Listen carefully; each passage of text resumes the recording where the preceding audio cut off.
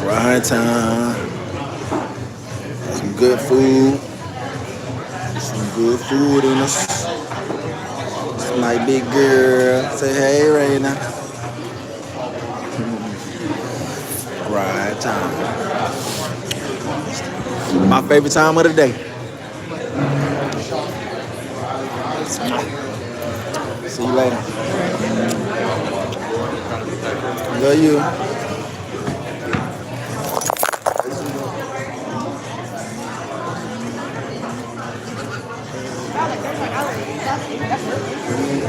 Good hug.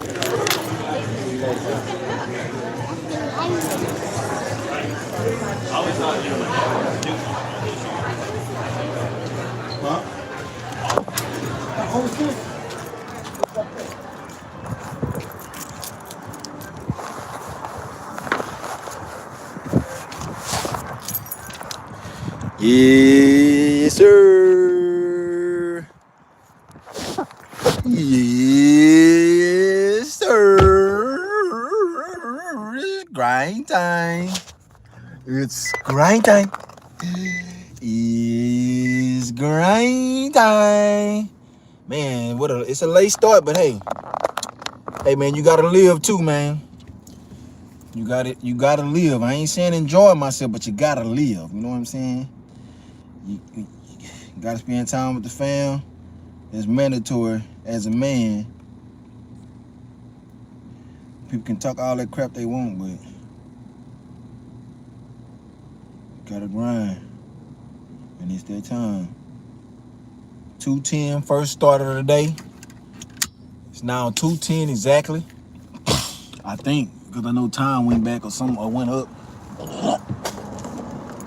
So my car is saying 110. On the phone it's saying 210. Whatever. Whatever.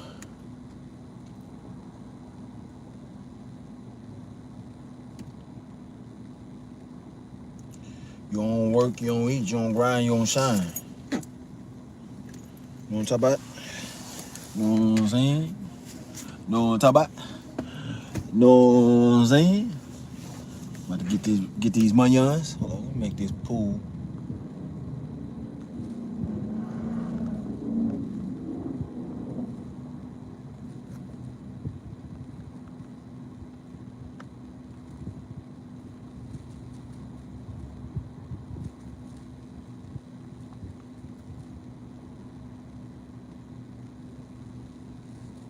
Yeah. So we got this app blazing, got this DoorDash on, got this lift on. You know what I'm saying? I need to put this stuff in the trunk. You know what I need to do? Put my bag in my jacket up.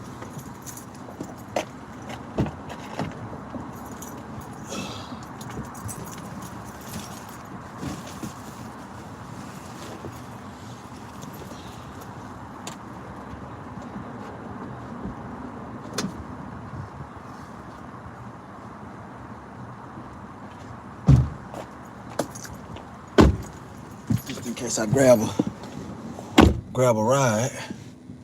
You know what I'm saying? I'm at where we at? I started yesterday at like 12% acceptance rate. I'm at 38% now. Not bad.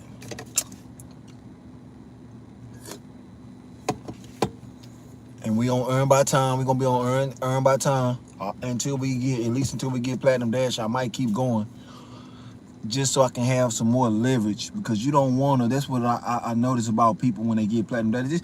DoorDash still gonna give you trash ass orders. I'm telling you that now. Just because you Platinum Dash, you gonna get more orders. That does not mean you're not gonna see trash orders. You still gonna see the trash orders.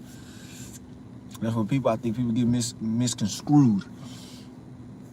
So yeah, I think I'm gonna stay on earn by time at least until I get at least 80. So when I do go when I do get my platinum status, I can enjoy it. You know what I'm saying? Like, 'cause you wanna be able to use that leverage and decline shit. My completion rate already at 100%. My acceptance rate, like I said, is at 38. But It's nothing. It's easy to get once it start going up. It's gonna continuously go up. Yesterday, I declined one order, but it's not because I didn't want it. It's because it put me on earn by offer, and I thought I did it by. I thought I had hit earn by time, and it didn't. Yeah, we about to get this day started, baby.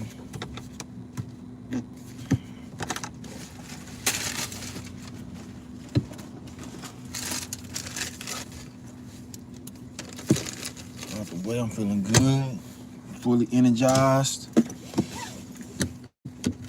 We ate this all day, all night. Started a little late, but it's cool. Ain't no thing but a chicken wing. It's a process, you know what I'm saying? You gotta take your time, you gotta slow motion.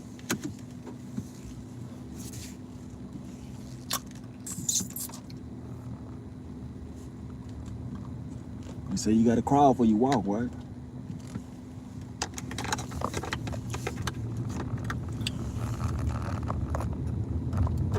We get into the chicken.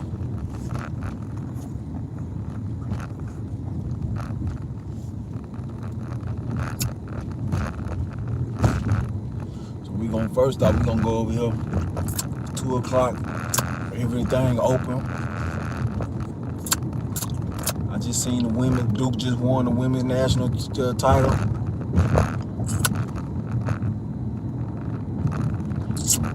I seen a girl from my hometown on the Duke team that won. It's a good day. It's like a lot of people from my city, girl-wise, winning national women's titles. My little cousin, Alexis Moore, she won with LSU. Yeah.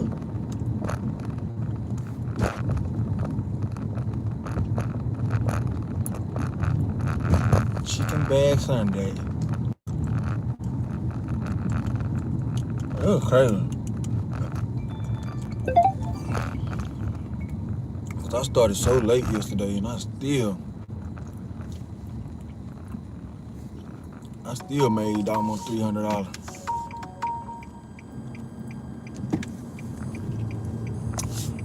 But it's crazy that I made $300. I don't got no platinum dasher.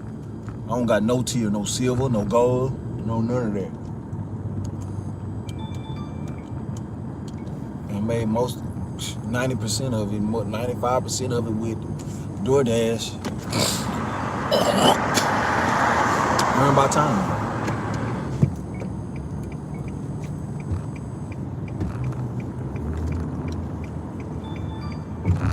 Damn, man. And I'll let you get over it. Yeah.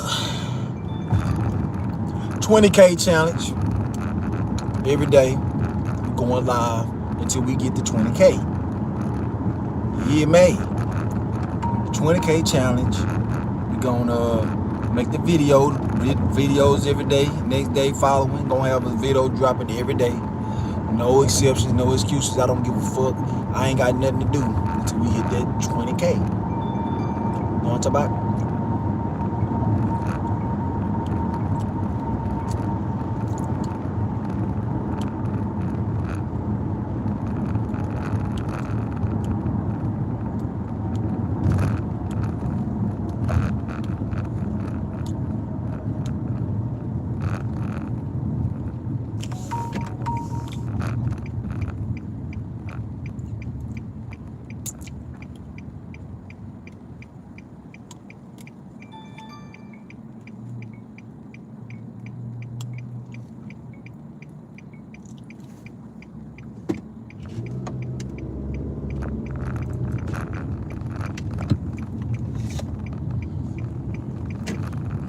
I was busy, the lift going, but you can't pay me to pick up nobody for $4 and $2 and shit. I don't even like people being in my car, so you're gonna have to pay me a little bit more than that to do that. And I don't take long rides. I don't care how much it's paying, because I don't like people being behind me a long time. That's why I only take short rides. I don't even play them type of games.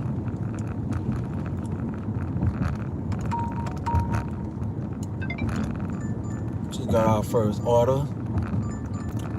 We making 13.75. We going to Pokey Works for 8 miles. They don't tell you how exactly because you don't earn by time. First order of the day. Let's get this money. So we got a Pokeball, a large 3 protein. Choose 3 protein, salmon, lobster. I don't even know how to pronounce this. AI tuna. Let me just say tuna, cilantro, hajaki, seaweed. Man, I'm gonna just say how many items they got. They got, it's just one bowl. They got a poke bowl, a large poke bowl with a large protein poke bowl. That's what they got. First order today. I'm going 8 miles. I can't do that. I can't pick up nobody for less than 5 miles. I don't give a damn if going across the street. Lyft need to do better. But I noticed that about gig work that it's like it's different in certain markets. Like, cause in Dallas, I've never seen a ride that was under $5. I don't know if that's cause I had an electric car or what. But oh no, it ain't cause I had an electric car. I still at least made $4 if it wasn't electric because I remember I had a Toyota Corolla. Oh no, a Toyota Camry. I had a Toyota Camry before I got the Tesla. And I was still making $4 without no surge. Then when I got the Tesla, that's when I started making like $5. I think they gave you an extra dollar for every ride when you went electric.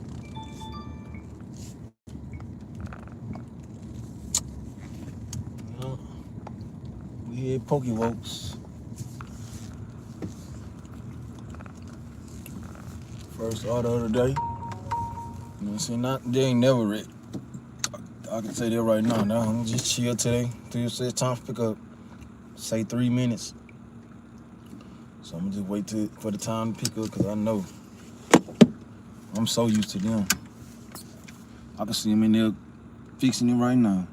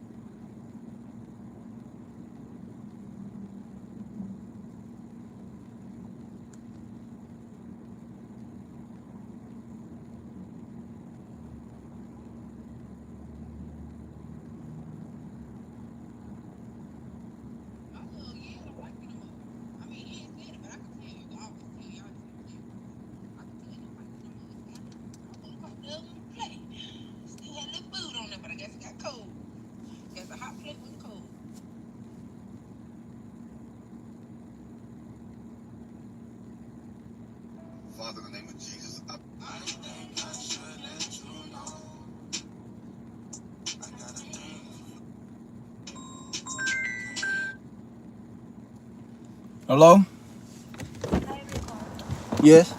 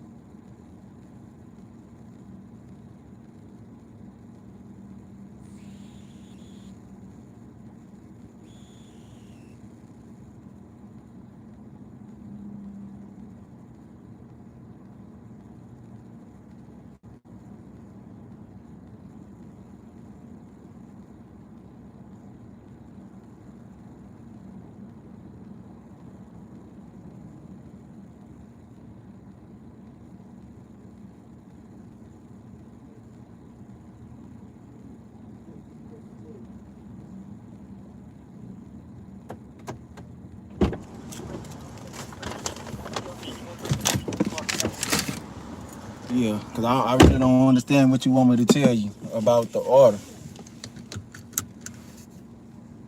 It's okay, Ricardo. Thank you for the confirmation, by the way. I'll just monitor the order. Once I see that it's completed, I'll go ahead and process your additional payment, okay? All right. Thank you. Bye.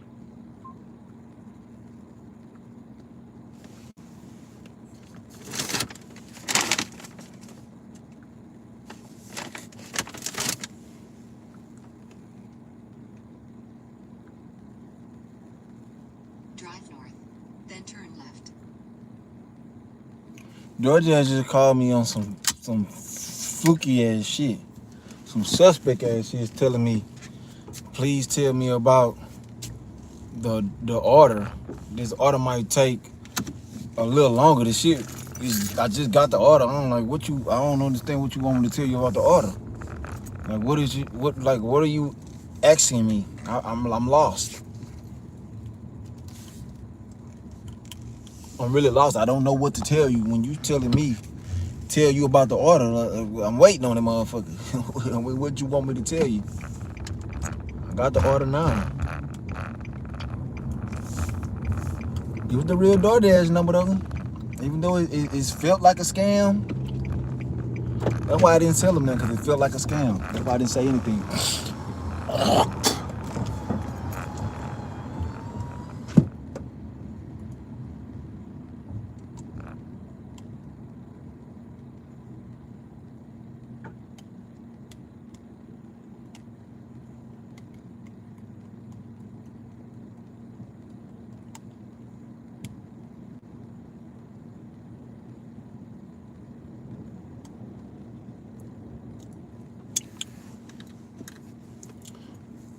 I don't have no clue what they wanted me to say, what they want me to do. But yeah, I'm gonna flip this camera because we on our way to the first customer. We got 12 minutes for 7 miles on the first Ozza. The DoorDash say the first Ozza.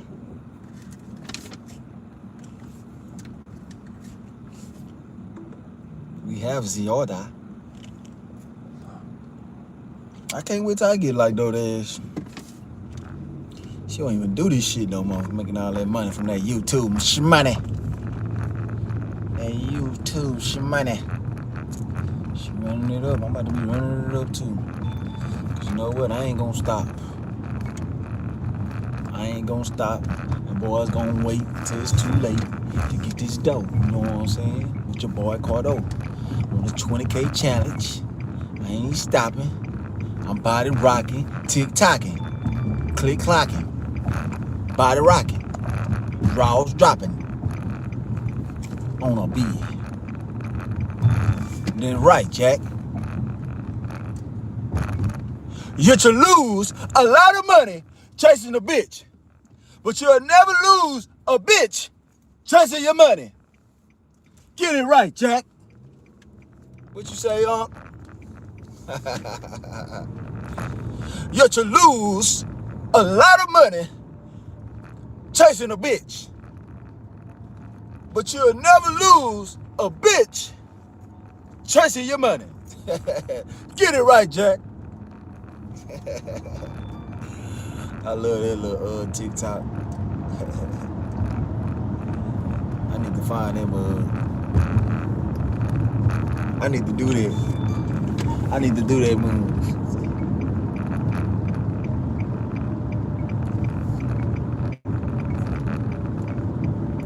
And you got that hat to the side.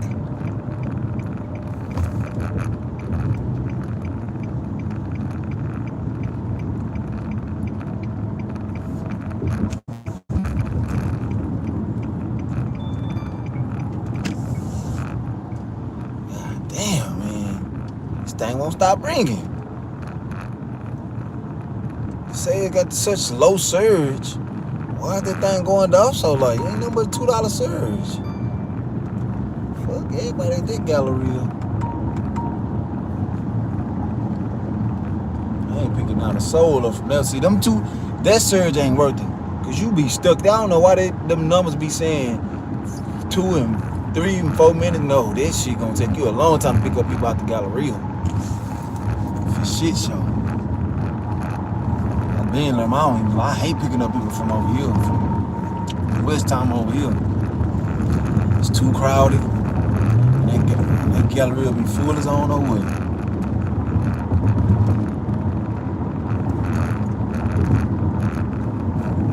I need to put that area filter on now because I ain't using them. I probably don't pick up nobody today at all. I don't need to.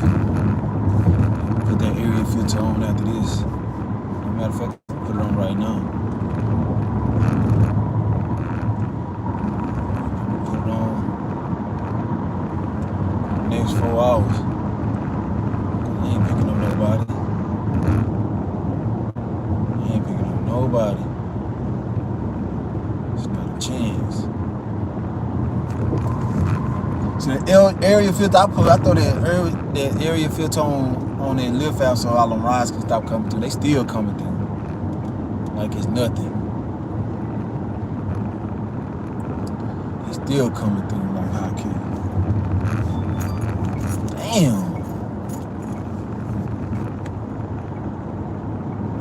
Thought what I did was gonna make a difference. Why was I wrong?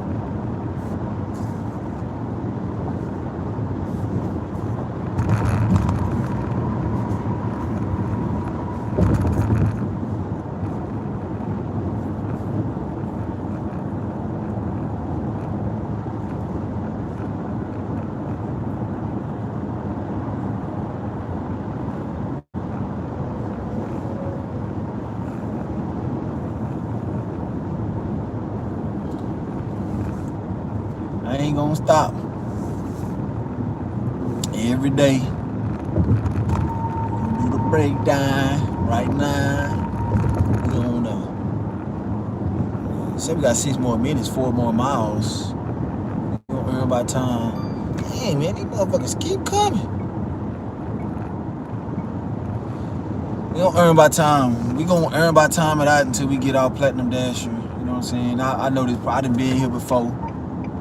The best way to get platinum dash if you got low stats is earn by time, because they're gonna give you orders all day, non-stop. I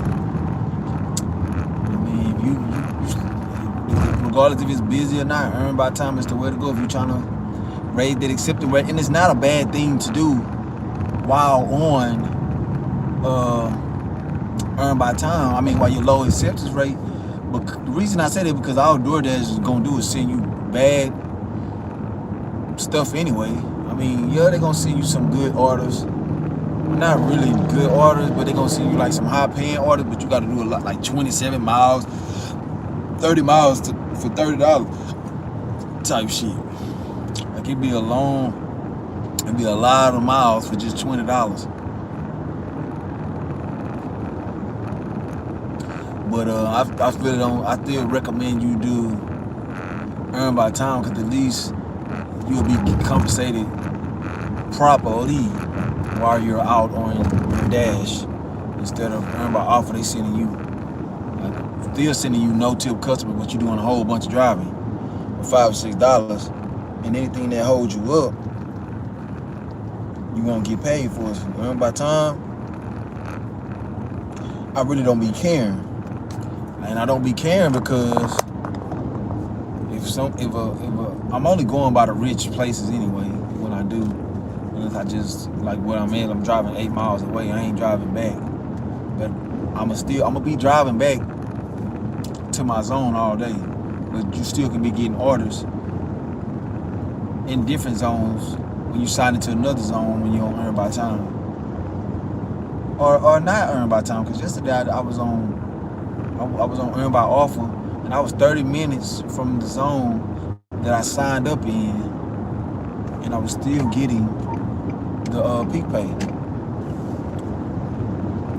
But earn by time is the best way to go when your acceptance rating low. You don't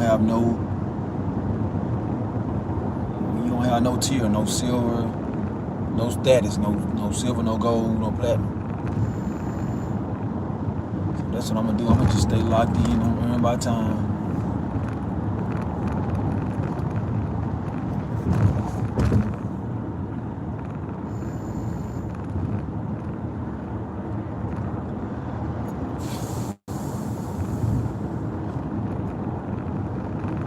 Yep, 20K challenge. I'm grinding. I ain't stopping. Tick-tocking. Body rocking. Shell shocking. Hood hopping. I ain't stopping. Ripping. The grain. I ain't tripping. Switching the lane. I'ma let these boys know I'ma stack my change. I'ma let the boys know I'ma flip the lane. I'ma let the boys know I'ma do my thing. I'ma let the boys know I'ma go and get my change. I'ma get the thing, swing and a bang. I'ma let the boys know we can fucking hang. I don't give a damn, boy. I don't give a damn, boy. I don't give a damn, boy.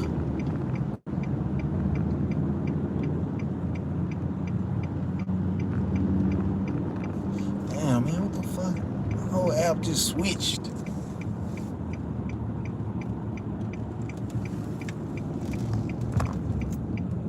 Three minutes away, 0.8 miles. We ain't fucking tripping, boy. You better call the laws. Disrespect me, but I'ma hit you in the jaw. I ain't tripping, boy. I'ma make them draws foul. I'ma lay her down. I'ma make her howl. I'ma run it up, boy. I'ma do it till I foul. I don't give a fuck, boy. You know I be the boss. I'ma do my thing, boy. I'ma run it out. I'ma run it out. Getting this dope. My name Cardo. Boys be tripping out here in the H, sign like 0. That I don't know, but I'ma just go to the damn show, have it down on no float. I'ma get the dough, collect the yo. I ain't stopping till I got 20K, bo. I'ma be a G from the PV. You gon' see when I throw up that 3. I can't wait till I get, man, I want to start streaming video games again, man. I ain't lying, boy. Black Ops 2, Call of Duty, Black Ops 2, man, I was #1 ranked. I was the top 10 ranked player in the world on it. I was so cold at Call of Duty because, I mean, at that point in life, man, I ain't had no responsibilities. I ain't have to do nothing. I wish I was doing something. Now that I'm 37, I wish I was out here doing this. I be rich in the motherfucker doing Doordash since I was 21. Still playing the game. Well, I could have been playing the game in Doordash like a regular job. But that's why I was so cold at that game, because that's all I did. That's why I was so cold at that motherfucker. Shit, man, people steal your dreams, man. You can't, man. If you got something that in your heart that you want to do and you love doing it and that's your desires, man, do that shit, man. Fuck what people be talking about. Do that shit. You don't listen to people that ain't never done it, or they don't know nobody that's even successful from it, but you do. You see, like, these gamers and stuff, they show us every day what the power of just sticking with it can do. Just sticking to whatever you want to do, whatever makes you happy, gonna ultimately make the money gonna come. Nobody gonna fuck with you when you first start doing that, because they look at you, they view you as nobody.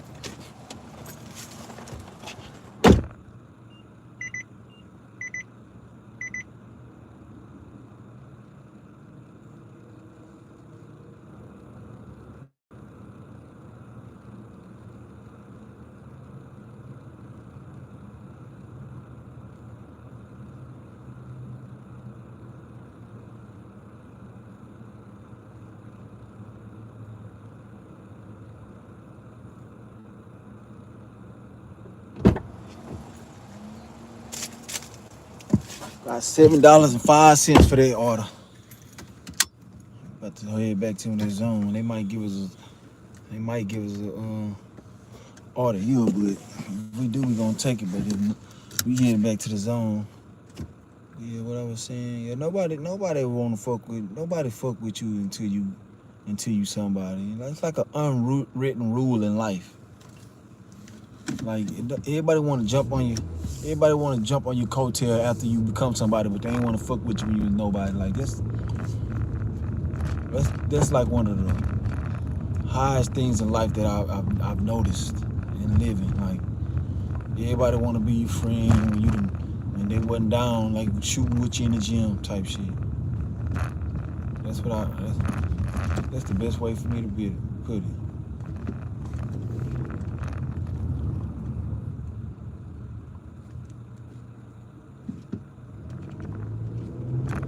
See, I'm glad I've always been alone.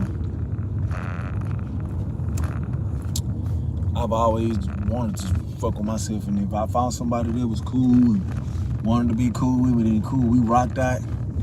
But still, at some point over time, like they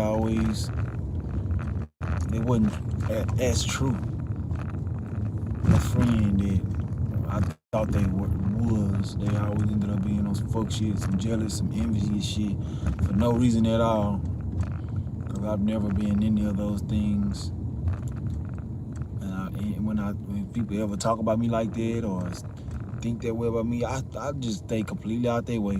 Cause the truth gonna tell. When you no longer speaking on anything that people think or say about you, and you just get out the way and you just stay in your lane, I mean, it's gonna show who was what, and then what they saying is true. You know, I don't be worrying about nothing. I do my own thing. I be in my own lane. See what I'm doing?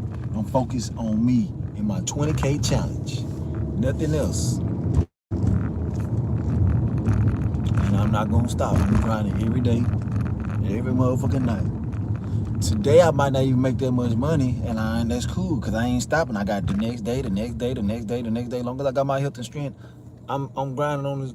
I'm on a 20K challenge, man. I love this shit. I love doing this shit. This shit like hustling, man. For real, it is hustling. It just you ain't got to worry about the police. What could be better than this? I'm saying riding around, hitting licks, dropping off food, you know what I'm talking about? Riding around each time, getting down to the gritty to the dough. Like a pro, I ain't never been no motherfucking hoe. These boys selling them Mexican chips. Man, hold up in his cold, the boys gonna get it. The Mexicans and SAs gonna hustle their ass off. Them boys ain't gonna stop. Boys, they ain't gonna stop. Them boys gonna be out there rain, sleet, or snow. As we can see, they out there slanging them little Mexican chips. Them niggas trying to get them nips. I can't do nothing but salute it and respect it. You know what I'm saying? Them boys out there in the rain, sleet, or snow, trying to get that dough, like your boy Cardo. Yeah, man. 20K challenge. Just dropped my first day video this morning. It's out now. Go watch that, baby. Your boy really on it. I ain't, you know what I'm saying? Today, I might make less today, but hey, they ain't gonna stop me, because the next day and the next day is only gonna get better. You feel? Yeah. Earn by time is a joke. I ain't gonna lie, it's a joke. But it's the way. If you want to get your acceptance rate and stuff up, you gotta go. Earn by time. You just trying to get any type of tier is the best way to go, because they're gonna feed you the orders. One thing they're gonna do is feed you the orders. But it's up to you at the Dasher to learn your due diligence and to learn like how to place yourself, to set yourself up for the best.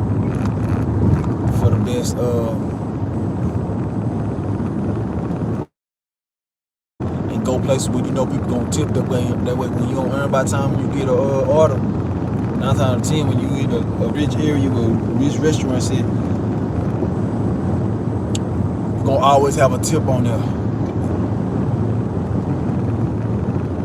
Like I wasn't even paying attention. I ain't even paying attention today. When I do my videos and shit, all the shit I did in the first video, I ain't doing.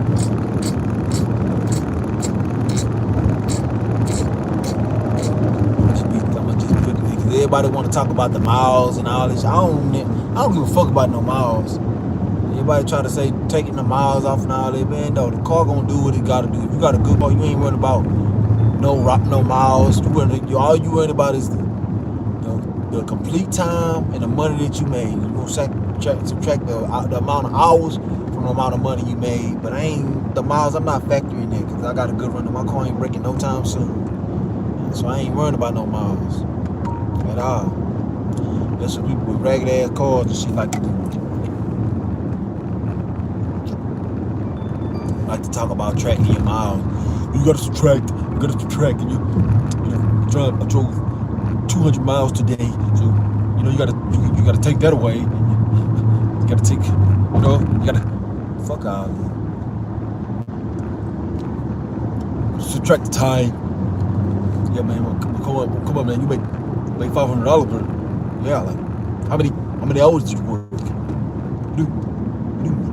Yeah, you said active time, but how much time online did you work? How much time online did you work? Don't just say you worked.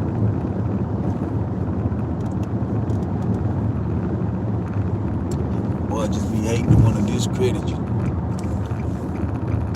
Want to find people always, especially somebody that ain't for you, don't want to see you win. They gonna always find a way to try to make themselves be right or make you feel like what you did ain't really worth what you did. Now then, if I made $560 goddamn dollars or I made $100, I don't give a fuck about none of that shit you talking about. I made this much money. I made it. It's all mine.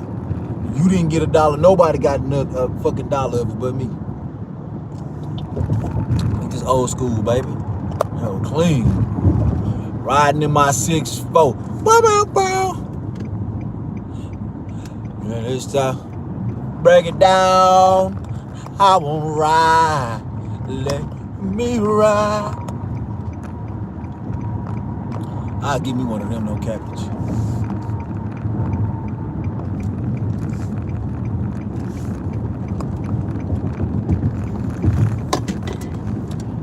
Break it down. I wanna ride. They say one zone very busy over there, but I don't like that. I don't like going. I'm not doing that shit. I'm not going over there in that inner loop because it always send me to the ghetto. It always just starts sending me just in the ghetto. It always attract me to the ghetto and it keep me there because I really know that Earn by Time is designed for the no-tip customers. So who got the most no-tip customers? The ghetto. So they want everybody on Earn by Time to get off on over there on goddamn in the ghettos. I really believe that's what they want Earn by Timers is. Cause no matter how much you dash, they always gonna try to send you an order to the ghetto. And I'm not trying to be fucking doing no ghetto orders. I'm not trying to be in no ghetto. Even though I'm on Earn by Time, I still want to maximize. I don't want to be in the ghetto taking straight no-tip customers all day.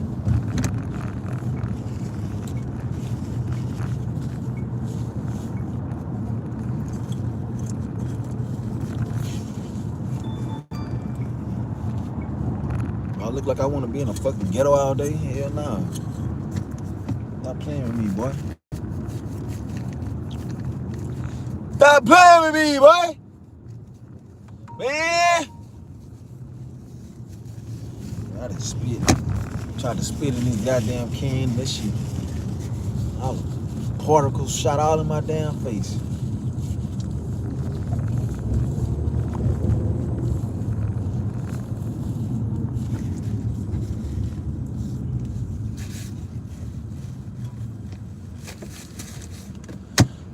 Good.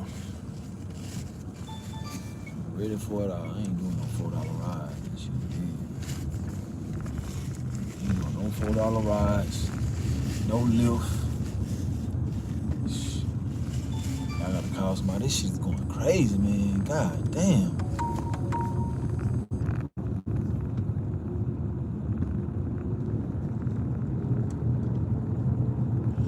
Break it down. I wanna ride.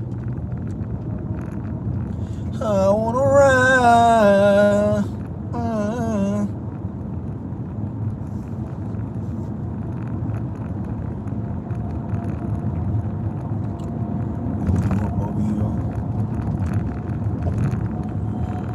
Pop my trunk, pop my trunk, yup.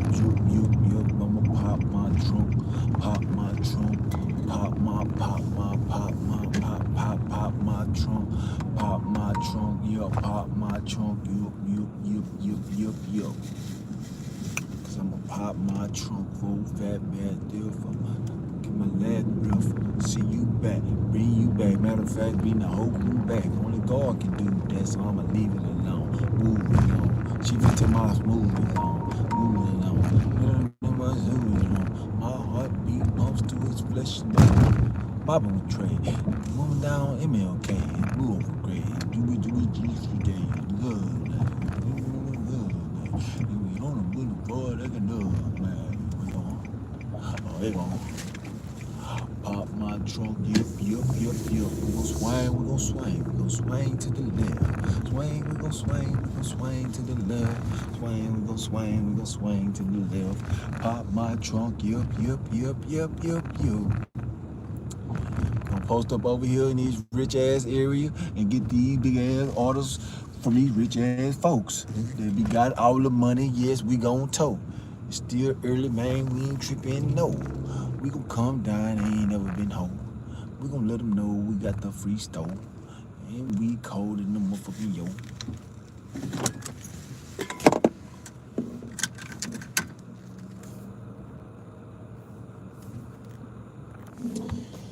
So yeah, we just parked, waiting on the order. As Doordash say, waiting on the order. Even though she don't wait on orders anymore, she made it out, man.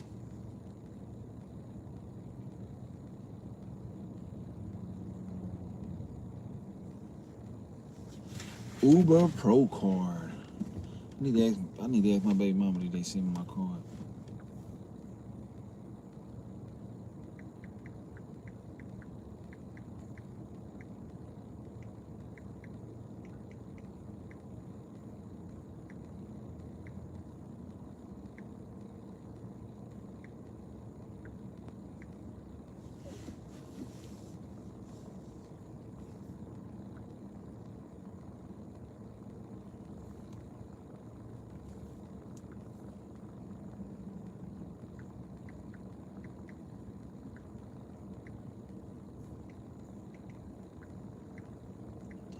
I got a message saying the Uber's Pro card came to.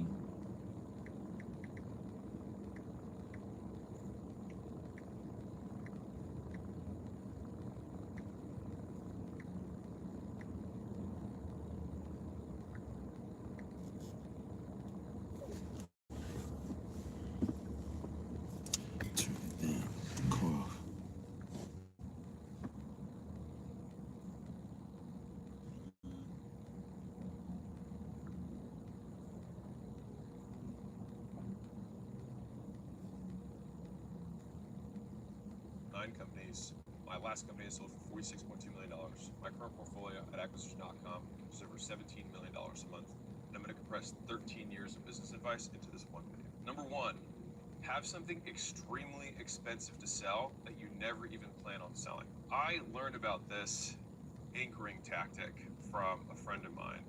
And this man said make $17 million a month, bro. Or services that you sell that's 10 or 100 times more expensive. And just by having it there, it'll anchor everything else on your menu or the rest of the prices that you have. And just make it something that if someone actually bought it, you'd be stoked that they did. But what ends up happening is that, one, you'll sell more people on your core offer because they have this big price anchor. Second, it allows you to nudge up your main offer's price because related to the big one. it looks like almost nothing. I was talking to a different friend of mine and I said, hey, you know, you should consider just adding one of these things in. He had a weight loss business, a very generic online weight loss business. And so he added a 6 times higher price version of his offer. And then the craziest thing happened. People started buying that more than his core offer. And when he did that, he tripled his profit overnight. And so the thing is that it also breaks you, especially if you're starting in business, out of this fear of raising prices by just saying, hey, there's no way anyone's gonna buy this. I'm gonna make this so expensive. While I'm recording, turn the camera on. Turn me up on my headphones, but that's key. That nigga spit on me, we can get on him.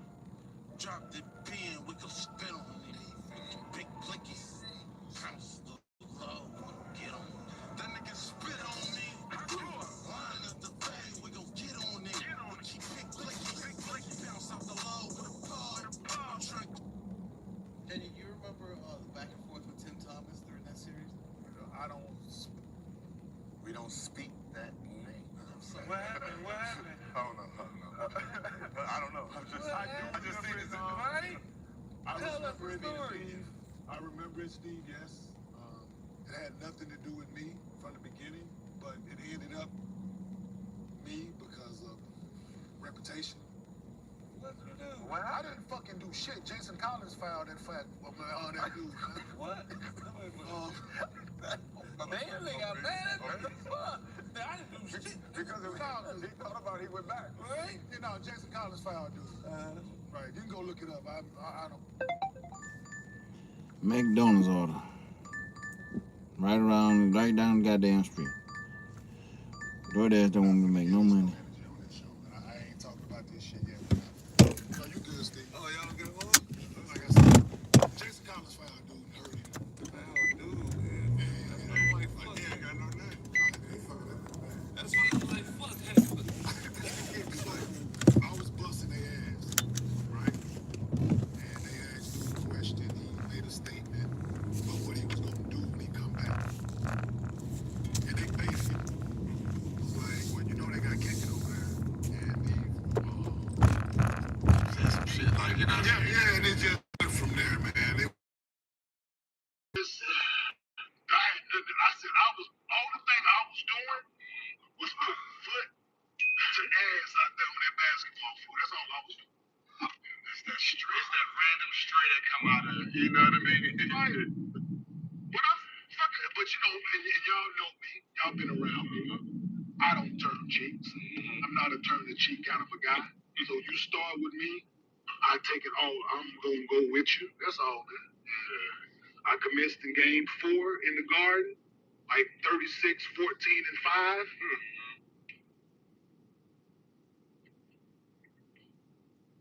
Take this, this fucking sweeping. Hey, yo. Don't kick their ass, bro. But no, like, Steve, yeah, we can talk about it all air, Steve, but we're not. I'll give you all the details. Like, because it's deeper. It went way longer and deeper than it should have. Like, it went way out of, like, so. You said major pause. Listen, I don't. So wait, so I don't bother nobody. I understand that.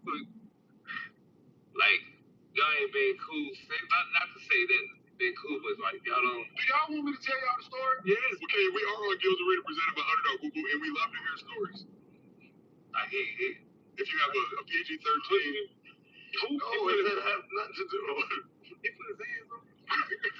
Shut up, fool. Hey, y'all want me to get this shit like what? So Jason Collins fired dude.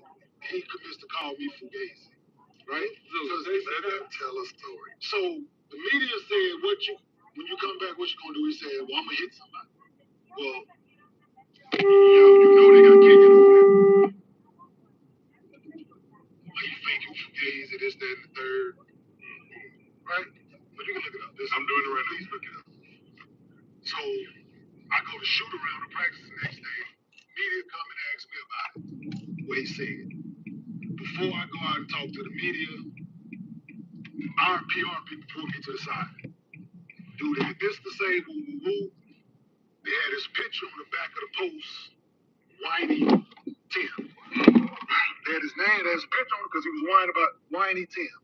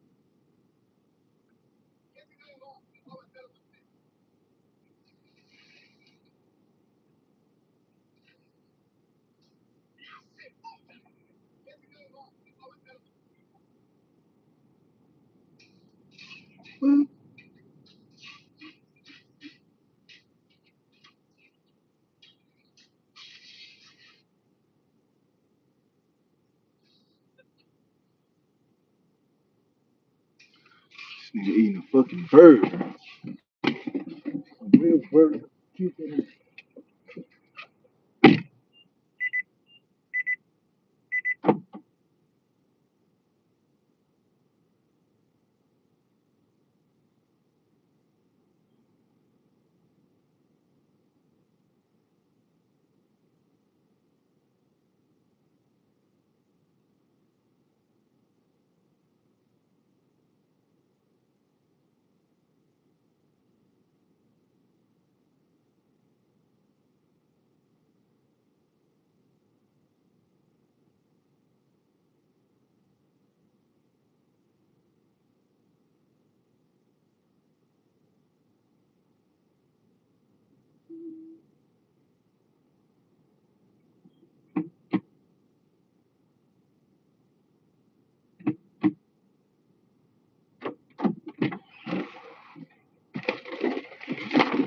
She like me because I'm from New York. Man, it got cold.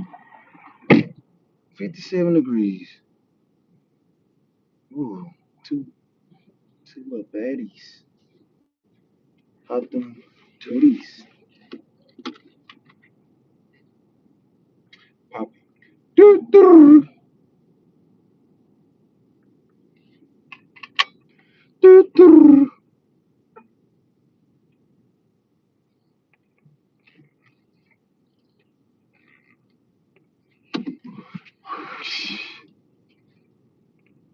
When I wake up, first thing on my mind is get this cake up. Stand on my grind and stacking straight up.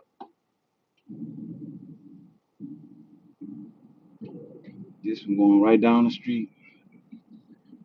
It's a 5 minute little ride. I don't even think it's that far. It's just the light that make it that long. Man, these people not even going. They just sit at the fucking green light, man. It don't make no sense, bro. This shit is notorious out here. How people see their green lights.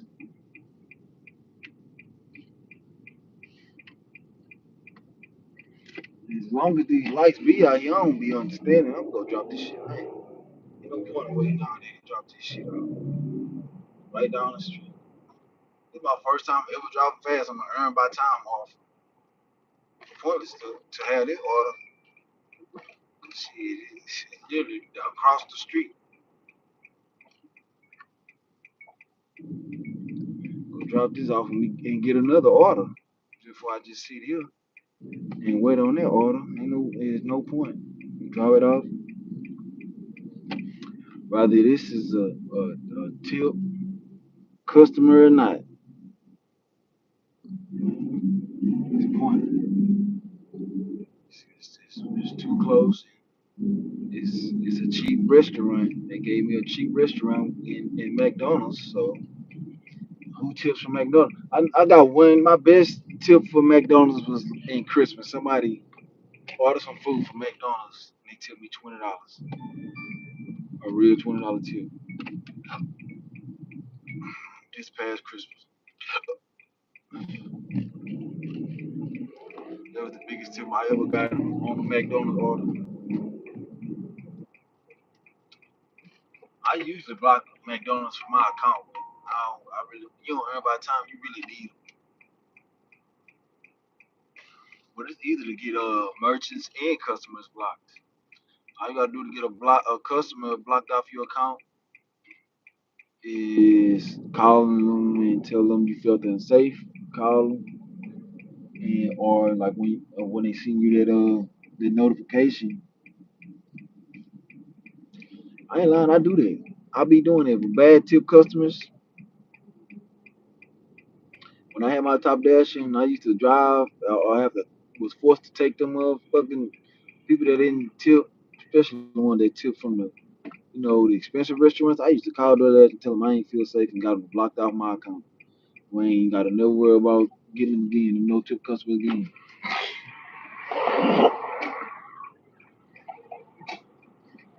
I know it's more than a million more motherfuckers like just like that one I just got blocked, but shit, there's one step closer to not having to deal with another no tip customer. There's one way you can go about it. Call them DoorDash, tell them you ain't feel safe at the drop off, just make up any excuse. You'll never get that person that didn't tip again. Shit is ridiculous, bro. Everybody out here just sit at the green light. I don't understand it. Now that I don't have nothing to complain about DoorDash no more, cause now I'm OT out. But this traffic, people just sit at the green light out here. Everyone that I pass by, people just sat at the damn green light, and you felt like you weren't going to make it.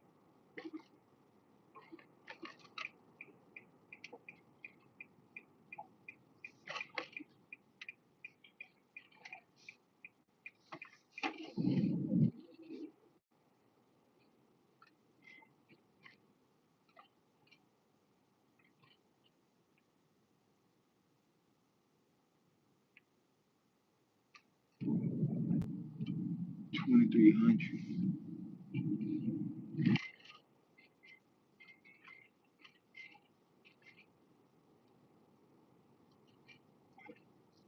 All these people got the code to this. Goddamn, people just sitting there.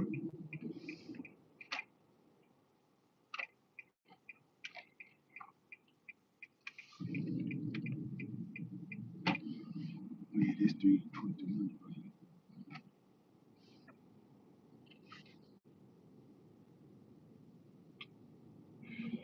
Like them Calvin Klein shoes she got on. 129 handing me. That's the only thing really be getting me bad rates, man. I get tired of seeing bad customers always wanting shit hand to them. Like I just be wanting to drop this shit off and go. 130, you see?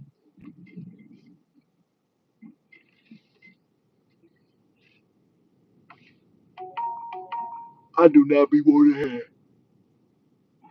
no tip customer, no food. I'm sorry, I don't even want to be seen. It's really blasphemous and absurd for you to even want to see somebody knowing you ain't tipping. But it goes to show you the level of not giving a fuck that no tippers have. But I ain't lying, man. I wish I could just sit in the house and just play the game all day. I ain't lying. I just really love the video game. 123, man. What is this shit? 130. What is this shit? 130. Then they don't got. I'm not. I ain't lying. I'm taking a picture and dropping this shit off. I'm not handing them shit. First of all, they ain't put no instructions how to get to their house, man. See, this thing about this, bro. It's always the low tipping motherfucker that give you the most problems, bro. It just don't. It never fails.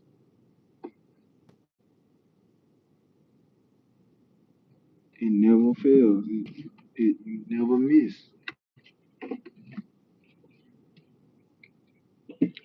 They don't even try to help you. They already not giving you no money. But to make matters worse, they don't even try to help you. Horse racing.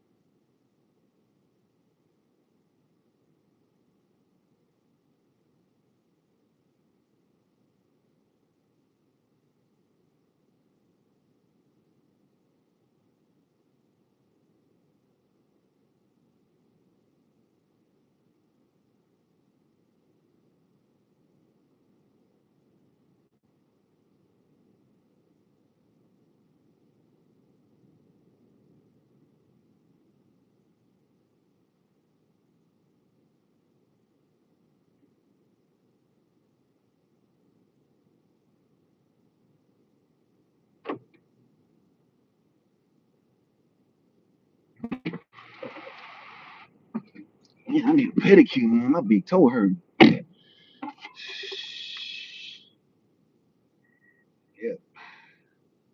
just like I said, another trash ass, no tip customer, one that takes away the actual tip. You better believe the motherfuckers run rapid out there, boy. Run rapid. And these some expensive ass expensive ass apartments, and they don't tip. You gonna get that no tip special around this bitch all day. I'm gonna give a damn. You gonna get it. God damn it, you gonna get it. It should be illegal. It should be so unallowed to do this type of shit.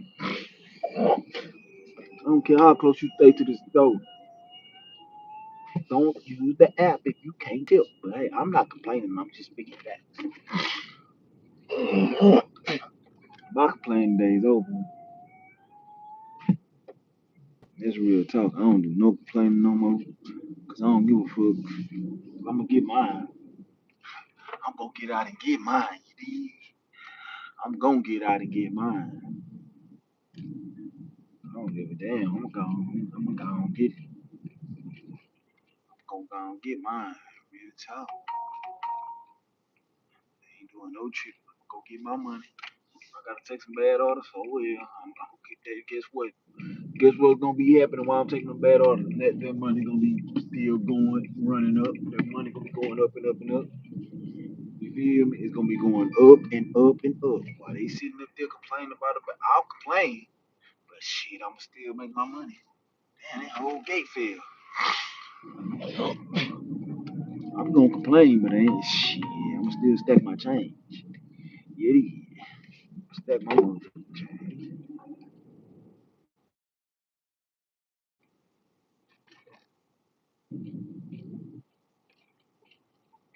Fuck, I'm gonna stack my bread. I'm gonna stack my bread for when I want some head.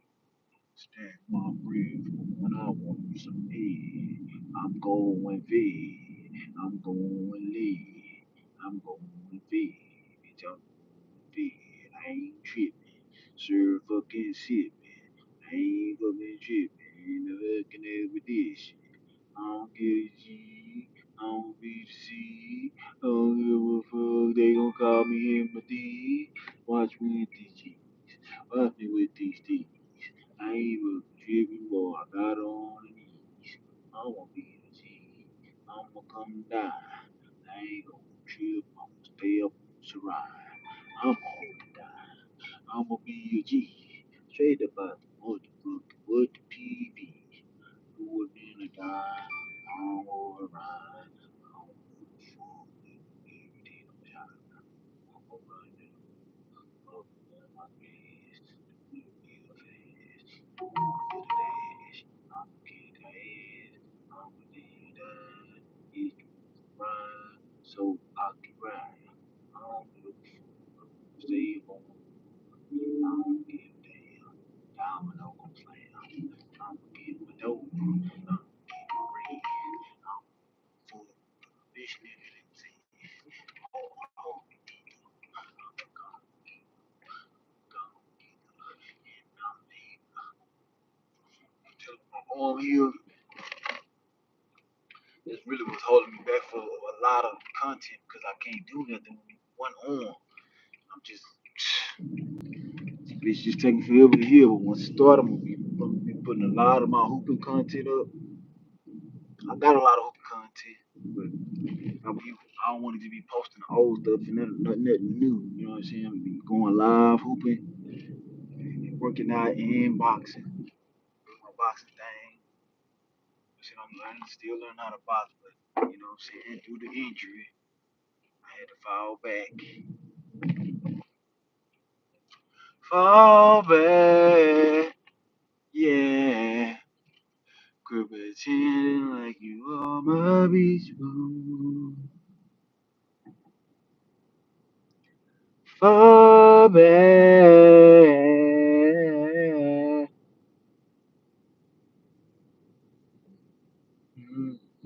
Mm, yeah, baby, you be fine. She's swollen. She's swollen.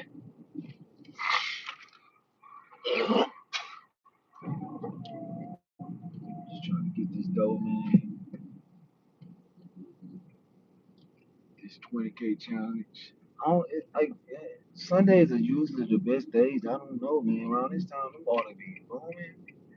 Getting orders, but just from I'm getting them from the places that people just don't tip from. I guess that's just the power of earn by time. They won't see you bullshit customers, boy. They selling me, boy. I ain't making no money. I done did 3 orders in this hour, and I don't even think I've even done enough in this hour to even make $13 just because of the distances and stuff like that. But they not tipping. I don't think I got not one tip. I mean, one order one by time that nobody tipped today. Not one of these motherfuckers.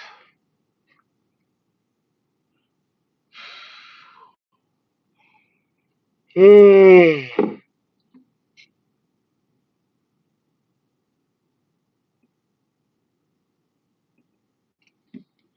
ain't tripping.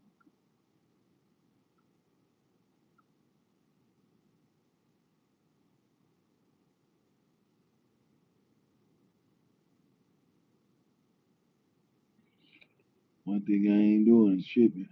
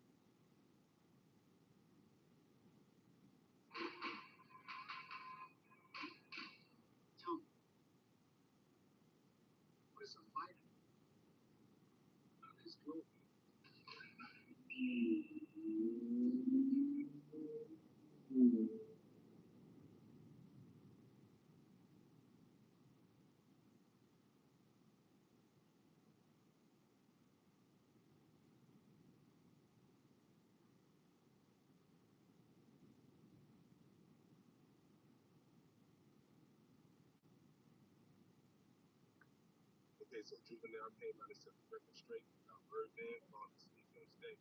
Juvie said flat out, Birdman was not asleep. He was just reading the teleprompter. And that's something that they all do from time to time. He said the words were so small on the teleprompter that Birdman had to concentrate for a long time. But if he was asleep, he would have fell over.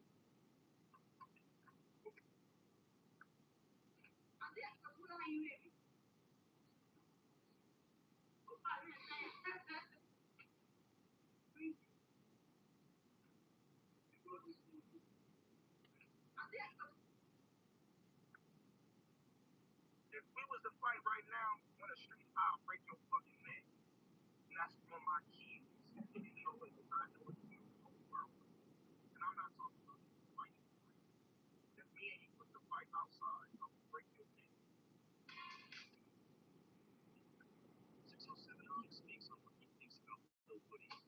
Who is this dude? Who is this? A famous person. Even more famous than that. Hit this dude. It hits you. Right? It shoot you. It ain't now. So watch it. Little actors say, what's on?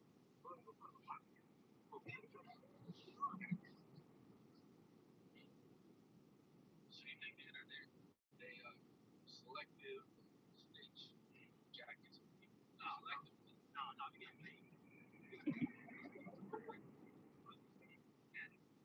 607 on speaks on what he thinks about nobody. Who is this too?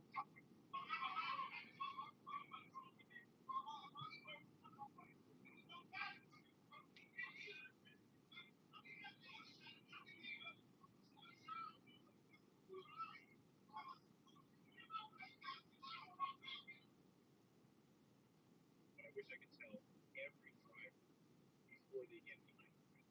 If you drive without car insurance, we think we find it $5,000. Alright, y'all, we got another fight. Y'all, we got my boy T. Riley. We got my boy Brad.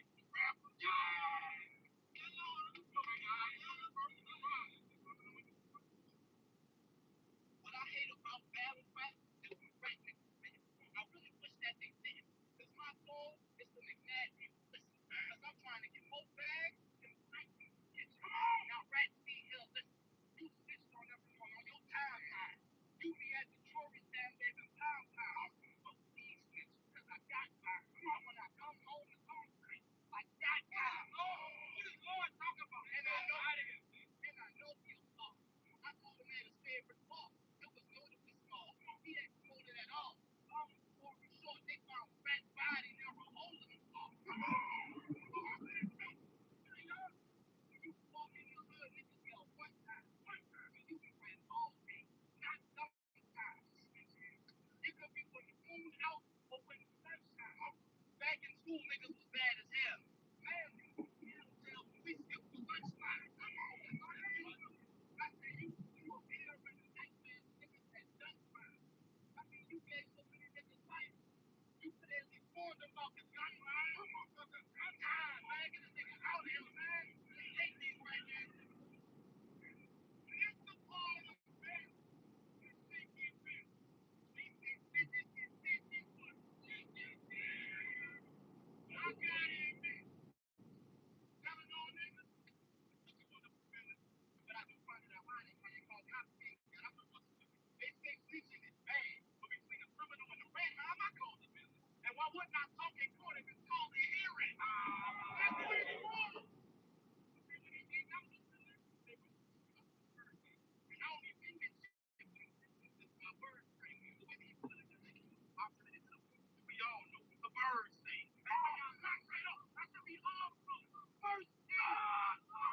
We do it already. Remember you both know Eddie? Yeah, Glock, yeah, man. He sold still kills and lean. He have a Glock in his hand. And he still kills for free. And I had no gun in my hand. Oh, and you want to be next to line? Fine. I see something on the block. God, they have to know. You are the man who will be. But you ain't taking you want to spank that you go break it up. Not break it up. It's like the game. At the game, you get over your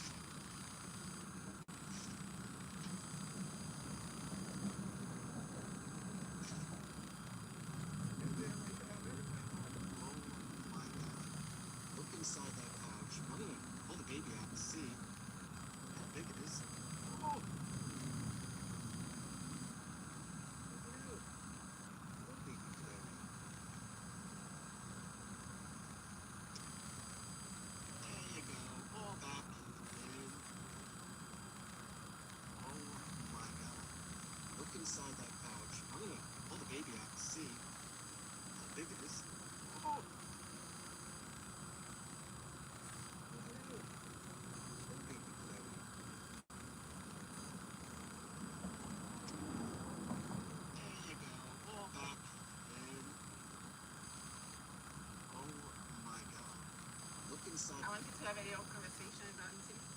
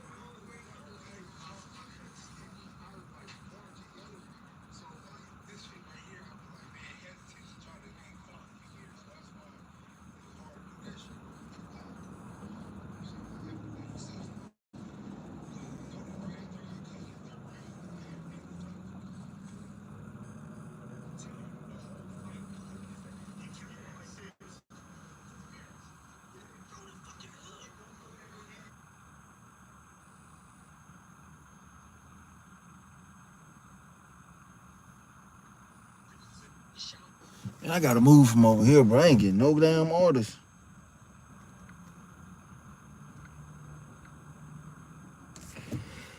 Just trying to move around, bro. Ain't no way I'm on earn by time. You can't get no order. That's just unheard of, man.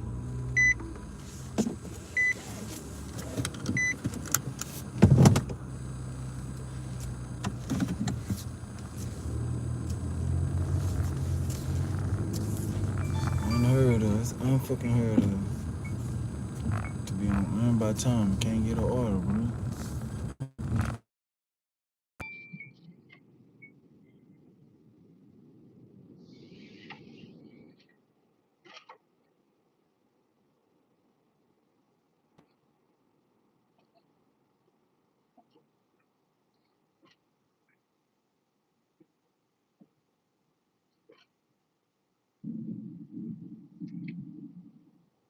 I probably need to go to about a medical center, go ahead and do some medical center orders, because people always ordering over there by the medical center.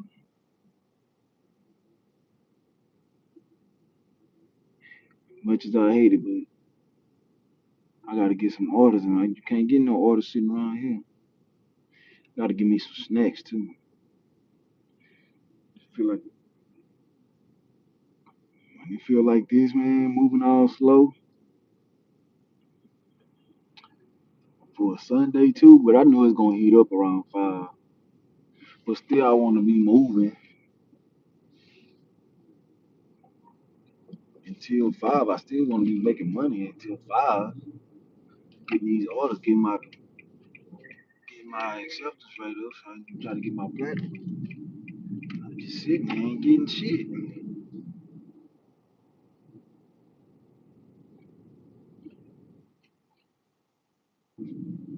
Yeah, she didn't get no orders at all.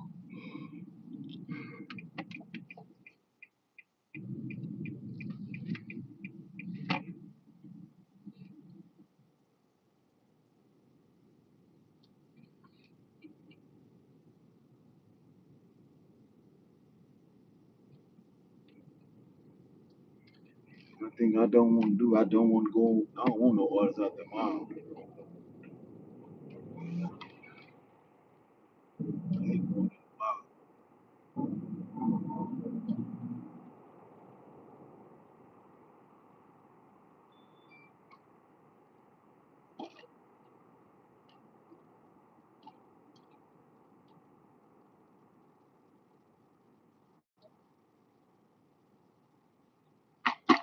Beauty was her name. Hoping I can make you mine. Hoping I can make you mine. More than beauty, tell me will never be apart. Lost by every day. Thought that I had to say. And admit it. Tell me will never be apart.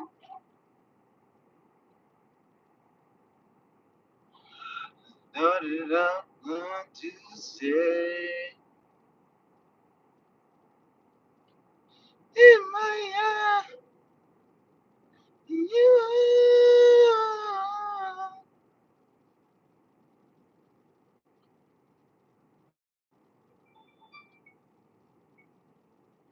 I'll never be about you. Are wonderful.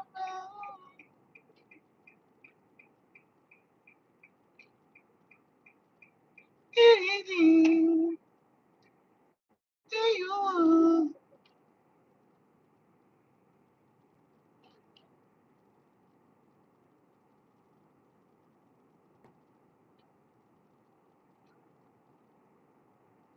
Anything, everything.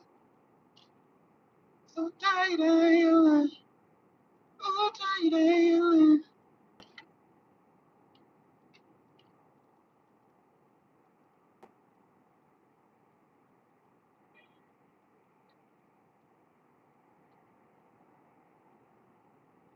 surprised my videos ain't getting copyrighted because I know that music been playing on these motherfuckers.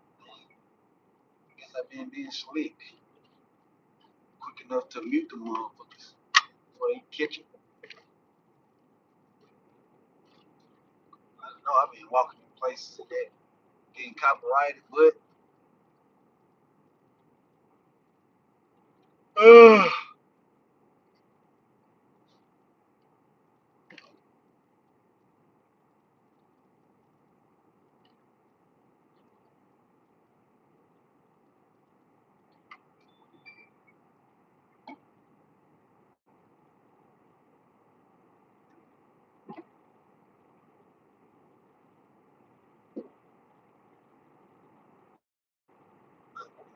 probably go ahead and just do ride share because ride share jumping.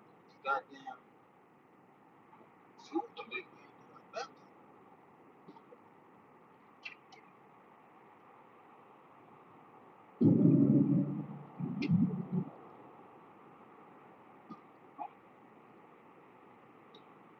Cybertruck.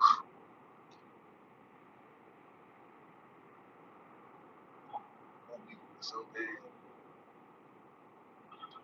Oh, yeah, cyber beast. Cybertruck. I took a Cybertruck. I want a cyber beast. Cyber beast. Baby. All black cyber beast.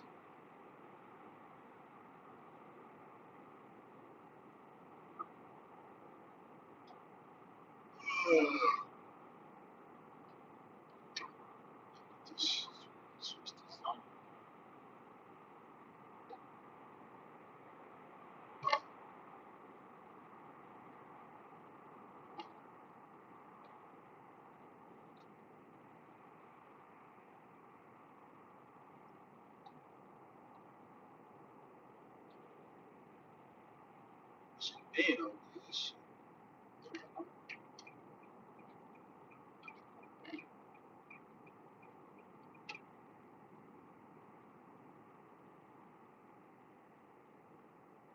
see all of the active zone. This man came over here. I probably get an order enough. That's what I'm about to do. I know Chick-fil-A. Oh, Chick-fil-A is closed on Sundays. I was about to say, boy, I know I'm about to give me an order at Chick-fil-A. I'm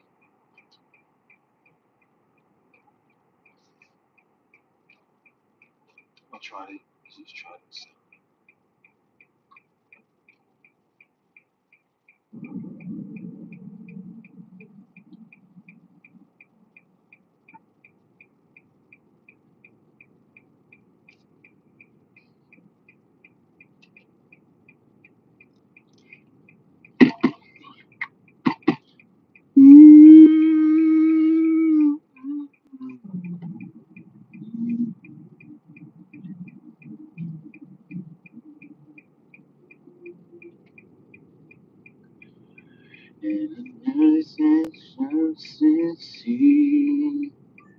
Oh, I knew it. Dave's Hot Chicken. Ooh, $19 an hour. Myron, I need that Myron. Let's get this chickens. Nope, I guess we found the hot spot because I wasn't up in this zone goddamn 2 minutes and I got me a order. The order is ready. The order. The order.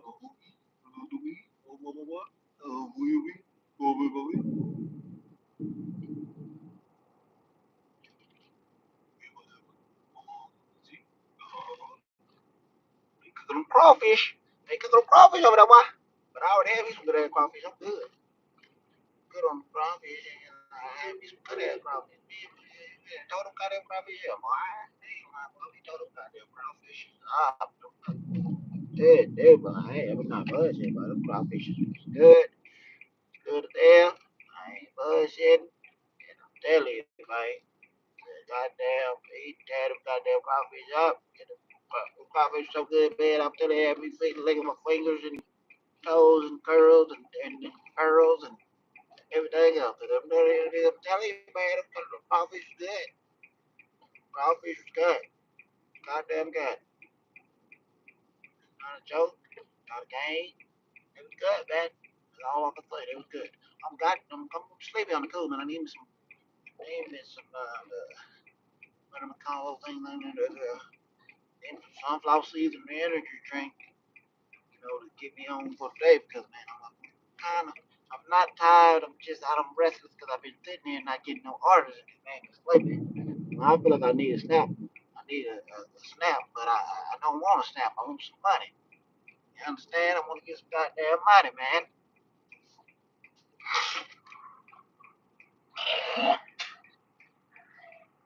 But yeah, man, I'm gonna give me some snacks. I'm gonna give me some chips, and I'm gonna give me some dips, and I'm gonna give me some whips. Need some goddamn money now. Everybody needs some goddamn. They gotta need some goddamn money. I had two late starts and I ain't tripping cause I'ma still get this goddamn dough. I ain't no goddamn hole. My name goddamn Cardo and I'ma run it up for sure. These boys ain't been switching them up, man, boy. We been switching, bang, boy. Show 'em all day, boy. We gon' run it up, man, nah, we ain't ripping, straight shit, man, ain't ripping, okay, bitch ain't lame. B, up again, fucking G, my BV, OC, when we caught up on three, with the E, yeah, they E, yeah, they E, hey, you gonna see, gonna see, gonna see, hey, you gonna see, gonna see, gonna see, hey, we gonna see, gonna see, gonna see, hey, hey, gripping, hey, gripping, hey, gripping, hey, gripping, hey, gripping, hey, gripping. Hey, fucking tripping. Hey, tripping. Hey, tripping. Hey.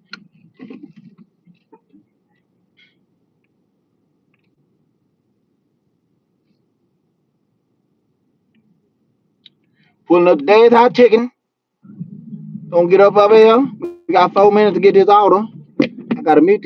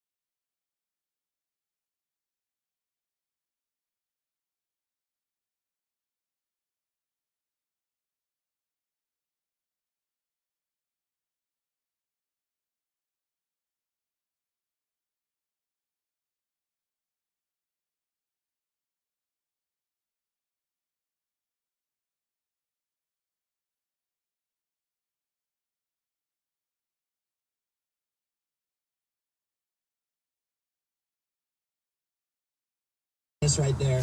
The whole goal of this on is mute to see this how whole accurate time. it is, and if we can do it in less time than it says every single time, that is absolute beauty right there. Thank you, Walmart, for... Here real quick and give me something to drink. Fuck this.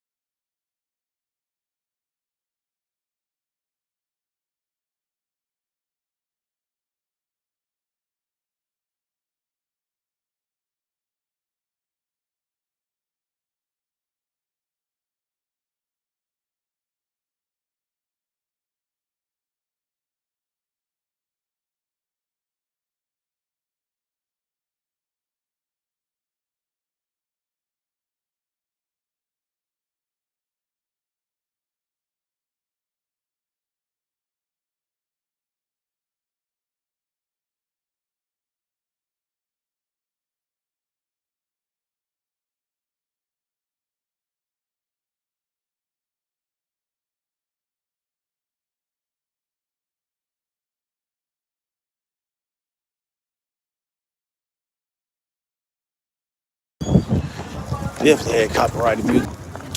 Just gotta recognize it. Recognize what you're gonna have that copyrighted music. Fuck up your stream with that copyrighted music.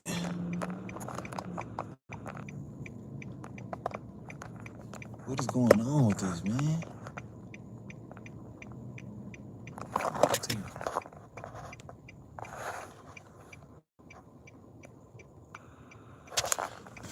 I never rotated it at all. I don't know what you're talking about.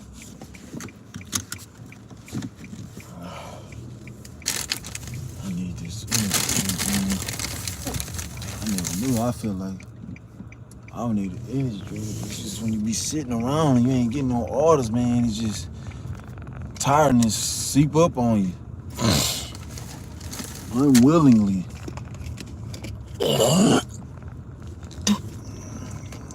But it wasn't no chicken wing. I was in and out that thing. I love this traffic that's slowing me down too on earn by time. Just mean guaranteed money going to the pot.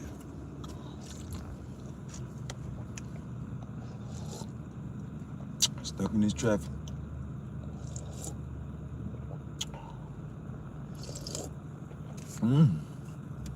I like this rain energy drink. First time you ever try one of these. It's good. It don't taste all sugary like them, like those. I prefer these over Monsters any day. The Monsters taste so sugary. And once you start drinking so much of them Monsters, it start hurting your throat. Like it started feeling like you're not supposed to be drinking this shit. It starts to feel like it's clogging your throat or some shit. Damn, all these fine ass women.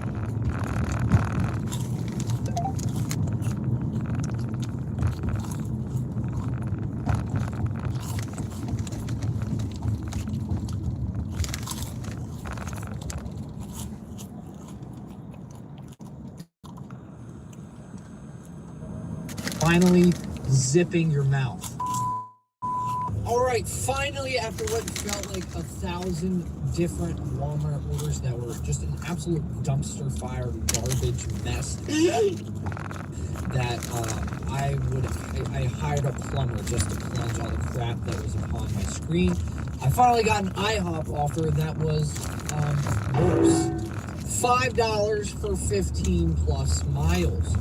No thank you, Uber Eats. Can you please stop serving me up everything that you from the sewer? Rock to the rhythm, you don't stop. All right, now at this point, we pretty much are just going to take any offer that is decent because we're not getting anything. This is why I preach multi-apping, because Uber Eats has been so slow, so maybe DoorDash would have been able to help today, but we took this $6, 16 minutes of work, 4.2 miles. Obviously not the greatest offer on earth, but let's see if we can complete it in 16 minutes because that's the point.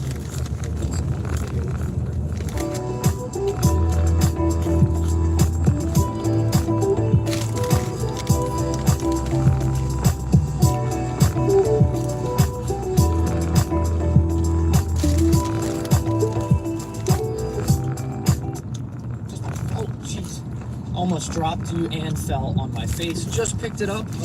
It smells freaking delicious. Let's cut the video right here and I'm gonna devour this sandwich.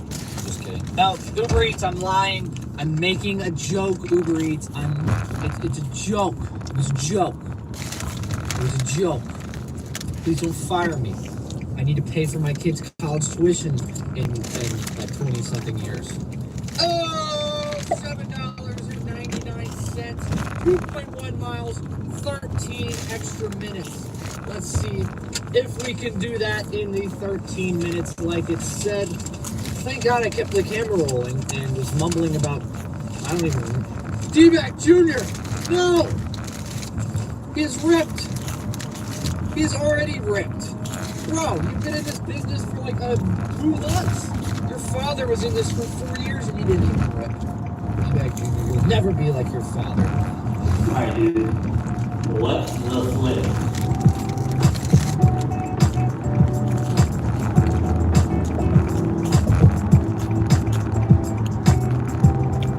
Alright, so as I'm at the Wendy's, we are just going to as we were at the Wendy's, we are just going to add these 16 minutes instead for the first order and then 13 minutes together to see if we can do this in 29 minutes.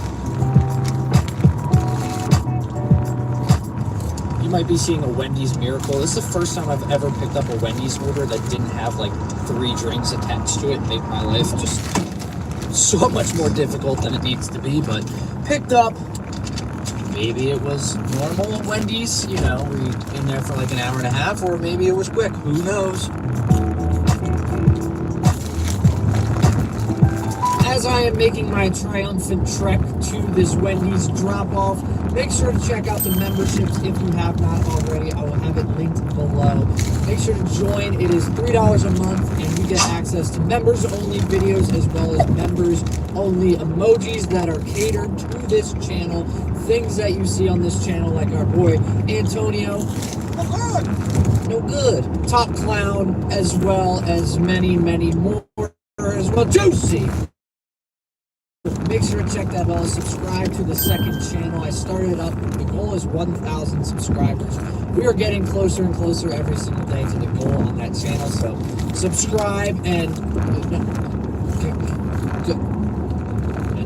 back to the video.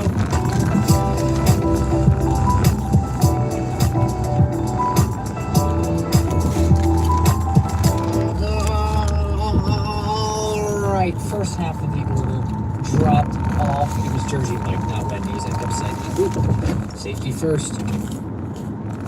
There are so many ways to get rich in Monopoly Go. Choose one. Nice choice. Get on the board and go on a roll. Ooh, prize drop or shutdown. Whatever you choose, the good news is there's always more money where that came from. Monopoly Go. Download now.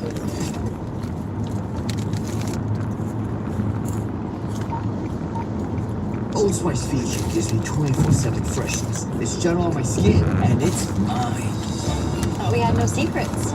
Oh, hey, whoa, what do you mean? Your Old Spice Fiji with 24/7 freshness? How did you know? I can smell coconuts and palm trees all over you. And because of the mirror. Babe, I just wanted something for me. That's why I got all this Old Spice Fiji. Oh, for me? For me. Tell me I have no secrets.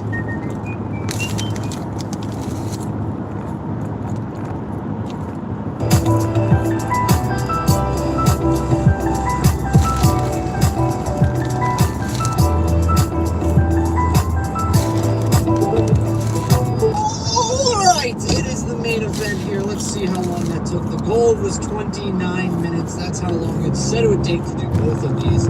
Let's see if it was a lying little bitch. It was not. 26 minutes and 27 seconds. Again, we got it done in about 2.5 minutes less than it originally said. So far, for 4 total orders, we are below the time it said it was going to take. So, pretty good start.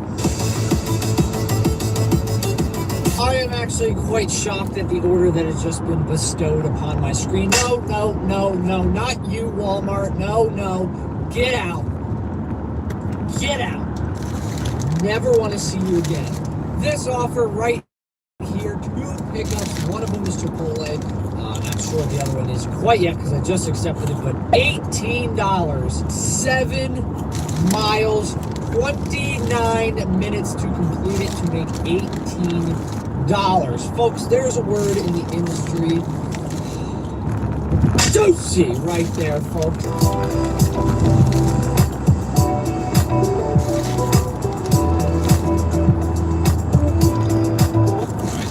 Up. Turns out both orders were for Chipotle. Doesn't get much better than that. Juicy.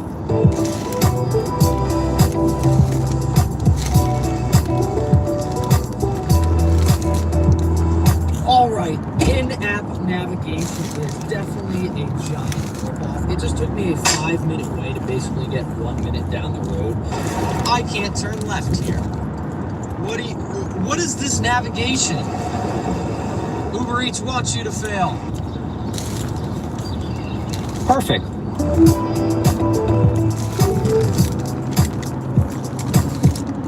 Exhibit B here, folks. Let me show you.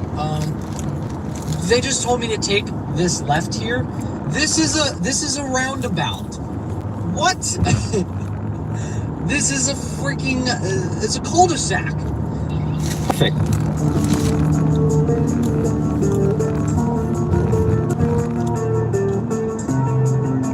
Welcome in, friends. Let's see how much we ended up making for this order here. Did we get it in under the time, even though Uber Eats took us on an absolute freaking search of a lifetime? 26 minutes and 45 seconds. We were able to get it done in 2 minutes and 15 seconds less than the estimated time. So yes, yet again, we have beat the estimated time, even though somehow, some way, it wanted to take us on an Easter egg hunt. And there were no Easter eggs. Nothing but disappointment and sadness. So, on to the next. Not the greatest offer on earth, but we weren't really getting much. $12.22, 6.8 miles, going to take 35 minutes, picking up first at Oriental Pearl Restaurant. So I've only been here like once. Oh my gosh. Once or twice I've been here before, so interested to see how long this is going to take. Can we beat 35 minutes?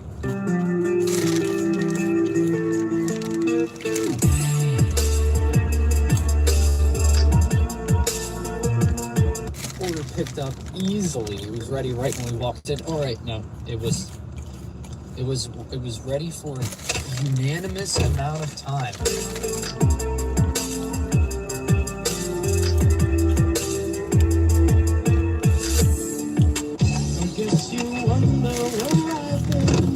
Today you and tomorrow you aren't the same person.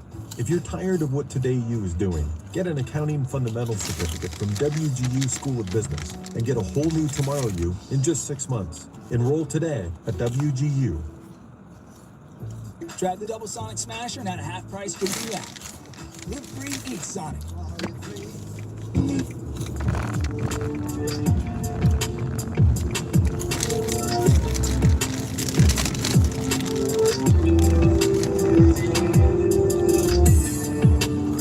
Holy mother of pearl, folks. 35 estimated minutes it said it was going to take to complete that offer. Try 24 minutes and 36 seconds, 10.5 minutes below what it said. That was some juiciness right there. So we ended up making $12 $1.55, I believe, if there's no added tips in 24 minutes. Josie! Yeah, no, that will not be our next. $7 for 21.9 miles.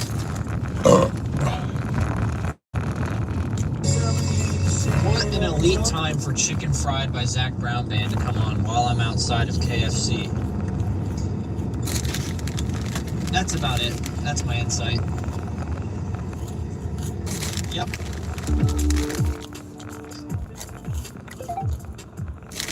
After it was all said and done, we worked a total of 3 hours and made $57.14, or an hourly rate of $19.05. Using the Solo app, link in the description if you want to sign up. It's an app that automatically tracks your miles throughout your gig work, so you don't have to, whether you're DoorDashing, Uber Eats, Grubhub, whatever it may be, it automatically tracks your miles. And if you use the link in the description, you get a free week trial. And if you join after the week, you get a bonus.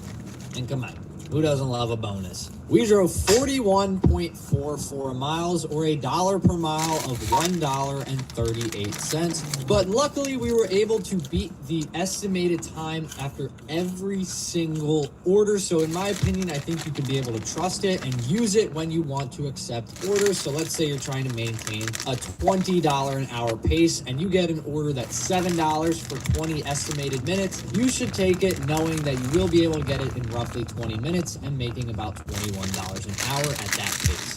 Anyways, check out the memberships and subscribe to the second channel, and bye. I crossed $100 million in net worth at age 31 from 35, significantly higher than that now. And I have the privilege of talking to lots of people who are at $1 billion plus. And so in this video, I want to break down a handful of themes that I've seen repeated that can make you significantly more successful. The rich buy time, the poor buy stuff, ambitious people buy skills, and lazy people buy distractions. As much as these seem like 4 different groups, it's really like you have these pairings. Rich people use money to buy time. Ambitious people use time to buy skills. And the reason it's ambitious people is because generational wealth isn't transferred through assets. It's not transferred through stuff. It's transferred through education. It's transferred through skills. And so there's this Sanskrit proverb that I love. If you have a good son, you don't need to accumulate wealth. If you have a bad son, there's no point in accumulating. And so the idea that you're going to pass on your wealth to a child who doesn't have the skills makes it irrelevant. Because fundamentally, either it is a good son who has skills, and then if the son has skills, then whether you transfer the wealth or not makes the wealth itself irrelevant. And I find that there's so many things that are like this in wealth creation that you don't understand until you're on the other side of it. Because the answers that you're looking for are not in your newsfeed. They are not in the distraction. And so the vast majority of lazy people that I've encountered continue to distract themselves because the difficulty of looking at themselves in the mirror and saying, I am inadequate, is too painful. And so instead, they would rather watch fluff videos on the internet that make them feel good and tickle their ears rather than confront reality that they are just not good enough. And so they consume the stuff that's like, I am worthy, I deserve these things. In other words, entitled to them, which, by the way, if you feel entitled to something, then when you get it, you are never grateful because you thought you deserved it to begin with. We know that gratitude, for example, is something that increases your subjective well-being in life, which is that you enjoy life more when you are grateful for what you get, which means that you have to, by very definition, expect nothing, which means you are entitled to nothing, which means that you deserve nothing. In reality, you are worthy only of the things that you currently have because you have already gotten them. Without the ones like you working tirelessly to keep things running, everything would suddenly stop. No matter your industry, Grainger's here for you with professional-grade supplies. Call, click Grainger.com, or just stop by. Grainger, for the ones who get it done. You have proven that you can work a minimum wage job, so you are worthy of the compensation of a minimum wage. And as much as this is painful, and I'm sure this will get clipped 100 times to show me as some evil rich guy, I'm willing to take that hate for the few people who will hear this message and decide to change the way they act. You can be ambitious and distracted, which keeps you poor. When I started out at my peak, I had 9 businesses because I heard 7 income streams make you wealthy, but it doesn't. 7 income streams just spread you 7 ways. And I had 9. I was like, well, 7 good, 9 much better. To give you context, I had a chiropractor agency, I had a dental agency, I had a gym turnaround business, and then I had, at the time, 6 locations, so there's 9, wherever it is. And I had partners in each of these businesses. I was still the one who was required to rainman, meaning I was the one who was required to sell customers into all 9. If you are required to work inside of the business, then you can only really do one job. And so when people hear that someone has 7 income streams, it's because they own assets that generate that kind of income. But in order to gain the cash to then buy the assets that create the cash flow, it requires time and focus. Let me make focus real for you. Focus is a very amorphous term. Focus is measured by the amount of things you say no to. And inversely, you could measure it by how few things you say yes to. Meaning, the most focused person says only yes to one thing and says no to literally everything else. And so the next thing that separates the rich from the poor is it's 100x, not 2x. And so this concept is one that I had dinner with a friend of mine who's a public CEO, and I asked him what he had done to grow the business. I think from a $200 million market cap to a $1.2 billion market cap in less than 2 years. All right, so that's absurd growth for a company. And I was like, so, what are you doing primarily? He said, I'm shaking hands and kissing babies. I'm going to events all the time. And I was like, well, how many? He's like, well, I'm going to do 66 events this quarter. And I was like, in person? He was like, yeah. I was like, you do? I was like, no. I want to make this real. He has a wife, he has kids, and before anyone listens and says, I can't believe it, well, cool, he makes trades. If anything, I would hope that people watch this and say, I wouldn't make that trade. In which case, great. Also, don't complain about not having what somebody who has made that trade made. And so one of the big misconceptions, by the way, this is a sales thing too, is that people want your outcome their way. They want to have their cake and eat it too. They want to say, hey, I want to not change the way I'm eating. I want to not change the way I'm living, but I want to have a 6-pack and I want to be in shape. I want to continue to live this way and I want to get the 10 chick or the 10 guy. I want to continue with my work-life schedule as I currently have, but I want to have hyper growth. They are trades, they're price tags. When you go to the store, you either want the shoes and you're willing to pay the price or you're not willing to pay the price. That's it. You can't pick the price for the shoes. You pay it or you don't. My telephone back to myself is that I thought I worked a lot when I was younger, and I did spend a lot of time working, but I made so little progress because a lot of that time I wasn't actually creating output. I encourage people to do something called the 12 by 30. All right, so it's very simple, and it's actually not as unsustainable as people would think. You work 12 hours a day for 30 days straight, no weekends. By the last day, you realize, 1, you aren't made of glass. 2, how much more you could be working. 3, how much faster you could be achieving your goals. 4, how much you could be getting better every single day. 5, you don't need to work like this forever, but if you need to do it for a season or for a reason sometime in the future, you've got that gear in you. And 6, there are people who are working more than you who are beating you. And you get all of those lessons for the low price of getting more done in a month than you probably did last quarter. And so everyone, and like, of course, you've got one side of people who are like, I work more than this now. And of course, they obviously. And the thing is that people are like, well, I work like that, but I take a couple of days off. Right, that's the point, is that you have to push through it. Now, can you work 16 by 30? Sure, if you want to, you're welcome to work more than that. Because I've found that working 6 to 6 is kind of like what I do every day anyways. I'm on 12 by 100, in terms of how I think about working. There's plenty of days that I work 15, 16-hour days, because I get here at 5 or 6, and then sometimes do an event, dinner, things like that afterwards, and it's not. And that's where you have to be on, not just at the office, not just in front of your computer, but people actually demanding things of you on a regular basis all the time, being on camera. And I'll tell you that there are levels to this. Like, working alone for a full day is not as exhausting as being on stage for a full day, being on camera for a full day, because every second that you are not peak, you're losing. You can take a break while you're working alone.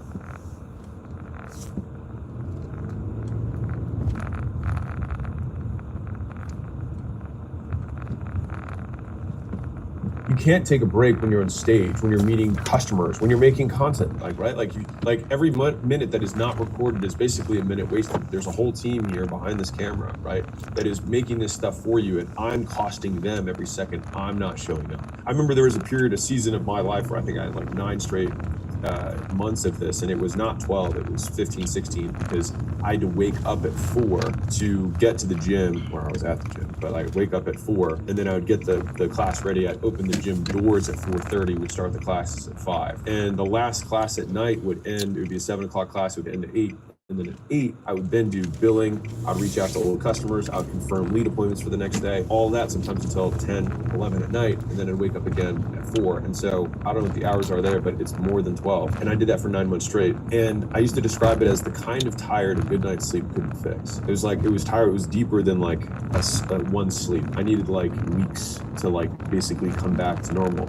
And the thing is that I think it is valuable because you have to learn that you have that gear. I think that gives you supreme confidence when you're entering any new endeavor, because you know that you have acquired the trait of being relentless, that you do not relent, you do not let up, you do not stop until you get what you want. And you know that you can push through being tired or being underslept or being overwhelmed because you realize that you didn't die and that you've done this before. And so the difference between the newbie and the veteran is that the veteran looks on something and looks back on what they have done to get to that point and says, I've seen this before. This is another one of those. And that's why Toretto time. That's why they don't have the stress. That's when they get on stage, they crush it. That's when the high pressure situation is still breathing normal. The heartbeat doesn't go up because they have done it before. And the only way that you can get to the point where you can say you've done it before is to do it. And so I define work as volume times leverage. And so it's about how many times you do something and how much you get for each time you do it. In the beginning, you need to do a lot more of this, right? You do way more volume. Because of that volume, you gain skill. And then the leverage also increases. And so you get 100x the volume, which then over time builds skill, which then gives you more for what you put in. And then over time, that continues to increase your output. The thing is that this concept of 100x, not 2x, is applied to so many different areas of my life. Like when I paid a large brand for insight into how I could grow my personal brand when I decided to get into this game, I was like, hey, I'm not growing that fast. And he said, oh, well, pull up your social media profiles. And we pulled them up one by one. And he said, look at what you're doing and what I'm doing. And he had genuinely been doing 10 times more volume than I was doing. And so he basically said, you're not doing enough volume. I then said, okay, that was clear as day. I need to do more volume. And the thing is when we did more volume, we got better at doing it. And so now we continue to do the same volume as I did in the beginning, which is 10 times more than when I started, but we get even more output. And then I had a different friend who talked to me, billionaire guy. He was thinking about getting into content. And he said, hey, I'm really not growing that fast. And I got to have the exact same conversation with him. But the thing is that this guy had done 100x, not 2x before in his life. It was just that he got to realize, like me, that it has been 100% domain specific. And so when he then, I showed him my Instagram and his, I showed him my TikTok and his, I showed him my YouTube and his, and I said, dude, I'm making 450 pieces a week, you're making 7. And he was like, got it, like understood. He immediately got it because he had already done the lesson in a different way. I want to zoom out for a second. Right now is a period of time where I'm working really hard. I'm working a lot. I'll give you context as to what a lot is for me. So this year, the first 100 days of the year, I didn't have a day off. And so my time was only spent working. And so it's like, well, what's the difference between when you were, quote, working all the time when you're younger and working all the time now? Is that what I get done in a day is significantly greater than what I got done, and the quality of that work is also higher. Because the thing is that you learn how to work. You get better at working the more you do it. And so a lot of people are like, man, I feel like I'm not that productive when I work. Like, what should I do? It's like, work more. Like, you work more until you get better at working. I remember when I was a legal intern at a company in France called Arkema. And I was a legal intern, and I was spending the whole summer there, which, by the way, they always try and like use and abuse interns. And I was like, man, I'm working so hard. And I talked to one of these legal partners, and I only had one exchange with this particular legal partner who's, high up in the firm. And she said, oh, she was like, that's cute. You don't even know what work is. She said, you don't even know how to work. She's like, you spend time. She's like, but you don't know how to work. And I just remember how dismissive what she said was, but I understood. I mean, I understand now, especially what she meant. It was like, you're spending a lot of time, but you're not getting enough time. And it takes time, it takes reps to get better at working itself. And so that measure of focus, the equal opposite of distraction, is just how long you can stick with it. And I can tell you that me, from a very visceral perspective, when I work there are many times, like, you know, when you work and you're like, man, I feel like I like need a break. The thing is that break period for people who aren't as good at working might be like the rest of the day. And the better and better that I've gotten at working is that I can like kind of like whip my head back in and be like, confront, like, keep going. And I'm like, oh, all right, I'm gonna keep going. And then you kind of realize that there's like a 5-minute, sometimes 15-minute period where like your output slows a little bit, but then you catch the next draft and then you're in again. It's being able to whip yourself back in, and that muscle of doing that takes practice. And the only opportunity that you get to flex that muscle, to practice it, is to work yourself to the point of fatigue, to the point where distraction or spite or rest would be beneficial, or you feel like it's what you crave right now, and then being able to be like, no, I can power through this. And the thing is you can power through it. It just takes practice, and practice takes repetition, and being willing to be uncomfortable for an extended period of time. And it's kind of like when you're eating and you're dieting, there are moments where you get these cravings where you're like, man, I'm starving, I want something sweet. If you've ever dieted before, and this is where repetitions help, it only lasts like 20 minutes. So if you ever do this, by the way, dieting hack, is just set a timer when you're like, man, I really want something. Wait 20. And if you still want it, which you rarely do, because it usually lasts less than 20 seconds, just 5, it'll just go away. And the same thing happens with focus. We then just take off for our diet for the day. We order a pizza, right? We order ice cream, right? Or we take off working for the day, right? And we just say, I'm just gonna watch Netflix for the rest of the time, or I'm just gonna go hang out with friends, whatever, or I'm gonna go out. But I will say now that I have worked for 100 days straight, and that was in the earlier part of this year. I think this year I've probably taken 3 or 4 days off since the year started, and I still probably worked until like 2 on those days, but I still consider those like more or less days off. You're not gonna die. And so I think back retroactively, or like historically, like there were people who were forced to work for years on end, or they were getting killed. As gruesome as that may seem, I see that as hopeful in that it's possible. Like you can work continuously for an extended period of time, because fundamentally you're just alive, you're moving, right? And like you think super ancestors, you think they didn't have computers, they just were around, and so you do keep busy while you're awake. And so you might as well keep busy continuing to nudge things forward. And I can't tell you the amount of times where now I'm like, my mind checked out, and I was like, my brain checked out a little bit, but I'm gonna keep going. And then 3 hours, 4 hours, 6 hours more pass, and I'm like, oh, I actually finished everything that I said I was going to do. And it's just so much more work, and it's fewer days off, and it's early mornings and longer nights, and it's being able to do that for an extended period of time. I know the whole idea of like, you know, work on the things you love and never work another day. Like, I just don't think it's cool. Like there's so many things that I don't enjoy doing that I have to do. And that's why, at least for me, my saying is always, I will do what is required. How I feel about it is relatively irrelevant, because the things that have come from doing what is required have made doing the requirements something that I know will pay off. And so I kind of like feast on those morsels of past achievements as the fuel to continue doing things that may be uncomfortable or unpleasant. And most work isn't unpleasant, it's just work. It's like, I have to get this done, right? And like, I get to get this done, sure. But like, I'm just being real. For me, it's usually not sunshine and rainbows. Like I work a lot, and I'm tired. You know, I slept 9 hours last night, which was the first time I've slept 9 hours in a while, and I feel amazing right now. And sometimes you got to work on 6. Sometimes you got to work on 5. And so think about this hypothetical extreme. Let's say that you played video games. That was all you did. When I say that's all you did, you didn't go out, you didn't talk to people, you didn't see anyone, you didn't eat, you didn't sleep, but you would be incredibly focused. Now, at that point, you say, well, in order for him to play more video games, he needs to sleep. So there are contingencies, right? You do need to eat or you'll die. And so there are the fewest requirements necessary to maintain consistent focus on the one thing.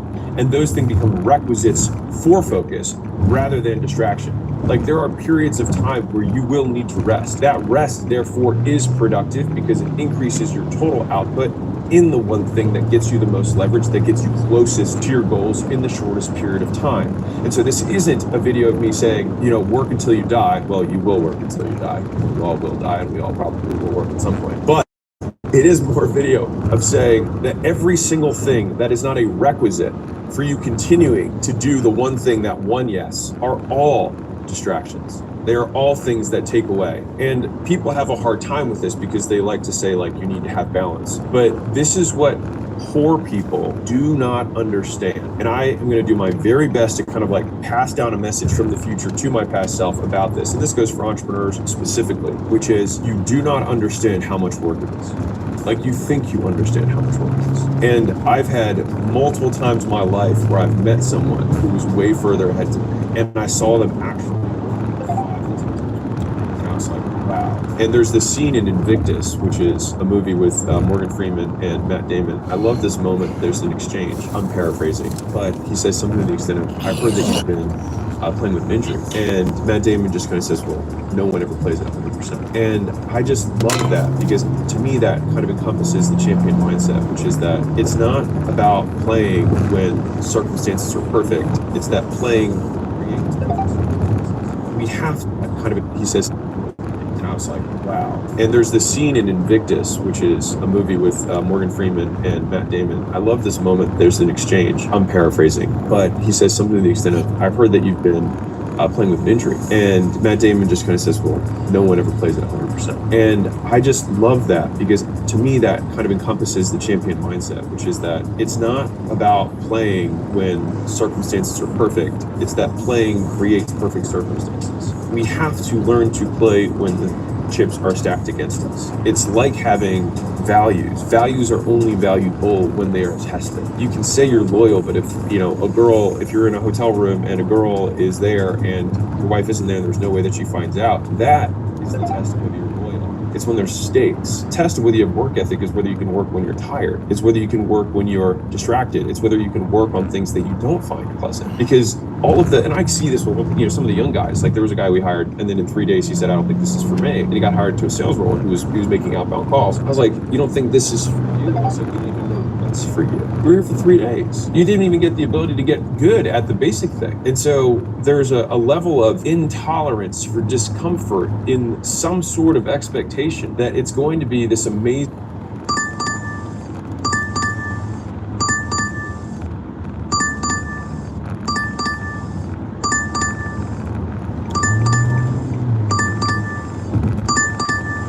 thing that you're going to love at all times, and it's just not. And so I'm okay being a different voice in the entrepreneur space. That's not like, you know, passion is what gets you through the hard times. I don't think so. Passion has not been the thing that has gotten me through my harder times. It has been desire. It has been wanting to make something into a reality by dragging something from your mind into the world. And sometimes I feel like you're giving birth to this thing, which for every mother, which I obviously haven't given birth, it's like you give birth kicking and screaming. It's a painful experience, but then there's life that happens afterwards. And I see work as very much labor, and we even use the same word. It's labor, it's work, it's painful. The pain is that like you're halfway through, I would imagine, and you're like, I still have to keep pushing because it's still not alive yet. It's still not out. And so I think learning to push through that, and this is the part that my friend was saying, where he's like, they don't get it. They don't get it. They think that I do one of these speaking events and they see my Instagram and they think, oh, okay, well, why is my brain not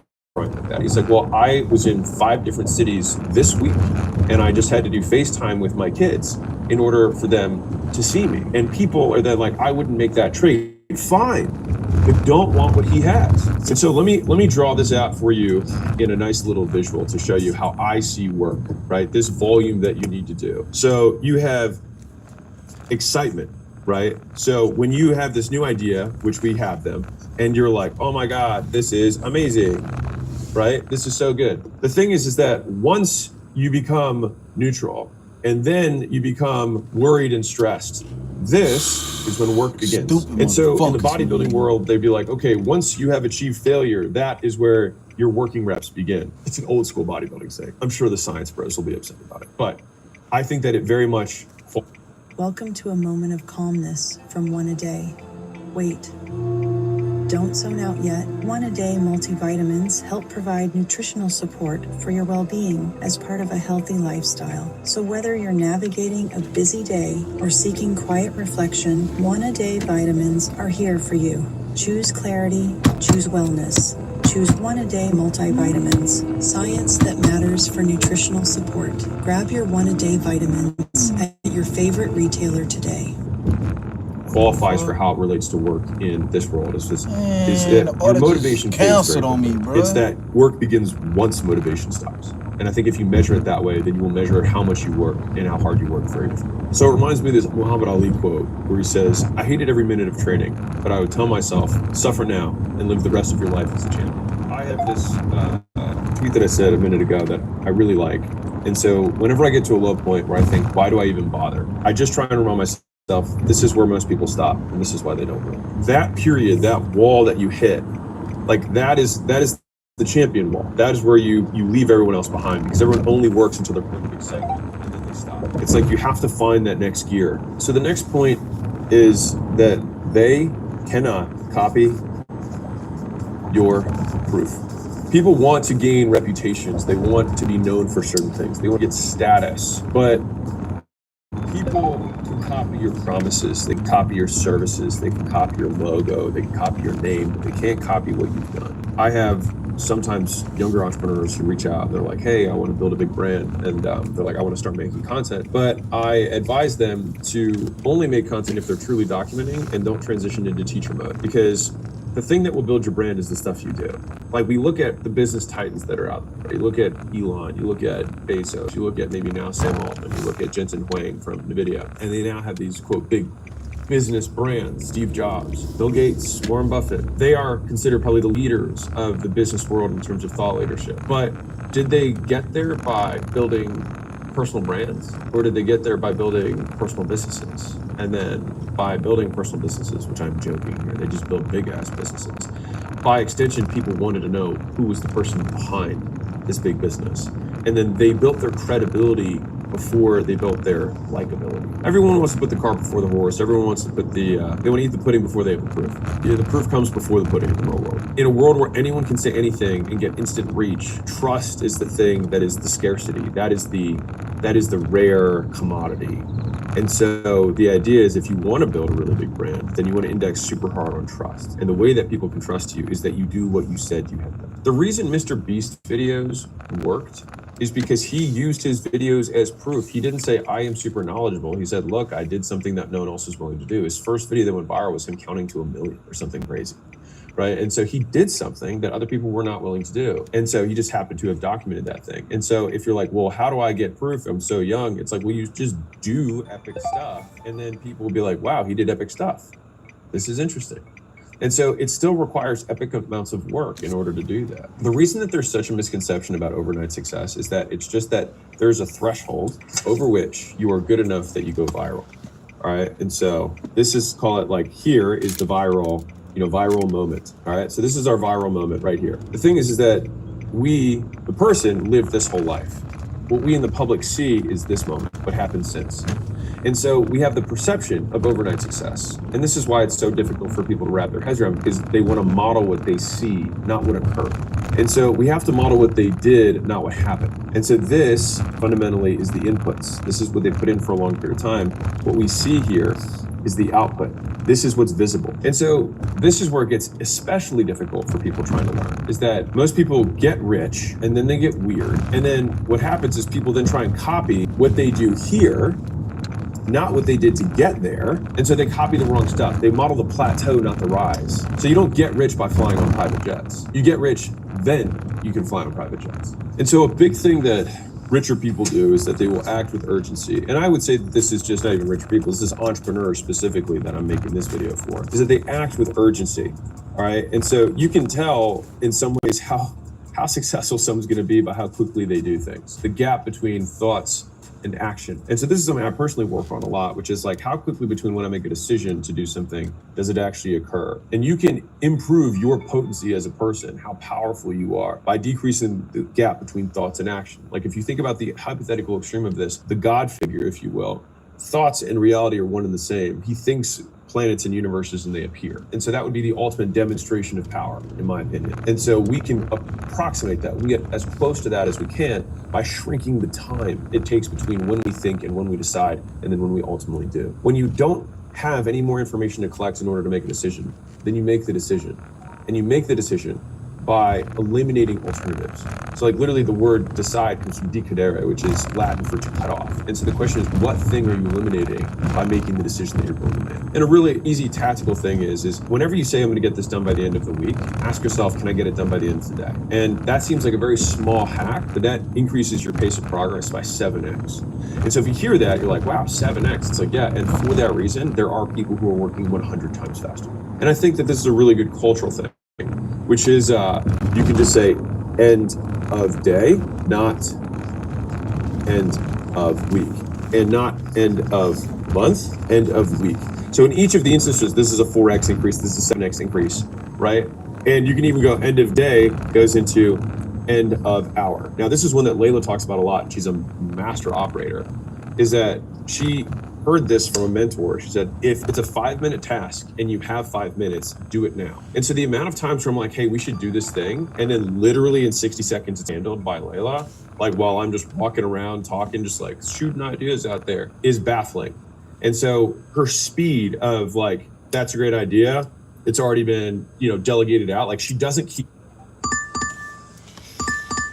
What's this did? What it did? 19 miles, six miles for $24.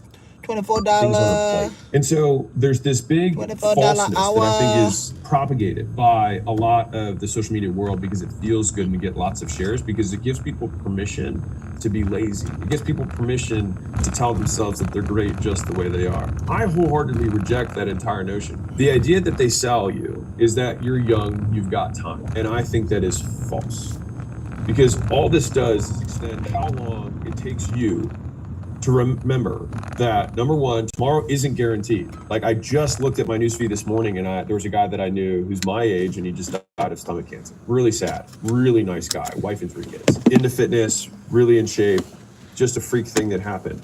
And so the assumption that you've got time assumes that you're gonna live forever, that you're gonna live to 100. And we know that that's not true. And let me put this in perspective. 3 out of 10,000 people live to 100. And so everyone has this assumption in their mind that they're like, yeah, I'm at 50, so I'm going to make it to 100. Yeah, well, you've got a 3 in 10,000 shot at it. Very unlikely. More realistically, you'll die at the median, which is 74 for men in the US, which means that at 37, you're actually at the halfway point, just in years. But if you adjust for the increase in speed of time, so the same reason that your kid at 5 years old thinks that something takes forever when you say it's going to happen next year, and when you're 40, something that happens next year feels like you blink your eyes and it's there, is that when you're 5, 1 year is 20% of your life. When you're 40, 1 year is 2.5% of your life. And so it very much in real way is 9 times faster than it is for your 5-year-old. And so it's my belief that as we get older, we don't become more patient. Time just moves faster. And so if you adjust for that time speed, your midpoint isn't 37. It's closer to 21. And so this is also why, in my opinion, when you think back on your life, you have so much meat in the first 20 years, so much stuff happens, all these material life events. And it's because in that time period, it was half of your life. And then after that, everything happens real fast. And so what you have to realize is 1, tomorrow isn't guaranteed. 2, nothing is going to be easy. Just get over it. Every time you think, oh, this could look, just immediately skip to, oh, that's not true. There's something I don't know about that. Just skip to it. The faster you can train that muscle, that as soon as you have this FOMO, just slow down and realize that you don't know enough. 3, it takes time to get good. There's no one who's good at anything that was immediately good at it. And the people who are immediately good at it, I remember telling a professor, I was like, I've just naturally been good at languages. He was like, when you were a kid, did you have multiple languages in your household? I was like, well, yeah, I'm bilingual. And he was like, what are you even talking about? Like you literally started with that. So of course languages are easier for you. And so the thing is that the people who have things that come naturally to them, they just only came because they forgot the work that generalized to the new skill. Once you realize that it takes time and repetitions to get good, then you also realize that the sooner you start, the sooner you get. And don't stop until you do. So let's assume you act with urgency, right? You've gotten that done. You've moved end of week to end of day. You've moved end of day to end of this hour. You moved end of month to end of this week, and you've massively increased the speed that you execute. Well, then you start running face forward into the fact that things are going to get really hard really fast. And so I will tell you this one is that hard is for now, not forever. And so the good thing about bad times is that they end. And the bad thing about good times is that they also end. And so whenever you're going through a good season, it's also a good reminder that this too shall pass. And so what ends up happening is that when you're in the hard time, that can give you that necessary respite. It can give you the end of the tunnel that you can look forward to. There's only 3 outcomes. You either quit, it gets easier, or you get harder. So think about that, because no matter what, it always ends, but you only lose when you quit before you see it through. Because 2 out of the 3 outcomes get easier. Either it relents, the outside circumstance gets easier, like the hard thing moves, or you become harder, and then by extension, it no longer feels hard for you, which I'll make this real for you. Right now, think about the problems that you were stressed about 5 years ago in your business, right? Think about the things that you were dealing with, what you were stressed about.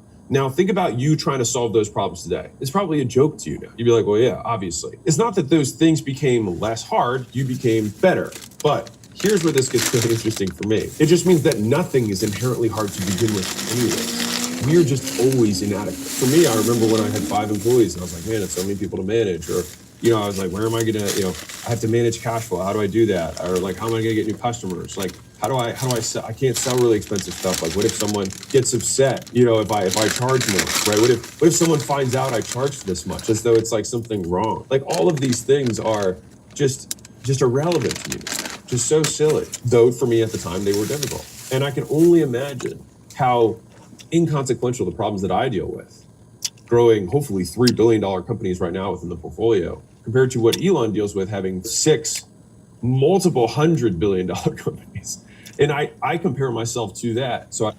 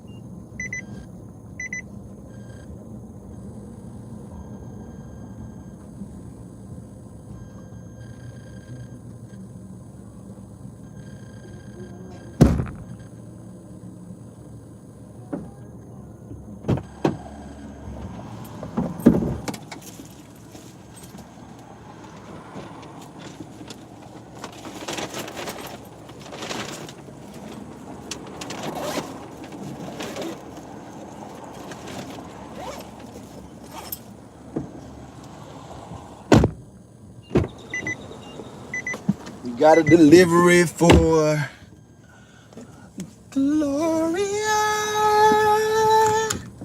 Gloria. My Gloria. Gloria. All I wanna say another day. Going to Gloria. Yeah, she's 13 minutes away, 6 miles, 13 minutes away. Hey man, we back on the goddamn road. You already know it's your boy Cardo. We back on the road. Getting back to this dough. Hey man, that's all I'm saying. If it ain't about the dough, it ain't about a goddamn thing. Welcome. Damn, man, this damn lift shit. All these rides won't stop. I can always feel like I have a long way to go. But let me give you one thing that'll also give you a little bit of hope about these hard times, is that these hard times are also the best times.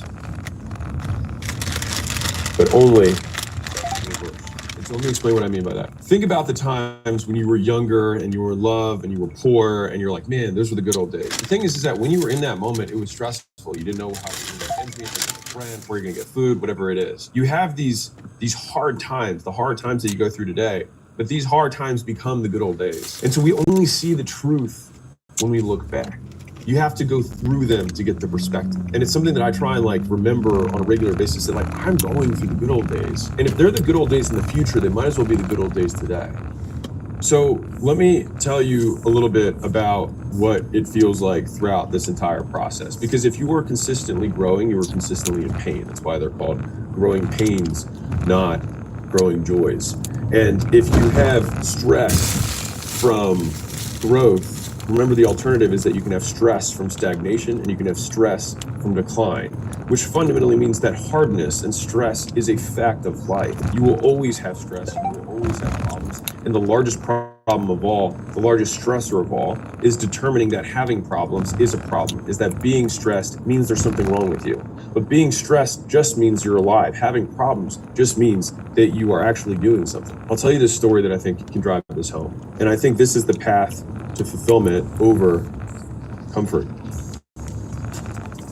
Imagine you talk to the creator of the universe before birth and pick the person you get to become. You say, I want to be the most courageous. The creator replies and says, well, then I will give you monsters to terrify you so that you can conquer them. And you say, well, I want to be patient. The creator replies, well, then I will make you work harder and longer so you can learn to wait. So then you say, I want to be wise. And the creator replies, then I will give you failures that will crush your spirit so you can learn the value of judgment. You then say, sounds like a rough life. Can you give me a good life? The creator replies, just like we measure the quality of a blacksmith by the strength of his steel, I measure you by what you are at the end, not the fire and the hammer it took to make you. A good life isn't a life that's easy. A good life is a life that makes you into a good person. And that, my son, is a hard life.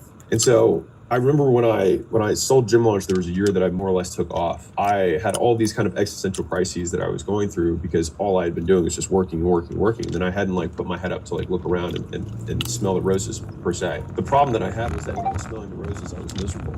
I was very sad. And the sadness for me came from the thing that I had that was most reinforcing my life was the work that I was doing. That was the thing that I enjoyed the most. And so not having that actually created a huge loss for me. And so then I had to create like, what am I doing and why am I here? And so for me, that was when I created the hypothesis, or at least the thesis I have for my life, was that hard work is the goal. Is that nothing left in the tank, which I got from Jesse Itzler, which I love. Emptying the tank every day is the goal. Because for me, those are the days that when I look back are the days that I feel the most fulfilled on. In the moment, you feel tired, you feel exhausted, you feel like you're bored, you feel like you don't want to do another repetition, you don't want to do another 2 hours, but another 2 hours, another repetition, another edit is what is required. Not what you want, but is what is required. And if you have a little bit left in the tank, and you don't know if you have a little bit left in the tank until you empty it, until you physically can. And so I think about that steel that we're trying to make, and the only difference is that we are both the steel and the blacksmith. And so the creator in this would just give you the fire. And either you can stand far enough away from it that it just keeps you warm, or you can go into it and you can hammer out the impurities so that you can just become better and better and better and stronger. And if you're watching this and you would like to start a business, but you're not sure where to start, I am a co-owner of School, and we just started the School Games. And right now we're giving $100,000 away in cash or a Cybertruck to the person who builds the biggest community on School in 30 days. And so School is just a community platform that helps people start businesses. And right now, 1 out of 2 people who start a paid community on School make their first dollar online. And so you're like, okay, well, that's cool.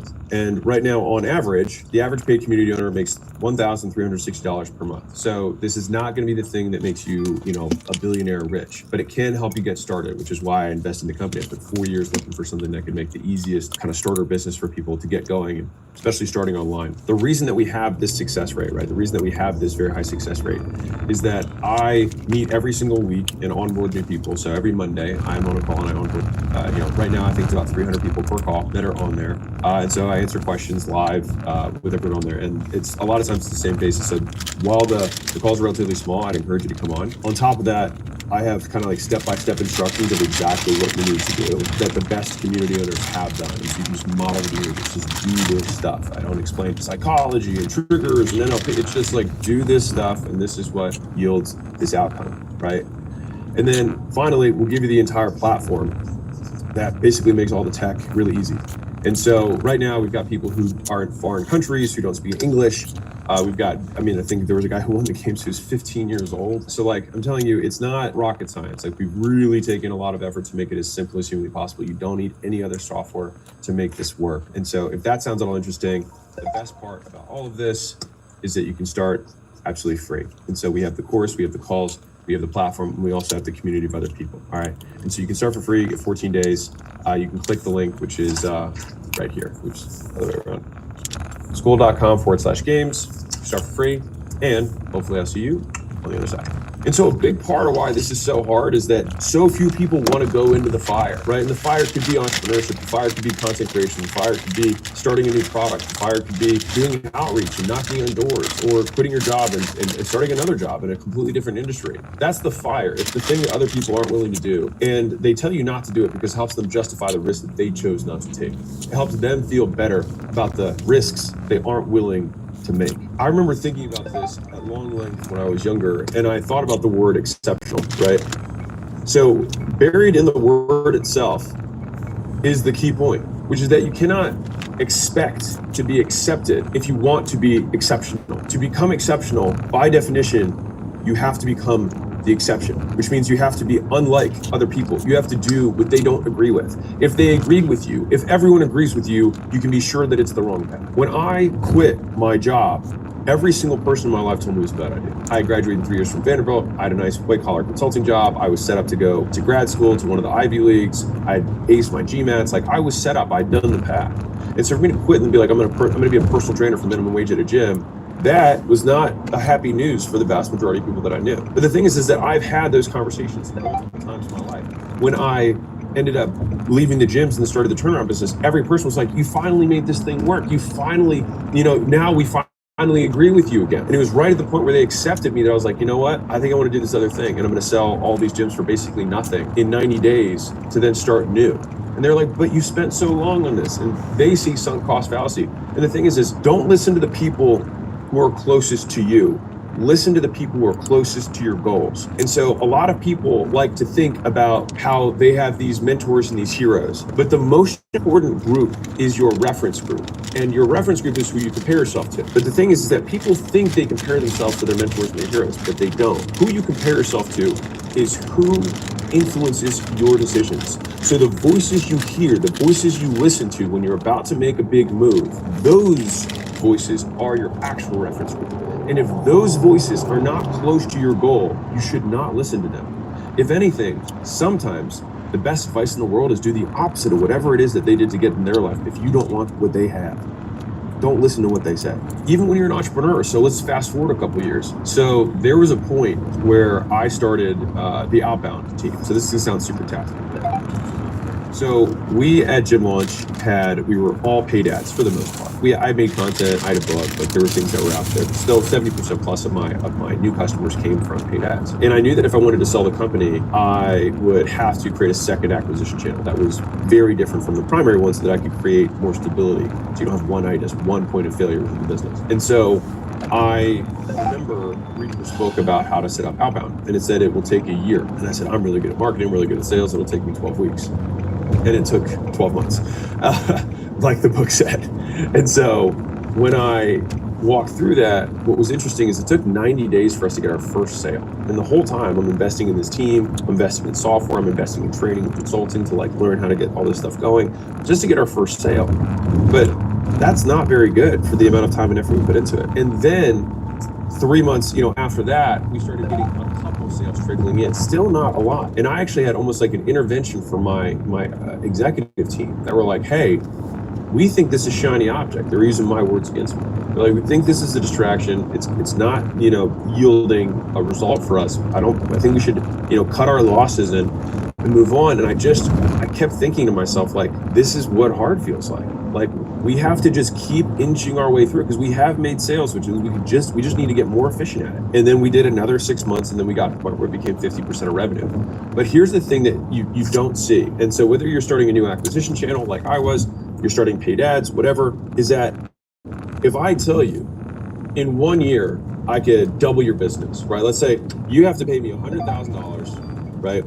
And in 1 year, I will double your business. Many people would probably be like, yeah, sign me up, I'll do it. Maybe I'll take a loan, but even for the 100, like if I know I'm gonna double my business in a year, I would do it. Okay, but then what happens is month 1, they drop 5K and then they lose 5K. And then month 2, they lose 5K again. And then they say, ads aren't for me. Outbound's not for me. You probably know Vistaprint for business cards, but did you know we print everything you need to brand your business? We print banners and signs that help you stand out, and must-have merch like tote bags, t-shirts, and hoodies. Right now, new customers can get 25% off with code NEW25, because if you need it, we print it at Vistaprint.com. But the thing is that the way it actually feels is that you lose 5K, you lose another 5K, you lose another 5K, and then all of a sudden 1 month you make 25K, and then the next month you make 50K. And you make all of this back and some, but it happens all at once.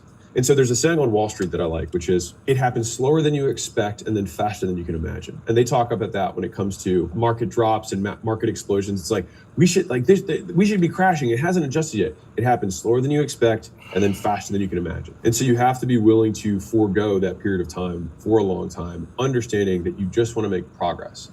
And so I think the thing that separates masters from beginners is that masters have more ways to win. So you can measure your expertise in anything by the ways you can measure, equaling the number of times and ways you can win. And so if you're an expert at making videos, then throughout the entire process of a really long project, you have many wins on the way. You know all the little progress markers that occur to create some big outcome. And you approximate those little progress markers for the ultimate goal at the end. When you're a beginner, you only see the output. And all you see is, I'm doing stuff and nothing is happening. But you just aren't able to mark progress well. And so if you want to increase your expertise, then you need to increase the number of ways you can measure so that you can increase the number of wins you have in a given time period. And by the way, that is what makes you enjoy your work. And this is how the work itself becomes reinforcing. And so in order to develop that expertise, you have to have education. And people think that education is expensive, but the only thing more expensive than education is not being educated. And so I would say that in my life, I spent more money than I could possibly imagine simply trying to acquire skills and relationships that would make me better. To give you an idea, I think the most expensive thing that I bought for this is not including me messing stuff up and just losing tons of money, but I actually wrote a check for, was $350,000 to have a dinner with a guy who was worth $7 billion. And I got exactly what I wanted from that dinner, and it was incredibly valuable for me. And he kept saying no. I sort of offered 100K and then 200K and 200K.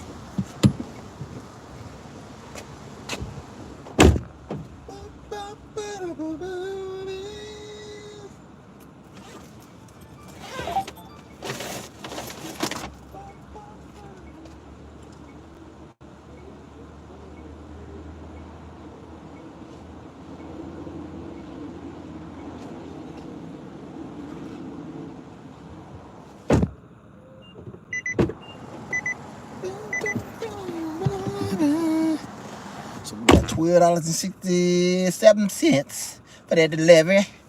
It took us 21 minutes.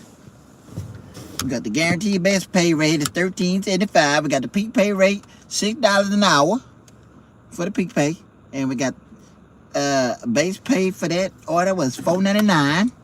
$4.99. And we got the peak pay that we got from that order was $2.18. And we got a customer tip of $5.50. And it brings us to the grand total of $12.67. Yeah. That's what it was. Yeah, that's what it was. That's all it was. And yeah, we back on the hunt. He's trying to get us another order. Back on the grind. 50K, 350K. And when we offered 350K, he said, fine, I'll just have dinner with you. And he didn't ask for the money. But I think he was just seeing that I was willing to spend the $350,000 for it. And so I've spent so much money for 1 hour, 2 hours, anything to gain context.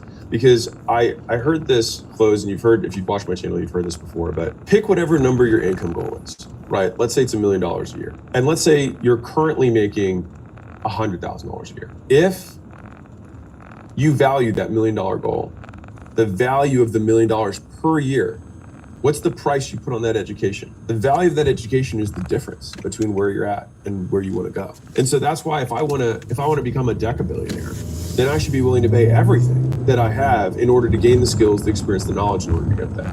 And so if there's a way that you can spend $50,000 in order to learn $1 million per year skill set, then every year you don't do it, you lose $950,000 that you would have made if you had made that investment. And so the key point here is that we use poor people language when we talk about education, when we should be using investor language, because it should be an investment in an asset. And the asset just happens to be you, and you can't sell it, but you can invest in it and you can grow it. If you think about investments, you'll never say an investment is expensive. There's just a cost and a return. But if someone says there's a $100 stock or a $1,000 stock, it could be expensive relative to the return. But if the return is supposed to be good, then no one says that that amount of money itself is expensive. It's just what the cost is for the return. It is the investment. And so if you think about education that same way, it always has to be framed in terms of what you get for it, not how much it costs. It's not about how much you make now, it's how much you're going to make and how much that's worth to you. And for me, whatever my delta is what I'm willing to pour into that without hesitation. And so for the first I lost everything at year, 6 of my entrepreneurial journey. And I put all of the extra money that I had right back into learning more stuff. And so even though I made profit, my biggest expense was me, but it wasn't on my living and my lifestyle. It was on my education and my network and my surroundings and the skills I wanted to learn, the courses, the workshops, the seminars, the coaching programs, all the things that I did. I'm a product of that world, despite the fact that I think that world overall has a lot of shitty people. I still learned a lot.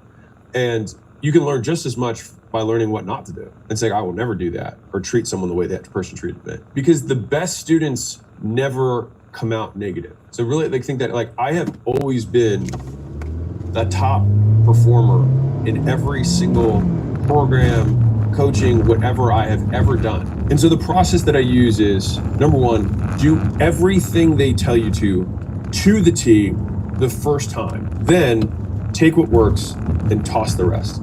You can learn something from everyone, but only take in that which makes you stronger, which is a quote that I have from Harry Potter, the Sword of Gryffindor. But I love it because it was enchanted to have this spell that it would only take in things that made it stronger. So it took in the basilisk venom, which allowed it to kill, the Horcruxes later on. But I like to see myself as that sword, is that I continue to invest, I continue to put things into the steel, but I only take in that which makes me stronger. So a lot of people have these negative experiences with coaches, consultants, vendors, whatever. And I just like to think to myself, in what way will this make me better? And so by instead asking that question rather than enumerating the many things they could have done better or the things they did wrong, simply saying there is something that I can learn from this. And there is something in this experience that will make me stronger. And that frame may have been one of the most valuable frames that I've had, because I, like you, have spent plenty of money on things that have, quote, not worked. But I still learned enough from them, and oftentimes what not to do, that allowed me to then see what to do. But before I ever did that, I had to do the first 3 steps of that, which was do everything they said to the T the first time. And if for whatever reason it did not work, I would then use my other skills to patch the difference so that I could find a way to make it work. And by the way, if they have a success story, which they usually do, because that's how they sold you, is that you find that person and figure out what they are doing that is lacking in the education that the person who's teaching taught. Fundamentally, if you ever buy something where there is somebody who has been successful, then it means there are activities that yield success. And the discrepancy,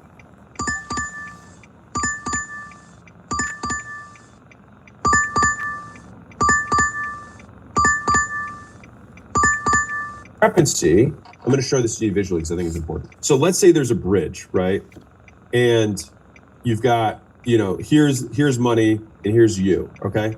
So you've got this path that someone shows you how to do. So you paid money and they give you these little bricks here, right? They give you these little bricks that you paid money for. And maybe these bricks, you had to pay different vendors, different amounts of money for each one of these bricks, but you still haven't made money yet. The thing is that there's a gap here. And the reason that some people are successful with some people's programs or implementations and other people aren't, is because that the people who already bought that brick from somebody else before that, that brick isn't missing. And so if you see the education you have as these bricks on the road, then you wouldn't say that the foundation of a house is in some way a ripoff. You would just say it's not a complete house. Now, if they sold you the expectation that you would have a house, sure, you could be upset by them, but they still helped you build a foundation. And so it's the same people who get upset saying, oh, I learned arithmetic from Mrs. Glass, but then when I found Mr. Hardwick and he taught me calculus, she only taught me arithmetic. She's a moron. You wouldn't say that. But for some reason, people talk about the basics of business the same way when they become more advanced. If someone taught you how to do outbound and do warm outreach so that you can sell your first customers, and someone else later teaches you how to run ads, well, you probably learned how to work the leads from the ads that work for you because you learned how to do outbound. You probably learned how to sell because you learned how to sell strangers. And so when you did the ads, it worked for you. And then somebody else who did that same exact implementation didn't have the bricks that you had, and they never got the dollars that came across. And so whenever something doesn't work, it doesn't make you any better by saying it's their fault. And fault also only matters in the eyes of the law, which you're not going to sue anybody anyway. So who gives a shit? The only thing that matters is whether the outcome happens or not, which is under your control, because it means that you simply have a discrepancy from where you are and where you want to go. And so a lot of people would then say, sure, Alex, it's easy for you to say you're a white guy. You're right.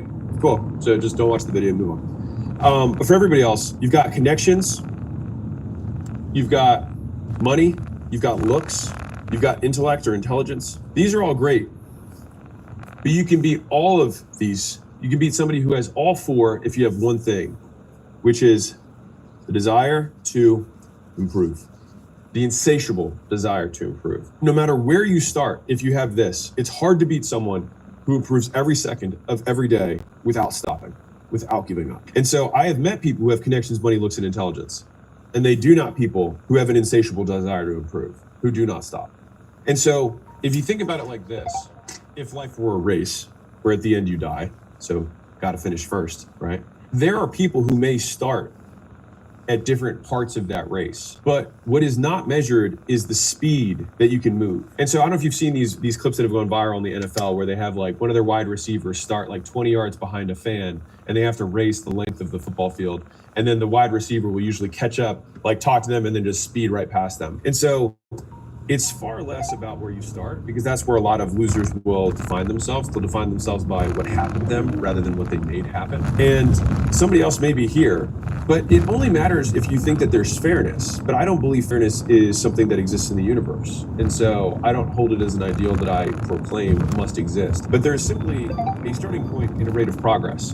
And the starting point you can't control, but the rate of progress you can. And so control what you can control. If education is a change in behavior, that's what you do. If you become educated, you do something different after you learn something. Then intelligence is rate of learning, which means that you can, in a very real way, influence, it's the rate of learning, the speed of learning. You can influence how quickly you move along this race, independent of where you start. And you'll also note that the person here has no influence on what this person does. These two people are independent nodes. The only reason that this person gets upset is that they think it's not fair. And if you just eliminate fairness from your vocabulary and think only in terms of what do I need to do, then it eliminates a lot of the distraction that keeps you poor. So if you recall from the very beginning, lazy people get distracted. They focus on distraction. And one of the biggest distractions is it's not fair. It's not fair. I shouldn't have to. I should get. I should, it should, things shouldn't. It's all shoulds.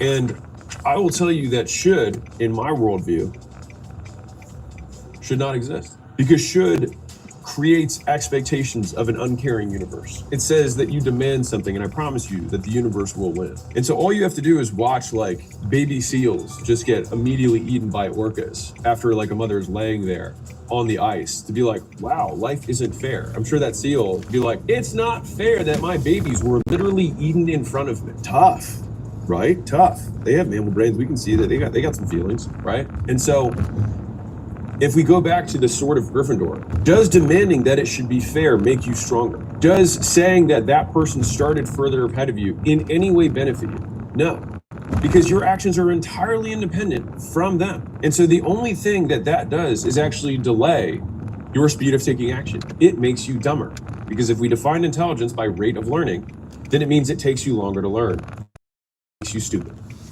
And I think that that's why people stay here for a very long time. and many of them never leave. So what are the things that bad entrepreneurs talk about with good entrepreneurs? Is one of the excuses they'll make is that they will make preference excuses. They will make trade-off excuses. They will say, this is not worth the price, in which case, fine, but don't also want the thing. So for example, privacy.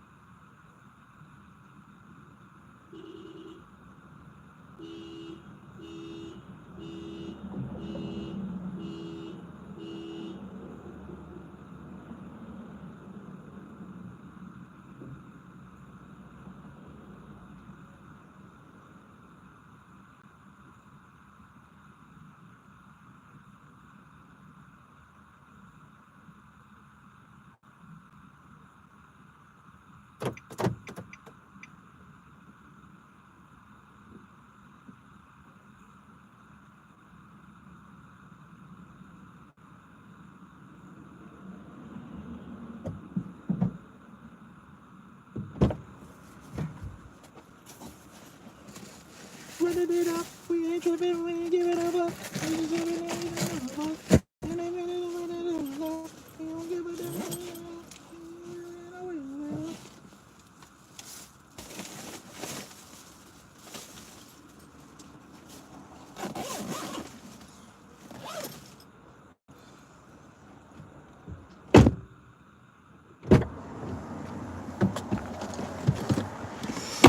Hey, I'm a G from the PV. Boys wanna see, boys wanna be like my fucking G. Running the E. I don't give a fuck, I'm only about the money. Of fame. Loneliness is the price of ambition. Pleasure is the price of discipline. Novelty is the price of loyalty. Discretion is the price of trust. And so many people want the benefits of these traits, but can't afford the cost or the price. They're not willing to be discreet, but they want someone to trust them. They can't hold someone's secrets. They want somebody to be loyal to them at home, but then they want the thrill of the new relationship. They want the benefits of discipline, of consistency, but they can't trade the pleasure in the moment. They want ambition, but they're not willing to pay the price of being lonely, of being the exception. They want fame, but then all of a sudden they are startled when they realize that they have no privacy. And so each of these things are trade-offs. And if you're not willing to make the trade, fine, but don't bitch about it. And I think part of it is that we have a hard time understanding to what degree. And so each of these ideals are not binary. It's not discretion. It's how much discretion.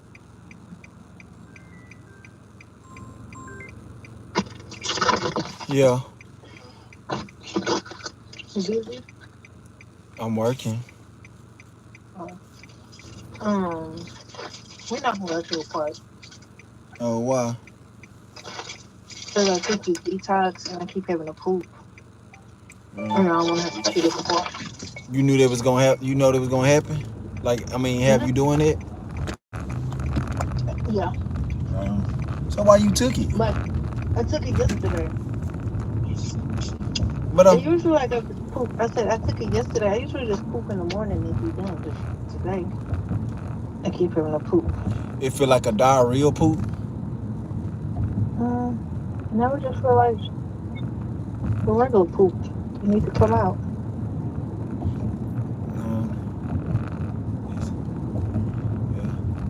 I don't know. Why you taking detoxes if you eating right? I feel like I haven't shit. Cause what? I haven't pooped. Yeah, that's not normal. What you been eating? I don't know. You been eating a lot of dairy products? Not really.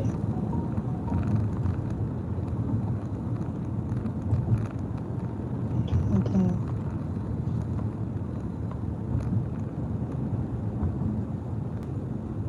I'm eating like a. No, I never really poop right. But I thought I was doing I was doing better.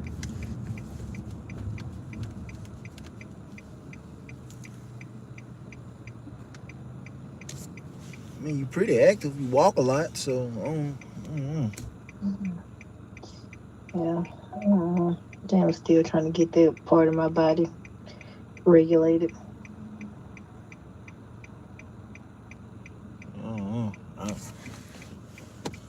know. I ain't never heard of this one, so I can't speak on. I don't have no solutions to it because I don't know. Yeah, like you ever heard of Dr. Tobias or something like that? Mm-hmm. She has some detox pills. If I probably did the whole detox, I may just reset my stomach and it probably would be okay, but I don't never do the whole detox because I don't be having time to be having the shit 55 times a day. Follow through. When you say stuff like what you say right there, you don't have time and all that. You gotta make it. You gotta make it. You gotta make it happen. The same way you made it happen for nursing and everything else. The same way you gotta do for everything else. You gotta If you can't do it right away, you got to start planning ahead and then make it happen. It's that simple. Yeah, that's true. If you really want to do something, you gonna do it. Like you ain't gonna care about nobody's feelings. You ain't gonna, I mean, you ain't gonna jeopardize your livelihood, but you gonna have to sacrifice something. But all they do when it's so easy for you to say you can't do something, that just goes to show you how bad you desire it or you really want that. That's just not like a priority for you. That's just something that you would like.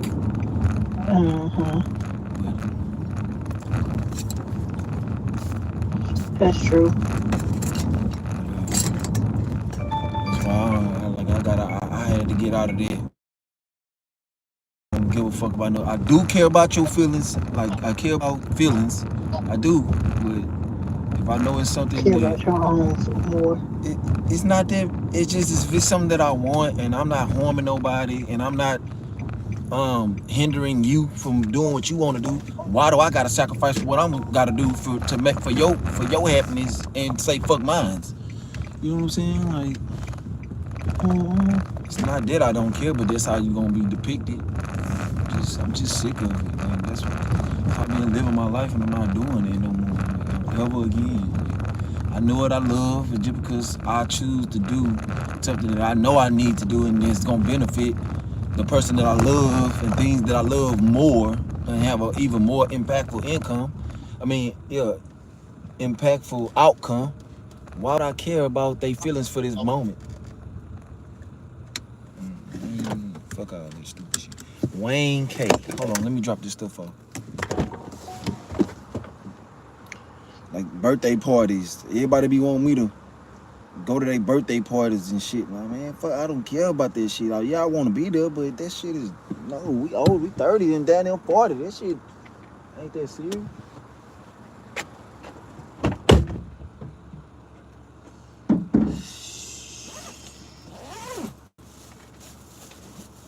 Every time somebody have a birthday party, I gotta drive to Bowman.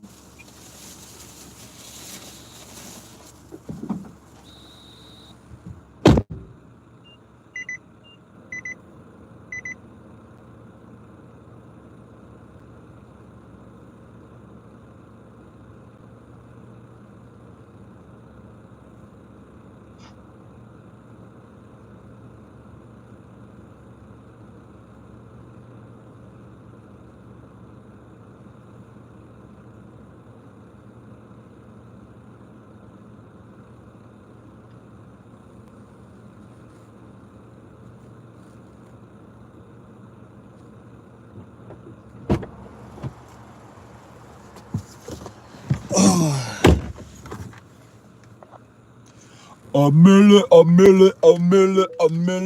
Kitty.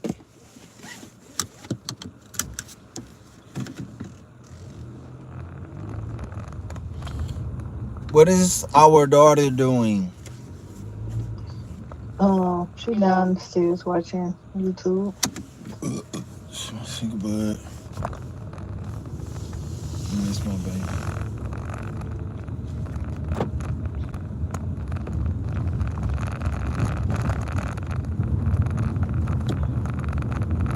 I wanna come play with her so bad.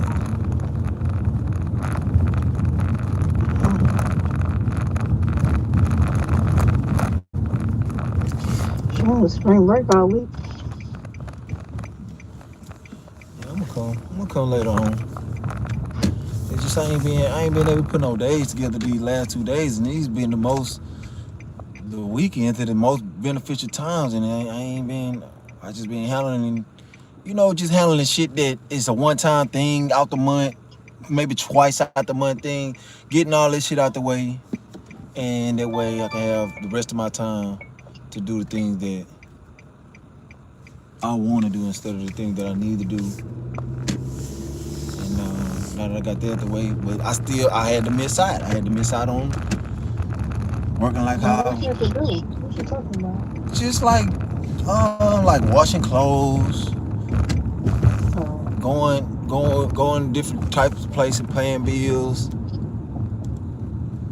And just extra shit that I don't have to do. Washing a car, cleaning a car. Shit that's just time consuming for me. If I didn't have to do it for the convenience of somebody else, I wouldn't do it. I wouldn't do it. Cause I wouldn't care about it. I wouldn't even waste the money on it. Like I gotta have this car clean. I gotta have the inside, you know, clean. Cause they just fuck it up. And when I get rain, I ain't blaming my daughter. I'm just saying like she eats stuff up and like she just wastes shit everywhere. And I gotta vacuum that shit up. Cause I hear how people be complaining about like shit on the floor. You know what I'm saying? Like, damn, at least had a convenience. Like when my car be clean, I hear how the passengers talk about like other cars that they be in dirty. So when I see mine start getting like that, I just use it as tips, like clean it up. But if I wasn't doing Lyft, if I didn't have to do them 20 rides, I wouldn't give a damn. My baby can eat all the fuck and make all the mess she want because I ain't got to worry about nobody getting in this bitch. This her motherfucking car.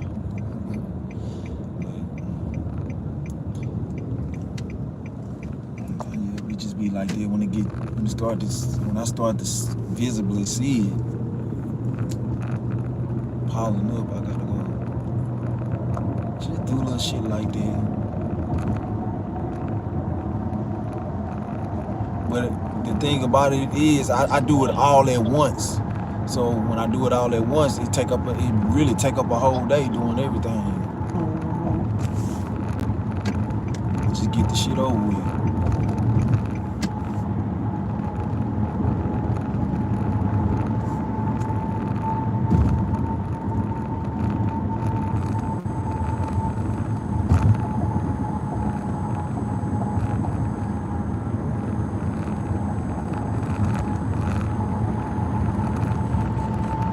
Rodeo. Oh man, that's one thing I ain't doing. I ain't going no rodeo in no cold. I ain't doing that.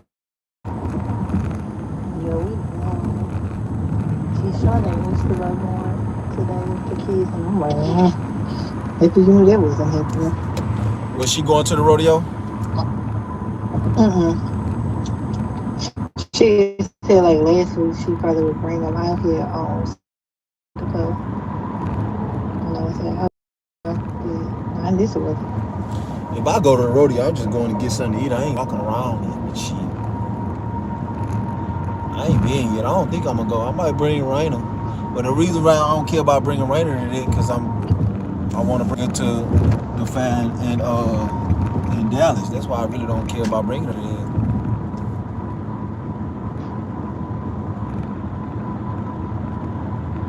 Then I know you probably already done brought. Well, didn't you say y'all already went?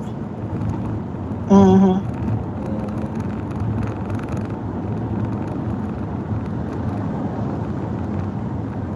want to bring her to that Dallas fair. That motherfucker huge, and they got so much intriguing shit that I know she'll love. Like the bird show and all that shit, man. That shit was amazing. I still got this shit on my phone. I be forgetting to show that to Raina. I need to send it to her iPad. That shit just was so fascinating. And then they had this one part that wasn't part of the show. The bird jumped out at the little girl, and the girl fell in the damn water. Oh man! But it was a new bird. It was still in training. The bird was just really playing. Just scared her. Yeah. She fell in that motherfucker. They gave her some all new clothes and stuff.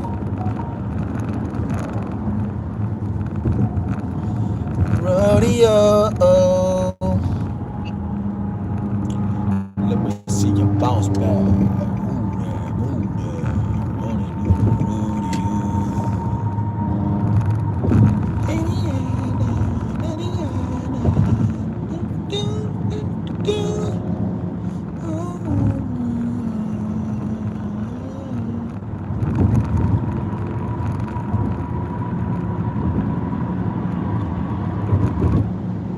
Let me see you bounce that. Ooh that. Ooh that. I think I'm about to take a nap. All right. Get up and pick up the groceries later. the groceries. It's all white. Let me set my alarm. I need to be there. Damn, it's almost 6 o'clock. Damn, I ain't know that time flying by like that. I am. I really probably shouldn't go to sleep, but I am. Boom, boom, boom. I went. Look for me real quick and see when power come out again. When power start up again, man. I thought you started now. For real? Wait. Look for me, real quick. Look at this. I'm about to watch this shit right now.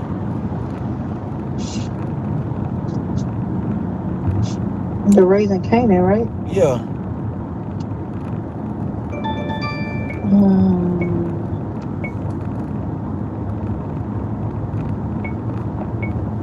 Episode 1 is March 7th. March 7th? Yeah, what's today? Oh, so that ain't came out yet. Oh, yesterday was. Oh, it's the 9th. Mm-hmm. Oh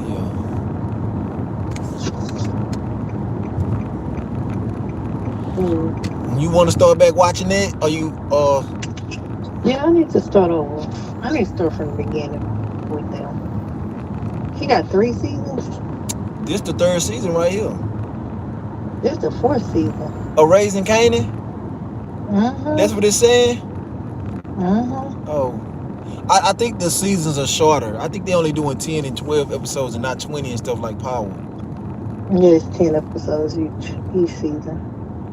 Yeah, this shit good than the bitch. This my type of shit, right? Like, out of all of them, this my favorite. This my favorite one. More than Power regular?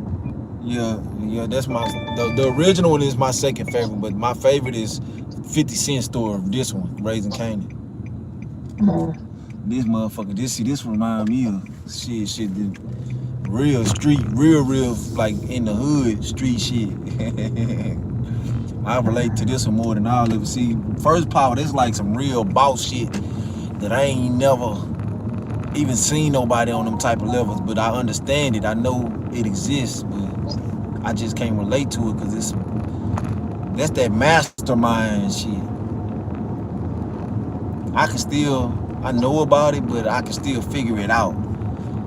I was always right. Like for instance, when Ghost killed his best friend because of what old boy was saying, you know what I'm saying, without taking into consideration, and he just made a decision to kill him, but because he didn't know who his true friends was, he just didn't want it coming back to him, and he killed old boy, and it hurt him, and then Kanan ended up being the real goddamn enemy.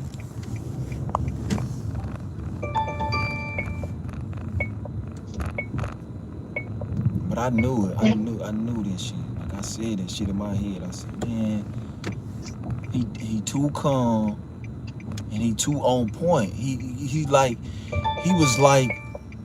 was on some shit like when Ghost shot him at that table. He was on some shit like, man, I know Ghost gonna know I ain't do that shit. Like, as soon as Ghost killed that nigga, he felt it too. Like, damn, what did I just do? It's too late, he dead now. But that's how it is when you're a cold-blooded killer.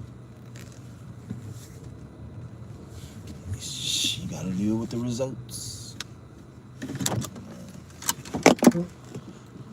Well, you wanna start over and watch it? But you gonna wait for me, or you gonna watch it? I'm gonna still watch mine, but I'm gonna watch it with you too. And then whenever you get to, cause I told you this is my favorite one. I'll be watching them right now.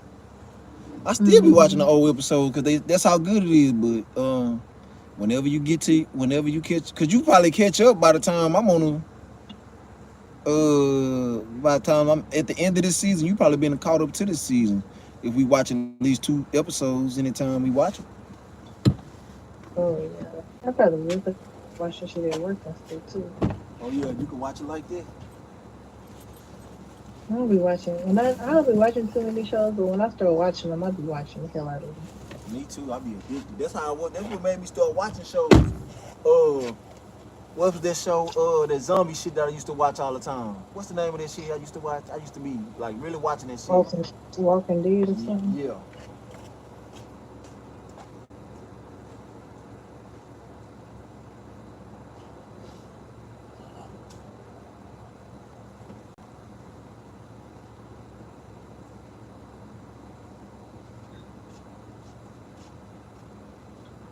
Okay. I'll call you when I get it. All right. Let me see your bounce there. Ooh there, ooh there. So we just got paid. It's not loneliness, it's how long. And it's not hard work, it's how hard do you have to work. We just got 22 buck of motherfucking rules. 22.39 for 31 minutes. We was on a guaranteed base pay to $13.75 with a peak pay rate of $8 an hour. The base pay we got paid for that order was $7.20. The peak pay on that order that we got was $4.19. It was two customers. The first customer gave me $8, $8 goddamn dollars on Earn by Time, which was a Morningside Thai restaurant, and a pizzeria place, a Sopranos pizzeria, where it came out to $22.39. Oh, we making this goddamn money, boy. Y'all, boy. Y'all better stop playing with that DoorDash. That DoorDash, boy, that DoorDash get you that cash. And I'm telling you, I'm only using DoorDash. I'm making it bag, man. And I ain't even got no plan to dash. You just gotta know what you out here doing, man. If you don't know what you're doing, man, you out of there, girl. Say, girl. Say, hey. Say, girl. Say, man. Hey, okay, hey, okay, hey. Getting that bread, man. We getting that goddamn cheddar. We ain't gonna do nothing but get better and more and get her wetter. We gonna get better and get her wetter. Yeah, but we gonna get better and get her wetter. You know, we ain't gotta do none of that. She gonna be already wet. Cause we getting that cheddar. That cheddar gonna make her wetter. I'm telling you, boy, your boy better. Boy, better quit playing catch up, boy. Go on get it. Go on get it. Don't play catch up. Go on catch it. Go on catch it, man. Cause we gonna get this. We gonna get our chickens. Chickens is all I wanted. Chicken. Nigga, all I want is racks. Chicken. All I want is rack. I'd rather slow grind than no grind. You know what I'm saying? Put it down. Alright, so back to regular growth program. Y'all, we about to get back to this. You know, what it takes to be successful and to be a boss, or true boss. Ain't nothing easy coming, you know what I'm saying? It's only with your mind, what you train your mind and body and soul to be. Now we back, put our eyes back on the road. And how long do you have to work? And so most people, and I think this is where a lot of the complaints come, is that they believe they're doing 10 out of 10 work, right? They're like, this is 10 out of 10 hard for me right now. But they're actually only doing 1/10 of the amount of work that it takes to get to this goal. And so they might be doing a 10 out of 10 work for a 100K goal, but they're doing a 1 out of 10 work for a $1 million goal. And I think a lot of that work comes down to being able to accurately assess reality and see what your actual discrepancies are and realize how much work you really have to do in order to get good at every one of those discrepancies. Because most outcomes don't occur until you've met all of the conditions, like a pipeline. All right, so let's say you've got this pipeline here and you've got these valves. These are the valves, you've got this water that's coming here, and let's say once you get all the way through, the water comes out the other side. These valves have to open. You have to open this thing, open each of these valves, and let's say you've checked off 3 of the 4 boxes. The water's still gonna be stuck here. You're still not gonna get the water through. And so the thing is that as much as you work and you're like, but I did that, and I did that, and that didn't work, and that didn't work. It may have worked, it just might not have met every condition to get the outcome. And so if you think about life and outcomes that way, it gets a lot easier because it stops being emotional. You can simply say, there's a condition that I haven't met, and I have to figure out what that condition is. Rather than proclaiming that the universe isn't fair, or that you started further back, and that's why your effort hasn't resulted in it. Maybe hand, maybe this person only has to meet 3 of these, and you have to meet 4. Okay, well then I guess that means that you're going to be better than them. Why is that a bad thing? It means that you're going to develop more skills to achieve the same goal. Great. If the end of this life is that you are the steel, you are the thing that gets created, then you can't resent the hammer and the fire that makes you. Because you can't wish for strong character and an easy life.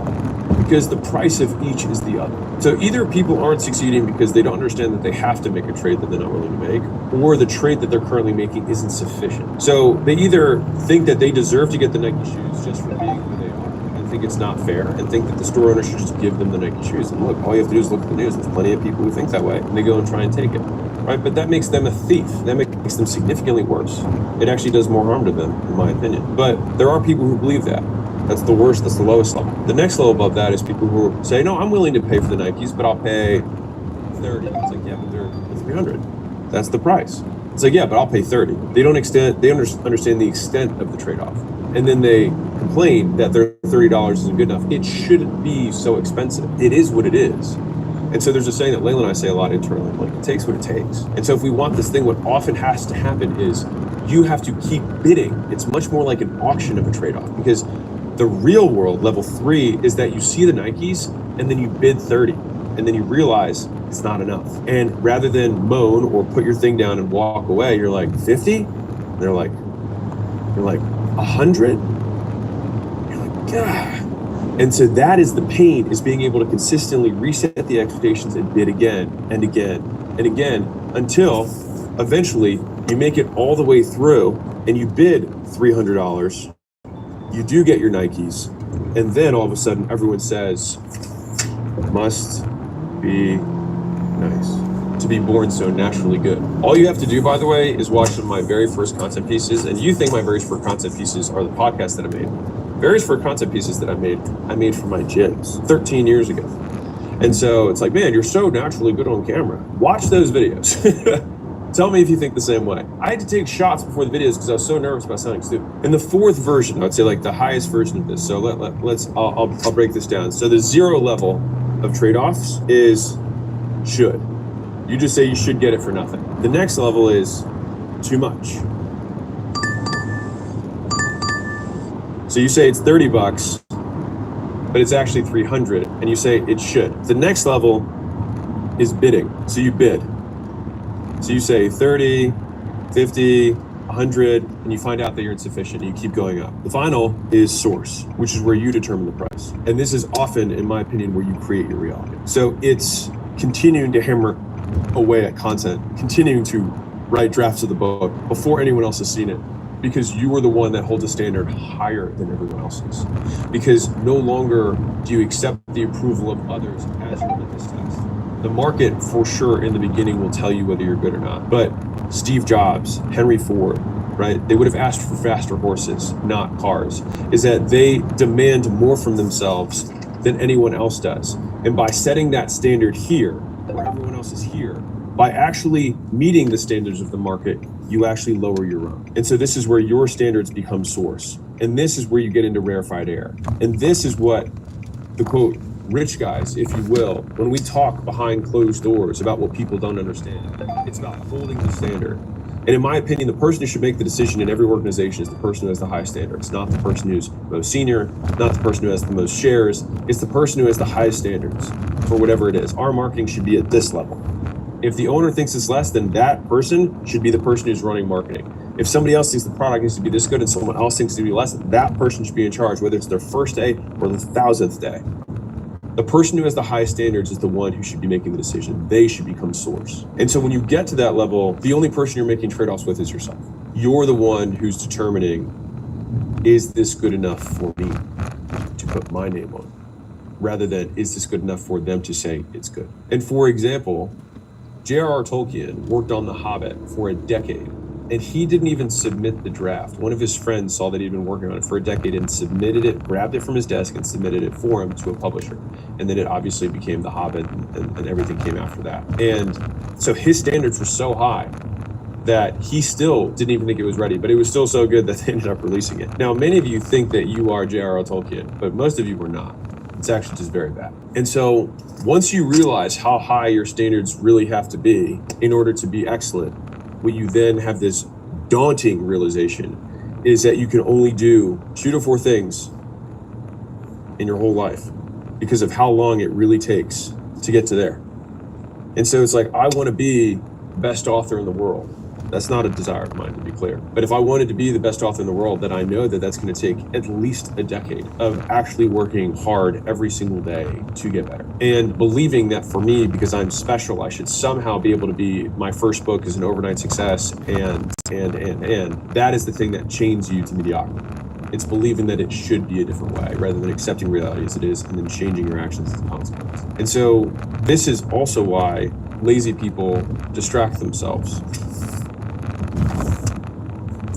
Because distraction makes you believe the lie that you can try 100 things and then figure out which one works, when the reality, any of them could work, but none of them will work unless you pick one to work on. And then that is you making it work. The vast majority of things with enough iteration can become success. It's just that people underestimate how many iterations they need to have. It's 19 drafts, not 2. It's 500 minutes of editing to make the video, not 50. It's making 1,000 phone calls every week for 2 years, not 2 months. And so most of the times it's just that our level of understanding, it's here. And this is where a lot of people get stuck. A lot of people get stuck here. They say, I should be better. This should be easier. I've already paid a little bit. I said I was willing to pay 30. The Nike store owner won't give me the shoes. And then you continue, you basically are the same as this person, just have price attached. I should, it should be, I deserve, I am worth. It takes what it takes, it costs what it costs. You gotta be willing to make the trade.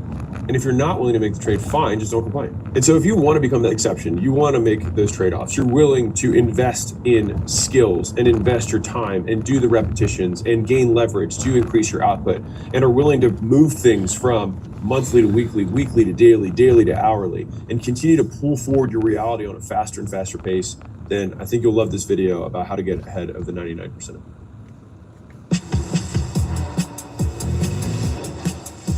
Choose to lean into it. Every Mazda is engineered to give you effortless control. I wake up. I hit $100 million in net worth at age 31, but before that, I lost all my money twice. And the difference between me losing all my money the first 2 times and now are these rules. So this is no BS advice for making money and keeping it. Number 1. Passive income is a lie.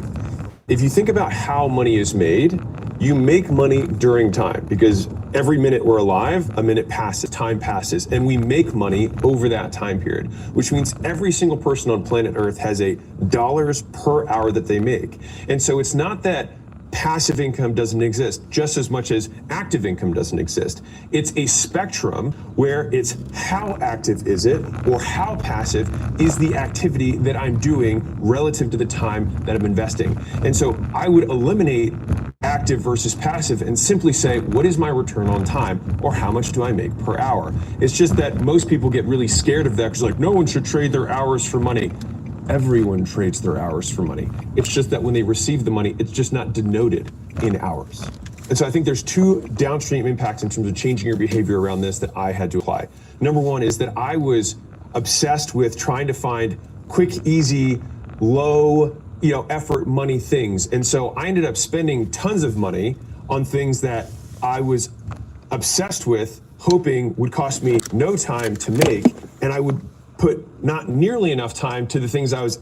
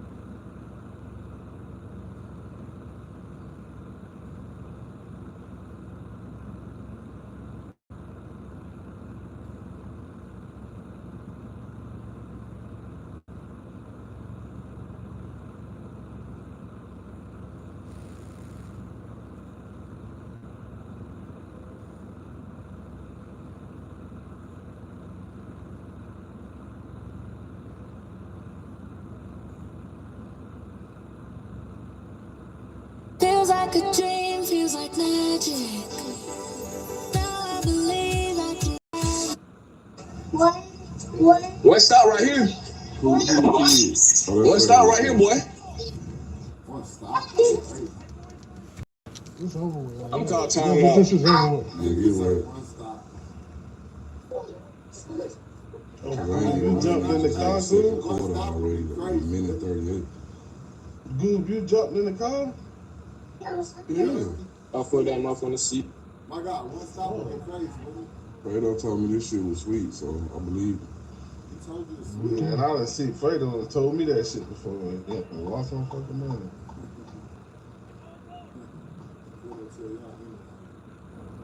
Man, get this first fucking down. I'm gonna bomb this nigga ass. Bomb the Lord.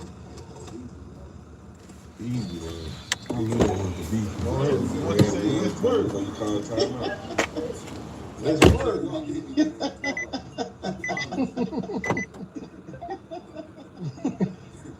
Hey, pick six this nigga, bro. This nigga running John Stockton defense, dog. Come on. Come on, man. You need to cut this shit out. I'm in all type of shit. You ain't know this. I appreciate the line about 23 guys. Charleston White, he said, look at. I fuck with White. Hey, get out, bro. Go y'all and play. Go y'all and play. We're looking for hustle. Here we go. I know I'm talking shit. Can I throw the nigga off him? Damn, man, no, it was 4 minute quarters, Big Mac. Yeah, that's a little too much.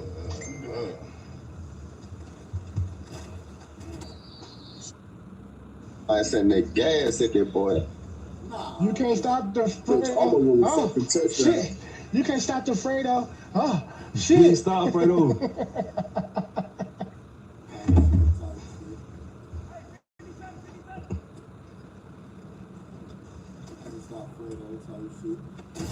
You really? He posted from.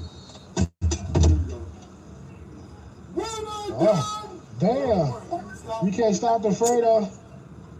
I like him to get first down, Big man. I bet he do too.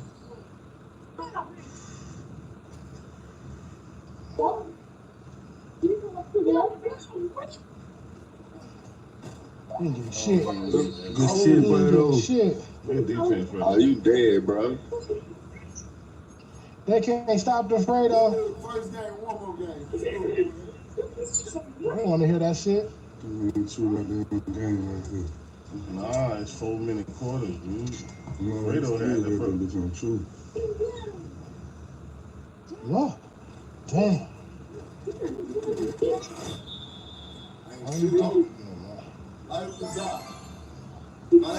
decision. Good decision. Good decision.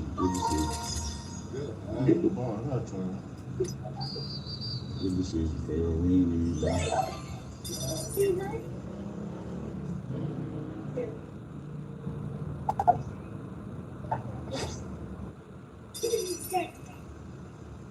Let's see if he take the whole hair, huh?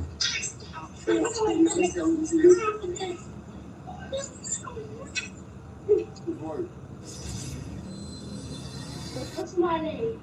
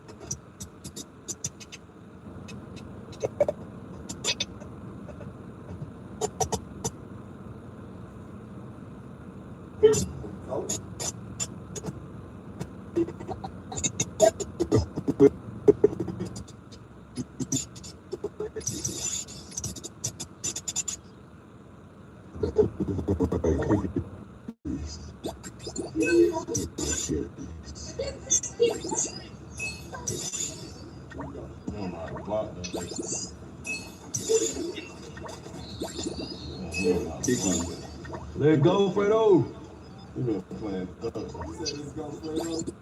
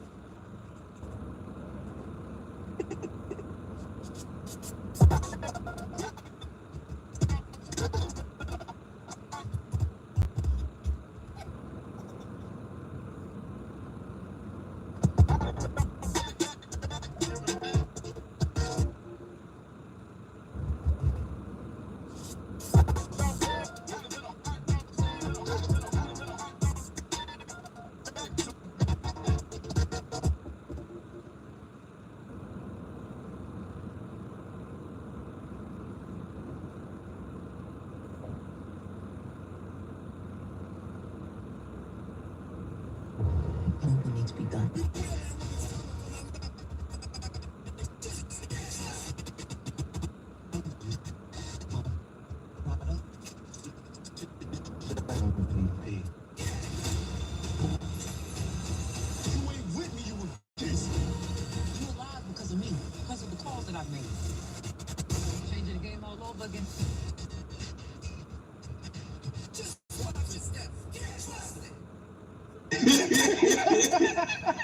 We came to a dead end. Look, we blocked the car. Because it is a came to a dead end. We done pulled up behind there. They can't even get out. Niggas trying to go slide in the lemon, truly.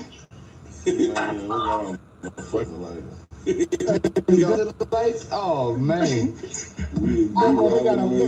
They try to slide in the lemon. One of the tires got a nail. They sitting at the I want to try my skills. Look, Gumbo, they facing the dead end with their hands out the window. Right? That's fucked up. That Lismo, they're knocking. That's a limo.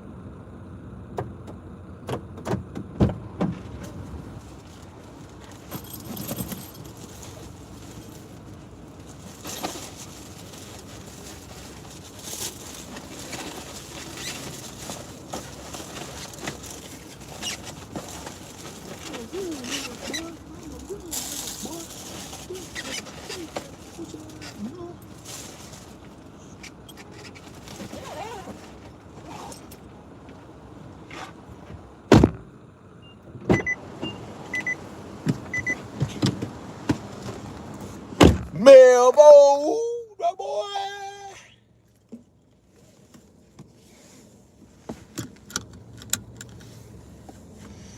Nah, that bitch busy in there.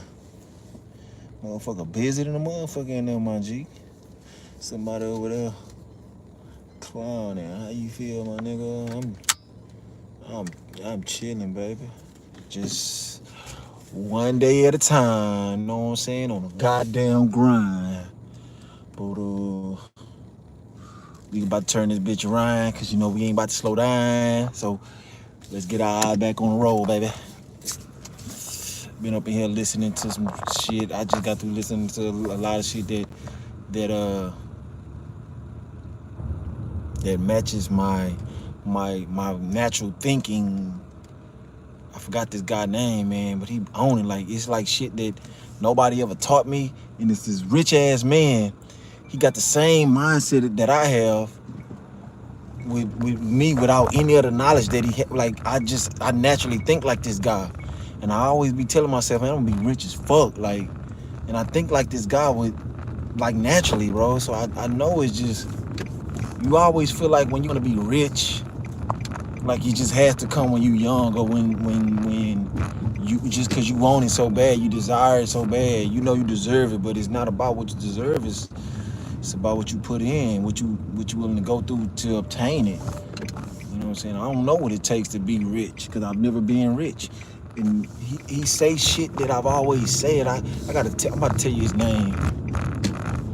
It's this guy I be watching on YouTube, his podcast. Man, I'm talking about, bro, I think about, I always said these things to myself. Alex Hormozi, Hormozi, Alex Hormozi. I'm talking about, man, he be on it.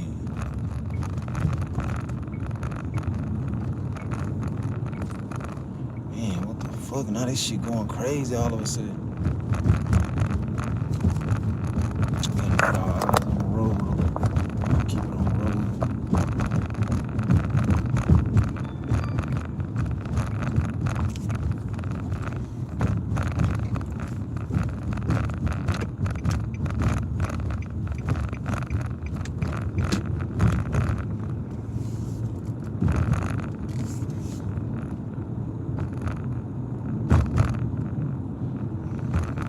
I'm relentless, bro. Gotta be on the move.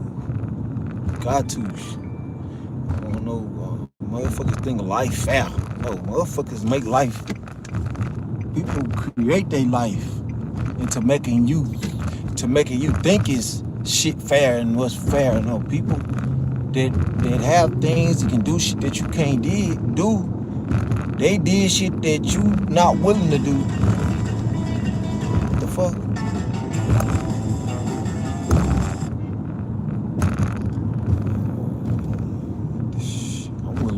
Anything to make my life truly financially free. The last thing I'm willing to do is complain. I ain't complaining about a motherfucking thing. I'm gonna get mine. And, you know what I'm saying? Like I've been doing this DoorDash, like just building my account. And even when I build this account, I'ma still be using this one while I'm building my other one up, because I was doing Uber, but man, that Uber, it helped. But man, I got tired of that face recognition thing, man. I gotta do that face recognition shit every goddamn time I do an order. Just to get online and try to get an order. Every time I complete an order, I gotta do the face recognition thing. I think somebody told on me and said that Uber account wasn't me. There ain't nobody but some white ass, stupid ass hating at me. Like, you got your food. Safe and sound. I always drop it off in a hot bag, and these bitch ass niggas want to snitch, because when I first got the account, it wasn't doing it, so I know somebody told on me. Uber really don't give a fuck, but it's just, you know what I'm saying, they made it hard for me, so shit, I ain't tripping. You ain't gonna stop. I don't need that shit. I just do DoorDash, shit. I mean, all they do, it does help because you ain't gotta wait on orders, but other than that, you have more opportunity to big orders. See, Uber, all I do is decline on there. But DoorDash, I'm gonna take every order. Well, on earn by time I am. Hold on, who is this? Deshaun.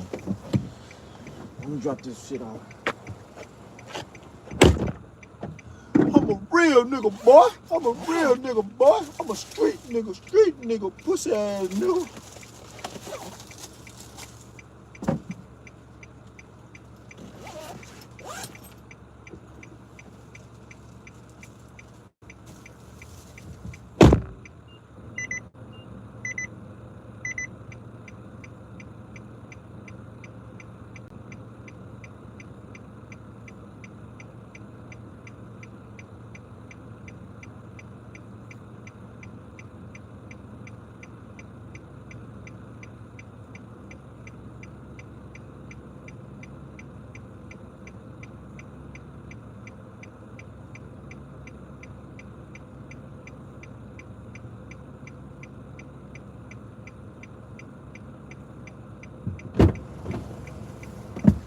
See, what I love about the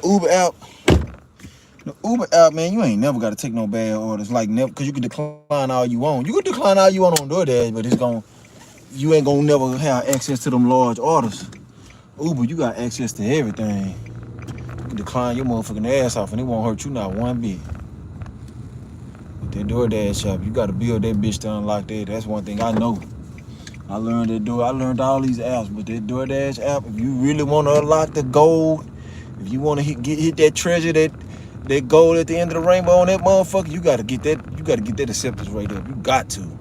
Or you ain't making just a lot of easy money. You working for that shit. Yeah. You see.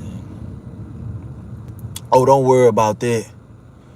My parents didn't teach me shit when I was an adolescent, and what makes it so bad, this older black dude told me that he's sorry that he failed me as a younger guy. Sometimes those old heads be hating on the younger generation. Oh yeah, man. Hey, this Elgin, this another account for you or something? This Melvin account? You got another account? This Elgin?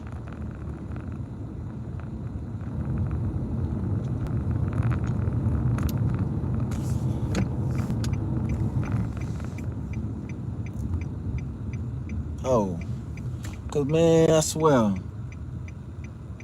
you and Elgin, y'all niggas is so similar.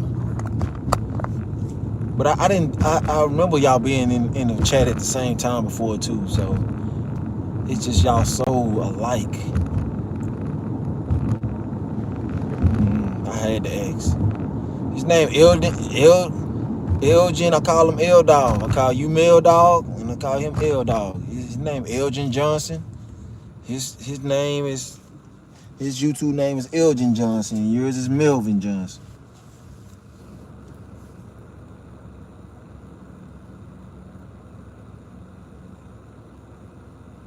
Yeah, but I do remember both of y'all was up in here. Y'all, we all like all three of us are like we all the same. But I asked you that because but I remember us all three of us being in the chat talking to each other before. I don't know why. I just thought that's what made me ask you that because it's just crazy. Like you and Elgin is like night and day. Y'all ask the same questions. We all on the same frequency. We all got the same beliefs. We all just we like in a triangle. We all on the same frequency when it comes to the ways we think, the way we look at things in life, the way we just talk in general.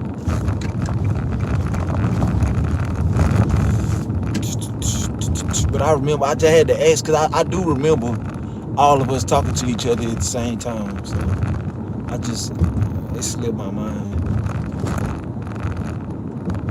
Yeah, L a real nigga. When I saw that nigga a real nigga.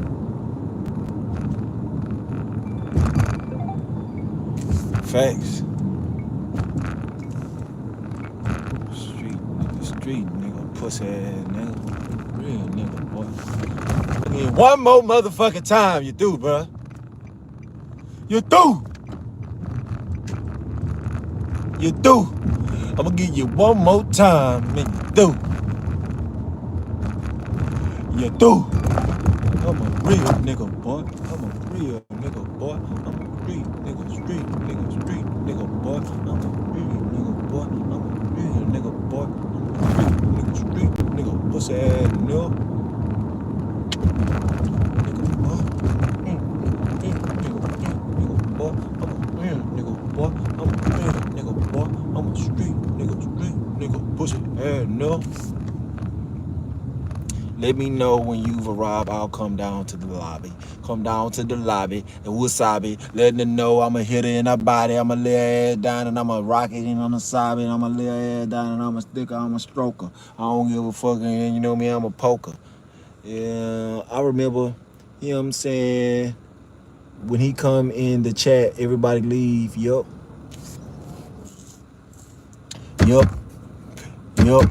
But you know, I say fuck them. I only wanna fuck with the real. I don't give a fuck disrespect, I'm a kill. I don't give a fuck about a bitch, pop a pill. Lay her down, fuck her up, and do her in. I don't give a fuck about no motherfucking friend. I'm out here grinding, trying to get me fucking ends. I'ma run them up and let them know that I'ma spin. When them boys know I win, well, I need a twin. 2020, bitch, I gotta win. Man, this is damn goddamn lip app won't stop. That's all it said. All day. I'm a street nigga, pussy ass, you know?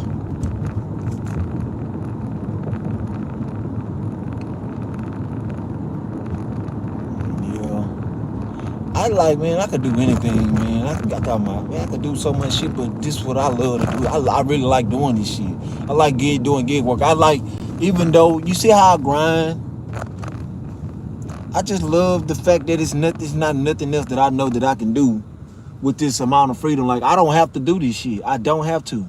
And that's the beauty of it. Like, I do it because I know if I want to go home, play my daughter and all this shit right now, I know I can. But like I already did, I spent time with her. We went ate crawfish and shit. I enjoyed my family enough to know that, you know what I'm saying, that I'm good. Like, and I can go out here on the grind and finish getting on my purpose and getting myself closer to what I want to be in life, and that is just traveling the world, man. Just traveling the world, bro. I want to be fucking rich. I don't care about money, but I know I need it to do the things that I want to do in life. So I'm going to do those things. I don't give a damn. I don't give a fuck what it costs. I just want to do what I fucking want to do. Anything outside of selling my soul, selling out, I ain't doing that. I just never have it. If that's what it costs, I'll never have it. I'll just continue doing what I'm doing and living my life in peace. If all that shit they be talking about is real, like when to go through certain gate doors in life, you gotta do this shit. I'm not fucking doing it. I don't want to do it. I'm not doing it. I'm real. I'm a real person. I don't kiss no ass. I don't believe nobody higher than me.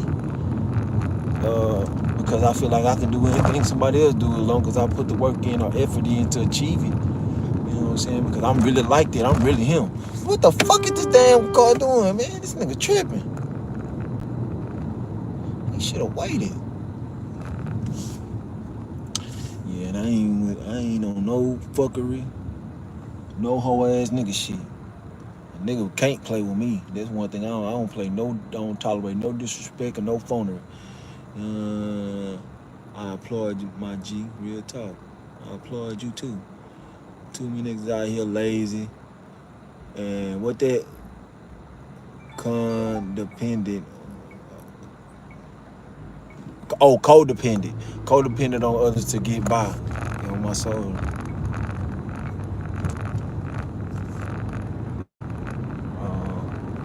You have any children about me? Yeah, I got a daughter. You'll see her on my last live, well, on this live. When this live over, the beginning of this live, I started it off with my baby on there. Telling them to say hi.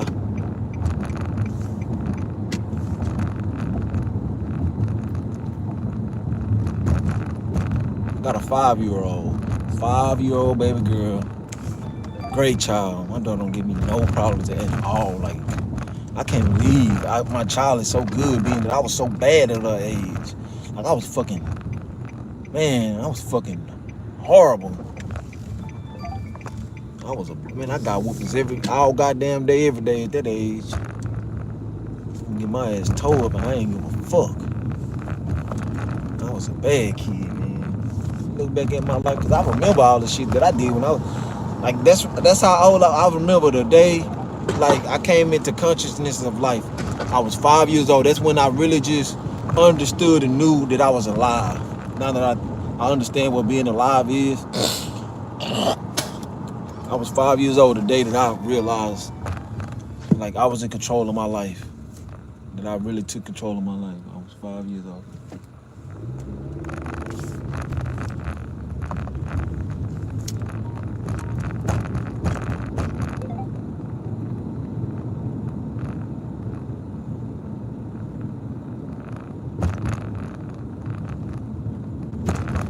Yep, that's true. That could be true. But I don't know, bro, cause I just remember being bad. My mama, I don't remember my mama doing nothing bad. My mama was a good person. My daddy was a good person. I ain't never seen my mama, my daddy do no whole shit. I ain't never seen none of my peers do no whole shit. I'm telling you, I was just naturally bad. Cause I never seen nobody acting bad. I don't know why I was bad. Like, that's what I'm saying. That's why I know. That's why I say I was bad, because none of my brothers was bad, my sisters was bad, but I was bad. I gotta call these people. They told me to call them when I'm down here. Growing up.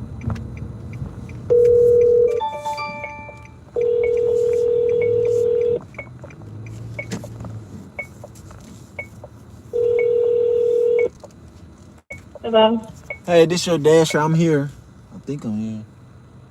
Okay, I'm on my way downstairs. You can just park in the lobby. That's the Verter? Yeah. Okay.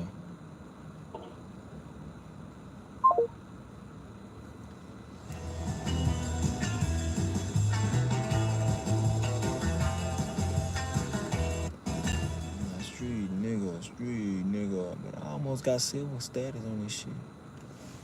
I'm almost at 50%. Hey, I'm about to rob a bottle. Fuck it. That nigga. That's what I'm really watching that bottle. No, I don't. I don't believe in evil and bad and good. It is what it is. At some point, you gotta make a choice. You choose what you want to be in life. None of that shit is real. You choose what you want to be, regardless of who you around and what you taught.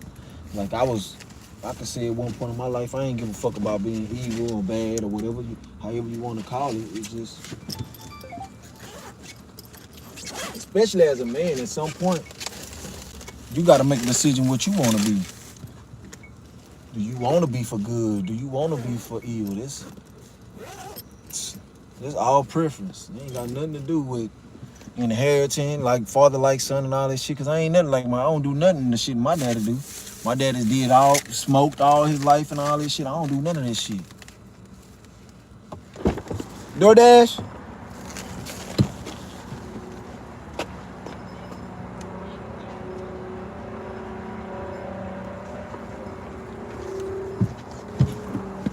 Man, that bitch so fine, boy. Sexy. I know he be hearing this mama getting her ass fucked. I know he be hearing this mama get her ass tore up. She too fucking fine. JJ Fish and Chicken. At least the artists coming out regularly. They coming, baby. I ain't wasting no time. I'm gonna have a great video. Did you watch my video, Mel? That I put out for my 20K challenge?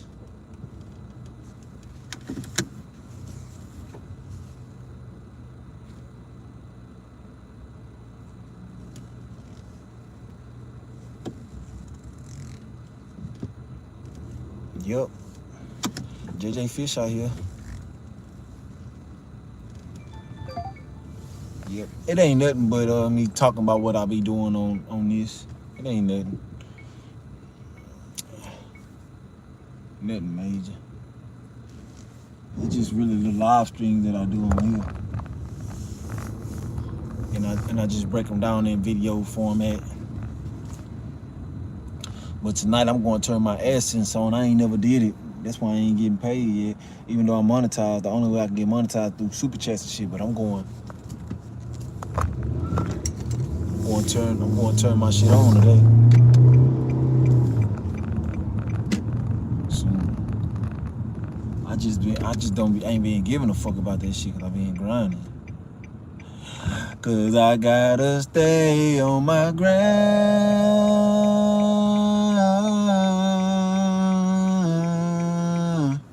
I'm gonna be hustling till I lose my mind. Yes, sir.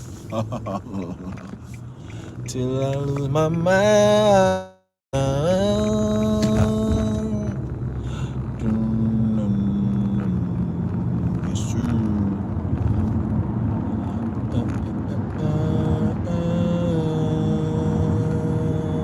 love this earn by time though, cause when I be on earn by order, I be driving fast than a motherfucker. I be risking a ticket every time I'm behind this wheel, but earn by time I don't drive shit but the speed limit. Boy, I be cruising. Cruising, yeah, cruising, man, I just be cruising.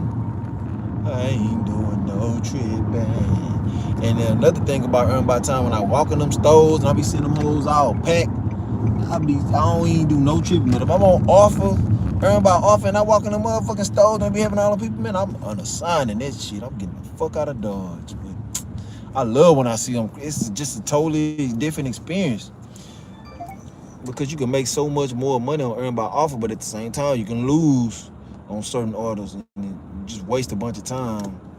And I don't got no patience, man. That's why I need to work on my patience. I thought JJ Fish was a Midwestern thing. Well, you about to see one today. You almost at 40K. 40K what? I wonder how y'all JJ Fish out there tastes like out there. I don't know. I ain't never had it. I ain't never had it, my G. I wonder it's just as good as yours. It tastes like out there they be frying the same fish grease with the chicken. How they do? It's that you not supposed to do that. I don't know. 40K challenge.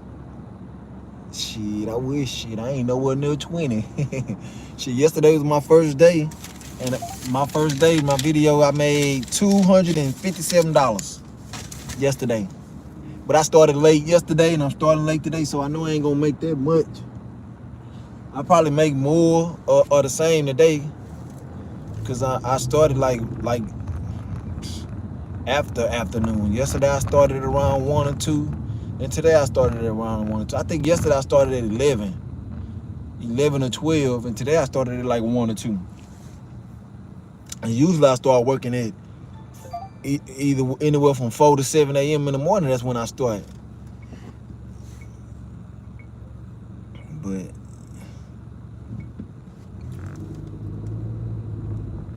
you trying to be a workaholic, and I ain't trying to be. I am. I love this shit, bro. I don't even look at it as work, because the shit's so easy, man. Doing them gut-wrenching ass work jobs that I done, man, moving furniture, man, working for them warehouses and shit, bro, that shit ain't no joke. That shit is not no joke, bro. This shit is really torturing your body. I remember coming home from work and just can't even go take a shower, can't do shit but go lay down because your ass so exhausted and defeated and depleted. Like, you be dirty and motherfucker, but you won't be having no energy. Like, I'm talking about the last seep of energy you be having be gone. You be using it just to get to the bed to lay down, just to recover. Like, that's how hard I used to work for these funk ass, racist ass white people, man. Like, I done been through it all. That's why this type of shit ain't nothing to me, and I cherish it. At the same time, I don't like it because it's still like people that don't give a fuck with you because these motherfuckers don't be tipping. But once you understand it's just what it is, you signed up for it, it's what it is. You ain't no point in complaining. Either you gonna go get the money or you ain't. And that's why I'm at with it. And then me knowing that, you know what I'm saying, you ain't gotta take just declining shit and just sit back and wait until you get something that you want. And when you do that, you missing out on money. So that's why I just chose to just go ahead and grind, get that platinum dash so I can get access to them big orders. Cause them big orders, I ain't gonna lie, if you discipline with your money, them big orders will turn your day in. Them big orders turn your day up. You can get one of them motherfuckers and make more than the motherfucker that's making 100,000 a year in 1 hour. Them big ass orders. I know I got a bunch of screenshots of them $100 and $200, man. I done hit them hoes a lot. Just gotta have that acceptance rate up. You said fuck that, you rest when you dead and gone. Yeah. I rest. No, I get good rest. Look, here go JJ's Fish right here. We about to turn in here. These niggas blocking the goddamn shit. These niggas got this whole motherfucker blocked off.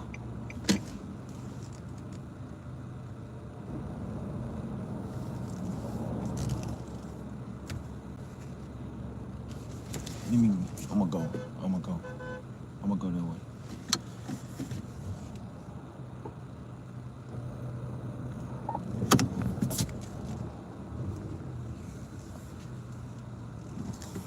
What shit got going on, G? These niggas just walking in front of cars and shit. Fucking goofy ass motherfuckers, bro. I ain't lying. You motherfuckers be some goofies out here.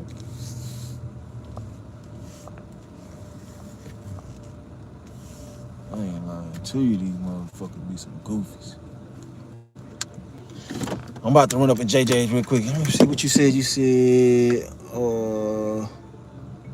you rest when you dead and gone, huh? Yeah, nah, I get my rest. You need your rest. You can't do nothing without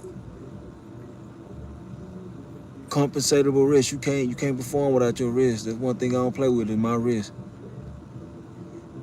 Oh no, I used to work for Press Tone Factory where they assembly antifreeze. The sky is the limit, my nigga. Keep reaching for the stars. Facts, real talk. Or y'all look more professional looking. Or JJ's fish look like a trap house. Nah, that bitch definitely a trap house when you go in there. Matter of fact, I'll bring it in there. I just don't be wanting to get copyrighted. I'll bring it in there. See, this man on side of me got music. And if that music get on my live stream, my shit be copyrighted. So I gotta mute it because he playing music.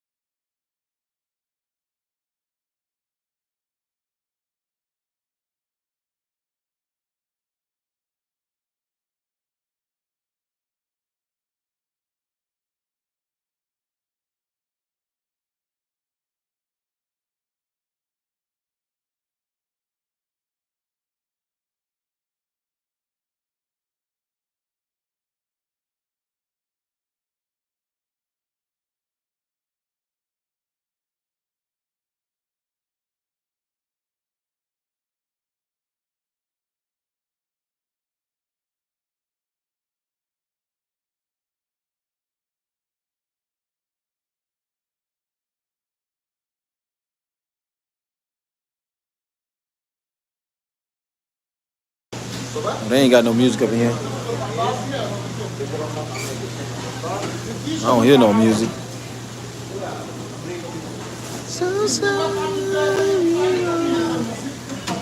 I'm gonna go run to the restroom. I thought they had music up in here. I didn't even know they sold crawfish over here.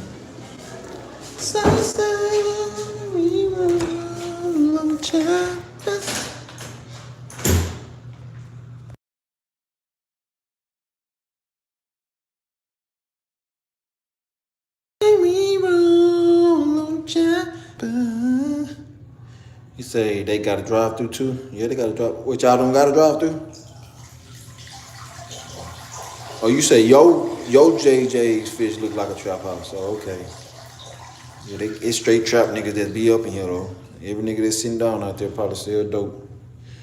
They got a drive through down. Oh yeah, it's the same setup, but it look more cleaner down in there than up here in the D. Yeah. We don't gotta drive through. You know, but because you know it'd be different people owning these motherfuckers, and some people take more pride in their shit. Some owners, once they making their money, they don't really give a fuck. They'll just let it. They wait till it get ran down before they put money into the shit. That's what I learned.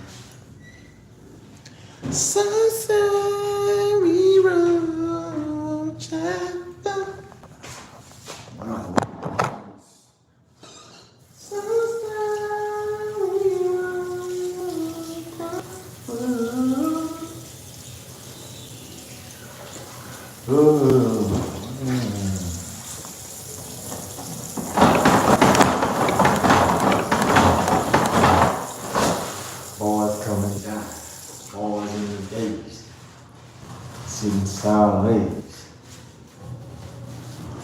Sitting sideways. Boys in the day. Ways. Boys in the sitting sideways. Boys in the day. Boys get your face. Boys.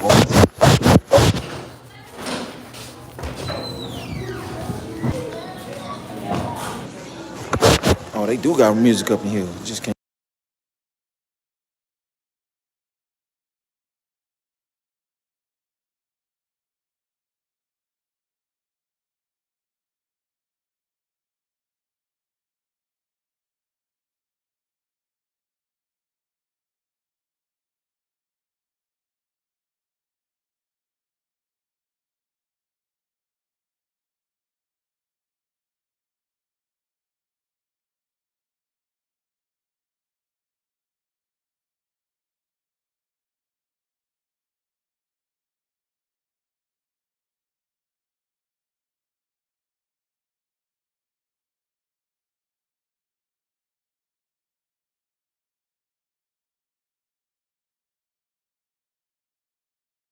Yeah, I used to love checkers.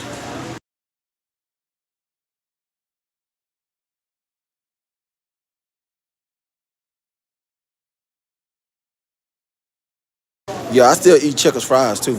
I buy them every. I give me a large fry every now and then. I go to checkers.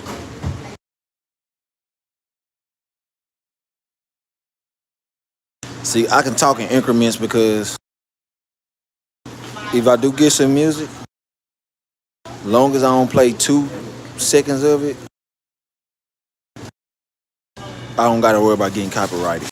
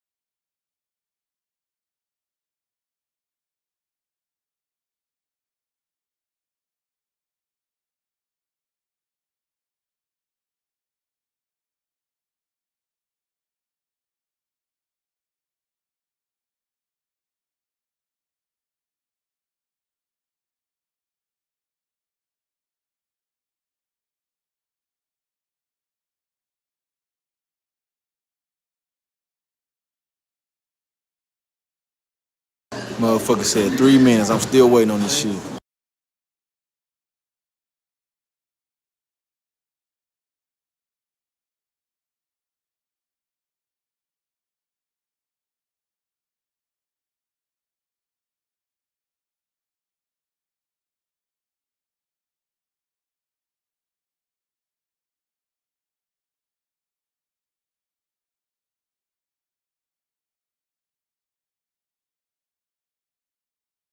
Motherfuckers finished with the order and never called me, bro. Trash ass motherfuckers.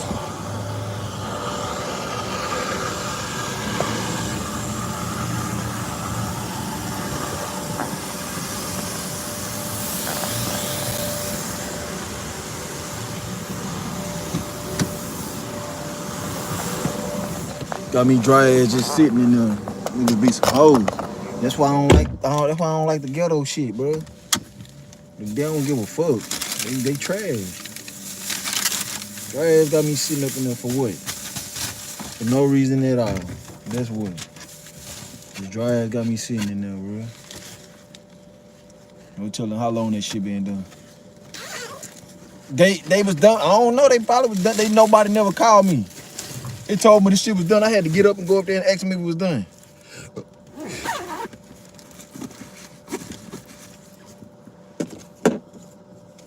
And I'm sitting right there in front of the damn thing. I'm sitting right in front of it. So why nobody ain't saying nothing like, hey, your order ready? That's what you're supposed to do. Especially when you see me not paying attention or looking at you, you supposed to say, hey, your order ready. Being that I came up to you and I told you. No, he too scared. He got like 30 niggas in the car with him. He's scared. How much? I done came up there and told y'all I'm here for this order. So what the fuck, bro? Somebody should have told me.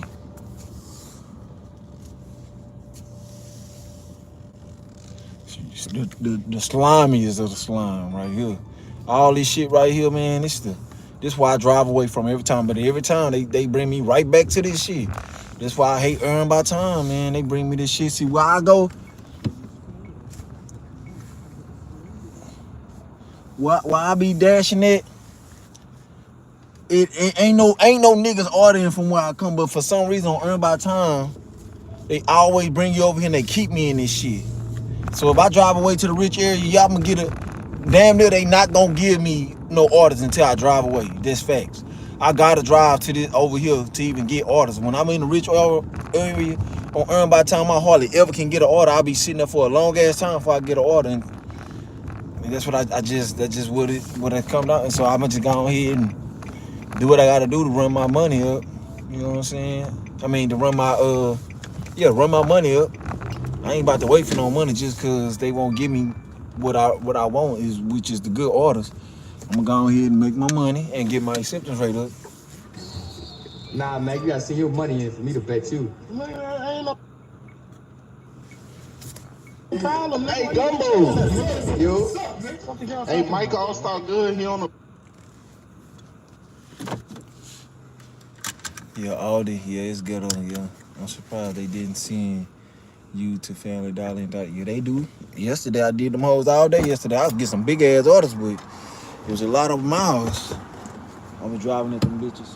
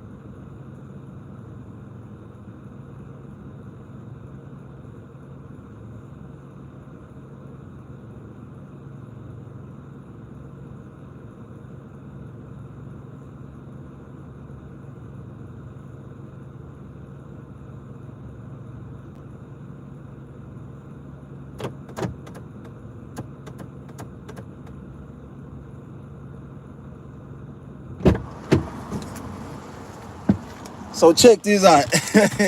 So the lady said this order that I just picked up, that hoe been waiting up in there for over an hour. I was like, shit, this they. She was like, shit, this they fault. I was like, yeah, they fault. Them people know. I was like, they know they shit ain't going when they on tip. The only way that somebody gonna get that shit is somebody on earn by time get in. Don't nobody really do earn by time, you know what I'm saying?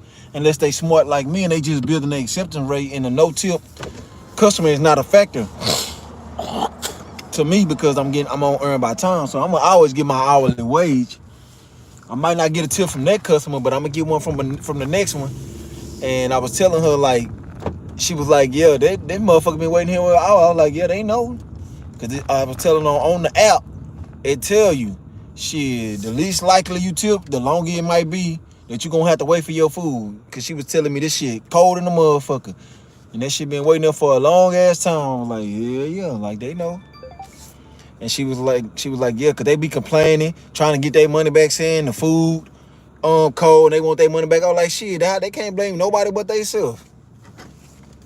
Cause on the app, it specifically tell you, if you don't tip, you're gonna be waiting extremely long. You're gonna have extremely long waits before you get your food. And if she say she been waiting on, if they made that shit over an hour ago, you know some Taco Bell gonna be cold, cause they don't sit that shit in no heater and none of that.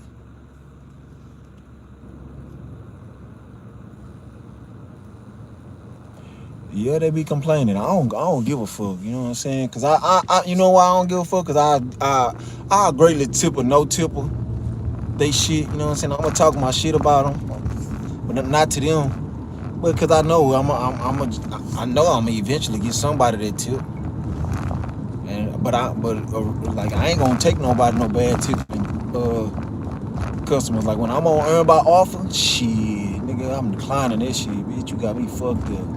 It's just how I say everybody that just be trying to get something for nothing.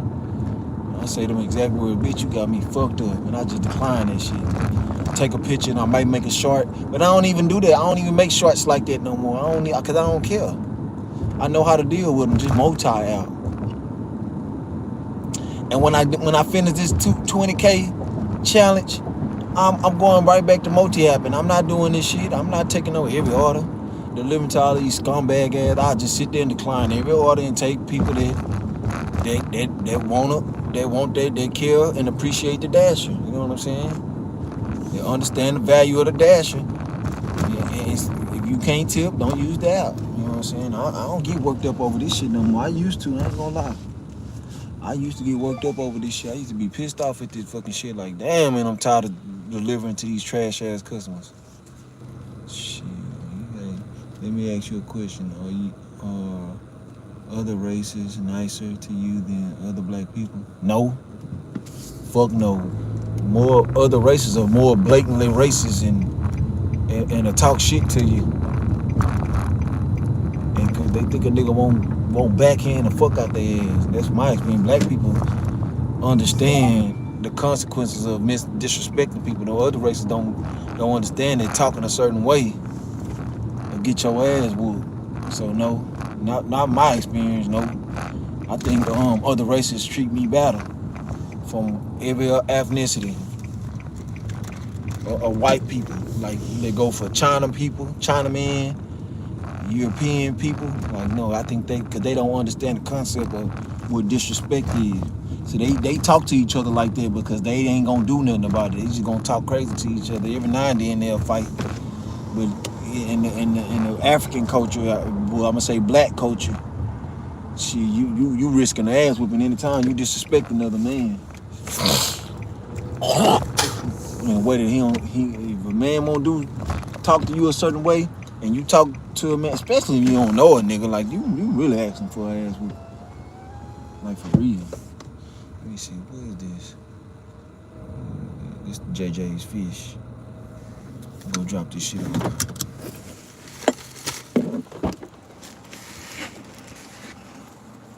Shit, man, niggas don't give a fuck how you look. Niggas feel like you gonna let them talk shit, they gonna talk shit. Yeah. Some niggas just don't give a fuck.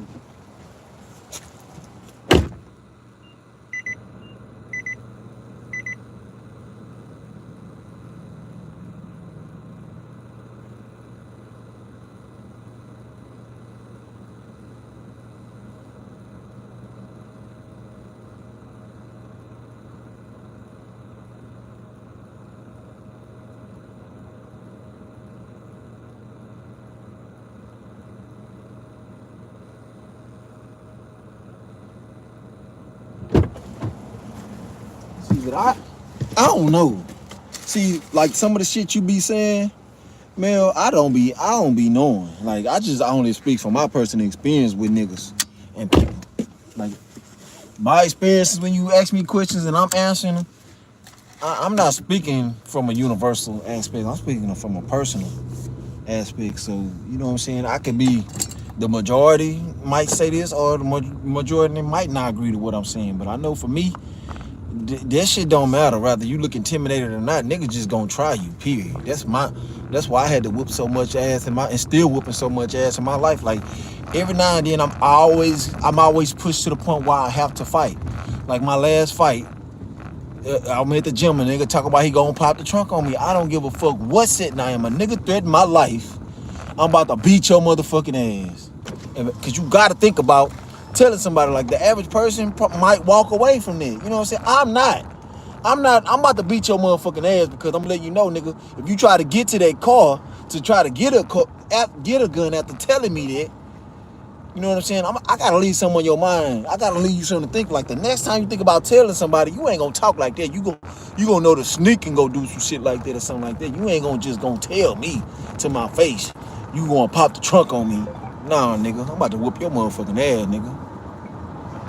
You gonna learn not to. We playing basketball. What the fuck is I'ma pop the trunk come from me and us playing basketball? You know what I'm saying? That's some bitch shit. I ain't did you shit to tell you outside kill your ass in basketball, do your ass up in basketball, but you talking about popping the trunk on me because you can't fuck with me. And I always got this reputation of being accused the bad guy when I don't never start shit. I could just be protecting myself. I be warranted for doing the shit that I do, like whooping the nigga ass. Like the reason for me whooping ass be a valid reason for whooping the nigga ass, but because I'm always tearing the nigga ass up, I get this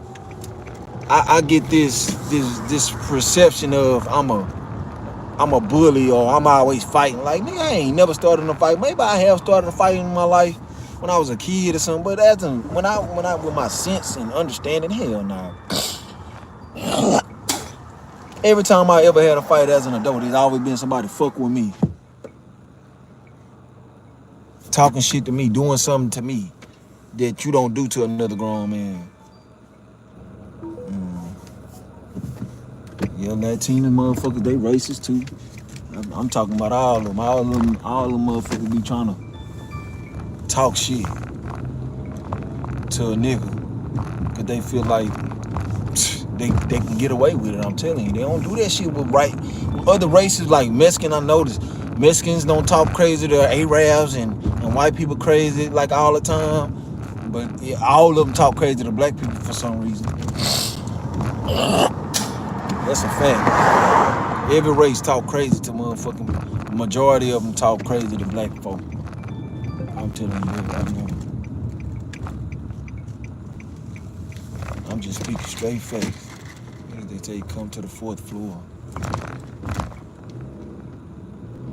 Oh, they got them hoes in there, boy.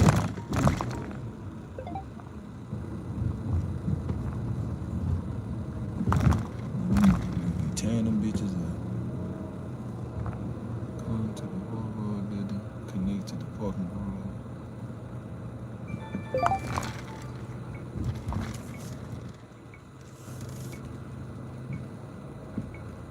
Hell yeah. Yeah, they bluntly raping. Man, I'd have been at the park. Before, and man, motherfucking Mexicans was jumping like a nigga was doing it. So I'm playing basketball. I'm running to get some water. And I was just because I was running towards them, an old ass Mexican lady jumped like I was coming over there to do them. So I'm talking about they got a whole goddamn, Mexican families be they whole family over there, and the woman started screaming like I was coming over there to attack. I ain't know what nitty. I couldn't do nothing but looking like, why she doing all this screaming? Like she grabbed her purse and shit. I'm like, man, I know you see all these people over here playing basketball. I know you just see me run off that court. And you sitting up there doing all this. Ooh, that little bitch sexy, boy. Woo. I'll tear her ass up.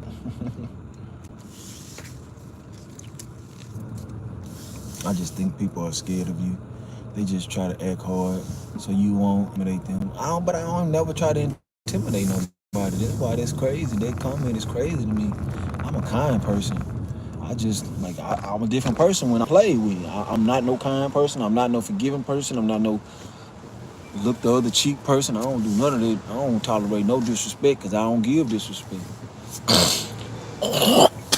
I need mine at all times, just like I give it at all times. I think niggas try you. They want to see how far you can go. But a lot of niggas, they be trying me, be already knowing. That's why I think it really don't matter. I just be thinking they just be wanting to buck and try nigga just because. Just because. You know why every race talk crazy? Let me tell you why niggas don't. I don't think niggas don't give a fuck. Cause this is a nigga that I grew up with recently. I was talking to a nigga that I grew up ex-wife. He ain't even with the bitch no more. He on it. She a stone cold freak. Everybody that he know done fucked her. But when I start talking to her, he talking about I'm crossing him and all that shit. And I'm the nigga that don't even know that it was even his wife until he told me. You know what I'm saying? And then, but even when I started talking to him, they had been divorced 2 goddamn whole years. So he wrote me a long ass paragraph because I post on my page. This one we wasn't even really fucking in like that. He sent me a long ass paragraph talking about I crossed him, and I ain't never in my life fucked with this nigga. Ever in my life fucked with this nigga. We ain't never been no close friends. All we did is play basketball together. We grew up in the same side of town and shit. Like we was familiar with the people. We ain't never even hung out together a day in our life. And keep in mind, all niggas, a whole bunch of niggas that he did hang with, then fucked his wife and shit. He ain't never said nothing. But for some reason, he feel like I crossed him. Man, boy, if you don't go get the fuck out of my face with that shit, I wanna say, man, I don't be stunting these niggas. But that's what I'm saying. He know, the nigga know how I get down. He know I don't play, and he know I beat niggas up. But then you think that stopped him from playing with me, L? Hell no. On some random bullshit. Like they don't go playing with other niggas. They don't even go playing with niggas that they might got a chance of winning with. But they'll come playing with me, a nigga that they don't have a chance with. Don't got zero chance of a victory. And if them niggas will come buck at me, knowing I'm a tear off in their ass. But it's with growth and understanding that I just let them make it and I walk out the way. You know what I'm saying? A nigga really got to give me a reason outside of talking. Or without, if you ain't threatening my life, if you just talking shit, I ain't worrying about you. But the only way I'm gonna do something is you threaten my life.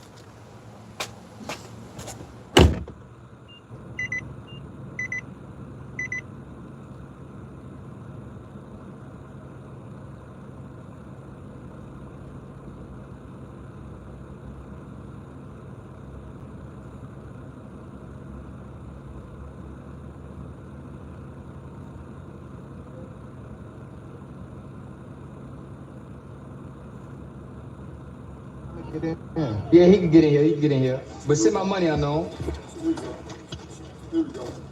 Here we go. Easy work. 7 million, chat. 7 million gonna be. Turn this TV on. Turn this TV on. $16. Who like the other nigga? 21.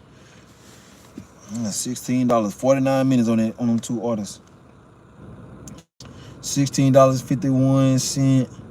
Base pay was $11.35. Peak pay. Damn, the peak pay went down. $1.66. Taco Bell. That nigga took 50 cents. That lame ass nigga. I'm glad. That's why I do worry about time, because I don't give a fuck. Oh, it went back up. Now it's $17.75. Base pay went back up. See, man, I'd rather be with my family so bad right now. I ain't lying. I just be thinking about my family, just going and spending time with them. Even though I already spent time with them, I just be, even though I can, bro, I just got so much. I know I got so much work to do. And I gotta do it, man. I want to do it.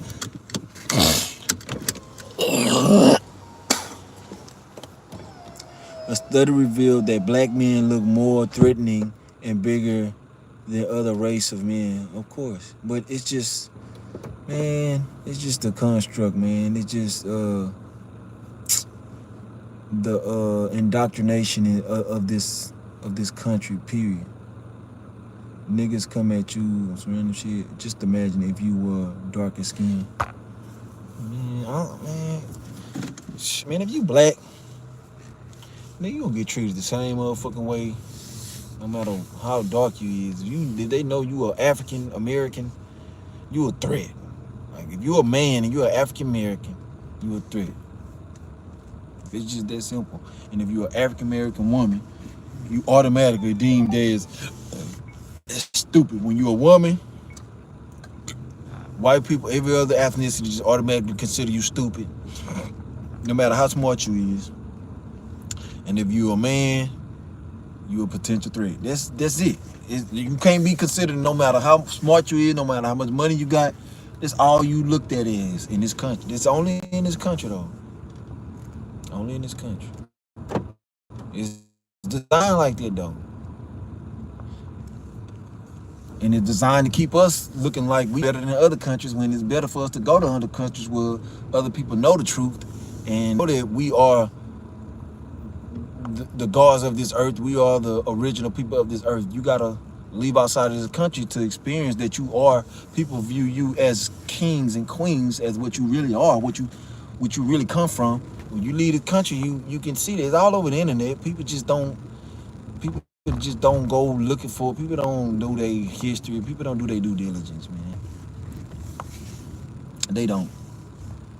I ain't no racist at all, but I ain't naive to it. Like, you know what I'm saying? I know it's a bunch of fuckery. See, when you understand history and you understand the roots and where it come from, I mean, it's easy to deal with it and know what you're dealing with than other than just, you know what I'm saying, motherfuckers. You know why people do what they do. And it's easy to deal with when you understand why they doing it, other than just like, you just getting mad at it and shit. Most people don't understand what they dealing with, so they get mad at the shit and don't know how to deal with it. See, me, I know what I'm dealing with, so I don't give a fuck. It don't bother me just because I can speak on it and shit, because I understand it. That's why I just suck my little shit. I can get way deeper, but I don't give a fuck about none of this shit. I don't give a fuck about no racist. They racist, that's on them. Like, shit, they got that shit on. I don't give a fuck about none of that. I want to give me some money. I'm focused on my motherfucking self. I don't give a damn about none of this shit they be doing. People want to be on fuck shit, let them have it. I don't join the circus. That's one thing I ain't doing. I ain't joining the circus.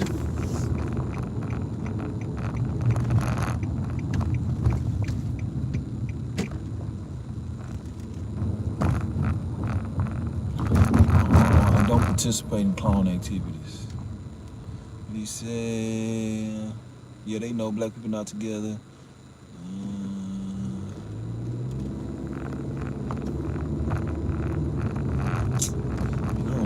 Tripping on that shit. I can speak on it because I'm knowledgeable on it, but I don't be giving a fuck. I talk on it, but I try to stay away from that type of shit because motherfuckers just don't have no understanding. So I don't lower myself to people like that. To even be racist, that goes to show you your level, what level you vibrating at, your frequency in life. You low vibrational, so I don't join this shit. This shit, like even me talking about it, I can feel my vibration lowering. But it's okay because I'm naturally strong. So when I do feel it, when I'm talking about it and I do feel it, it don't bother me. I just don't like the feeling, but it'll never affect me truly. Cause I know I'm gonna keep pushing. Regardless, ain't no feeling gonna stop me from doing what shit that I need to do. Ain't no feeling. I don't give a fuck how much the pain is. I'ma deal with the fucking shit. I'ma deal with it. I'ma carry on. I'ma keep pushing. I don't give a damn.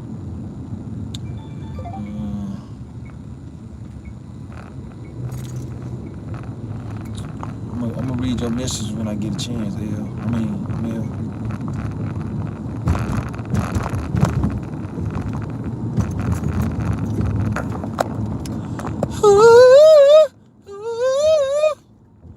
I'm sorry.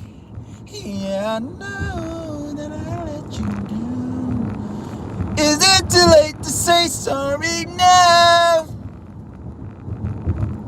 I'm sorry. Yeah.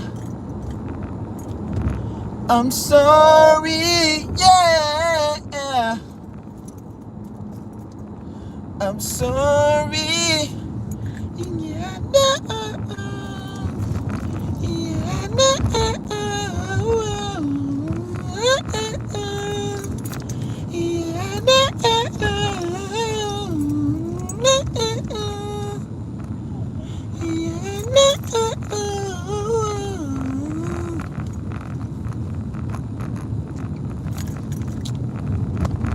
Boy, they got bitches in that street out here, boy. They be having the real street walkers out here. Them girls with that lingerie on, selling that pussy. I ain't been out there in a long time. I ain't been out there since I stopped doing Instacart. But they be out there selling that pussy. Slaying that monkey, man. But I need to go to this Aldi's and get me some. Well, I'm gonna get Papa John's. I know this shit ain't really on here, so I'm gonna go over here to this Aldi's and get me some drink out of here. Yeah, no, yeah, no, yeah, no, then I let you down. Is it too late to say sorry now? I'm sorry. And you let me love you. And you want me. You love right now. You know I'm a free.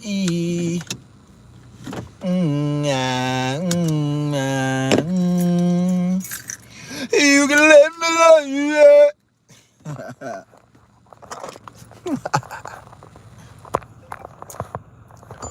Oh, I got another order from Papa John's. Hell yeah, I'ma get it to me. 1975 hours, I'ma get it. I ain't fucking stopping, nigga. Yeah, I ain't gon' split it. I'ma keep it out by my motherfucking self with it. Ain't tripping, nigga. Sipping and we gripping on the grain. We ain't tripping, nigga. Disrespect, we gripping on the thing. Let the motherfucker know we aiming at your brain. We ain't tripping, nigga. We gon' coming down this thing.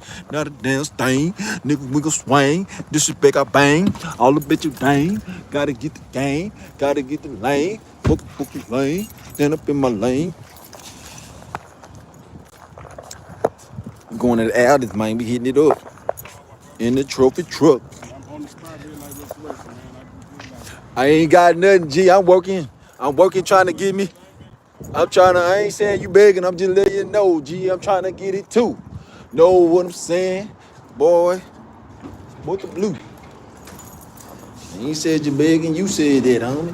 I told you I ain't got nothing. I'm out here trying to get it too. That's all I said, boy. You better do what you gotta do. That's all I'm trying to get through to you. Boy, this city right here, boy. So many panhandlers. He been trying to beg me for something. Ever since I went to the JJ the first time, he was looking me down. This reason I gave my contact, so I guess he felt like it was okay to ask me for something. Do I look rich? Do I look like I can support you in any way? Hell nah. Hell to the nah. See what I'm doing? I'm working, G. I'm working. I'm trying to get me some money. You know what I'm saying? How you gonna ask a nigga that's trying to get some money for money? It don't make no sense. How you gonna ask a nigga that's trying to make some money for some money? Oh, they got them, I love these, boy. These hoes. Hey, these hoes hard. This the best sun chips right here.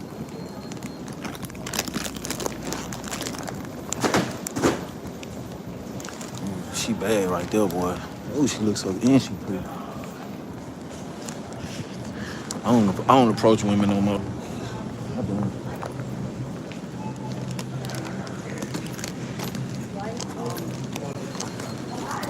I don't got time. I don't approach no woman.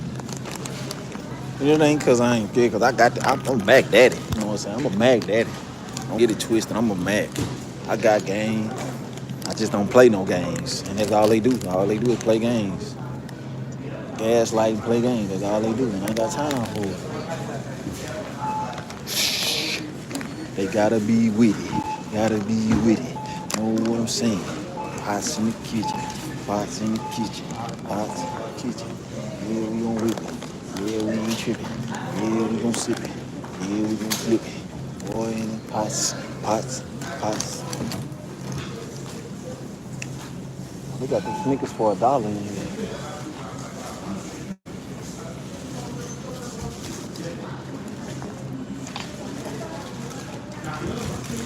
I do. I'm gonna let them. That's the only way they could ever touch me. You gotta come to me. If it's for me, it's gonna attract to me, right? Facts. Easy as hell. Facts. 100. But they gaslight you too. They'll act like it's easy, but they'll be playing games. Still play games. Guess I should have got me some food. I'm already in line, though.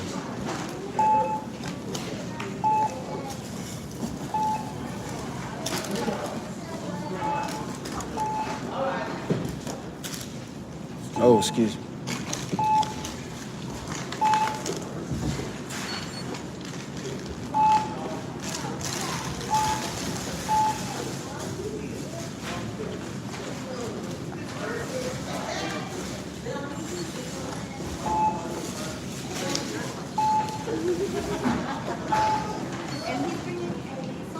No.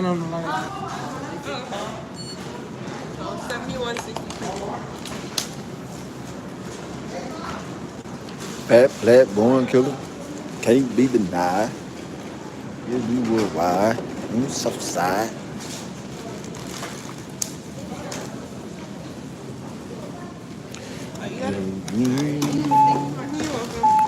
Diamond ring.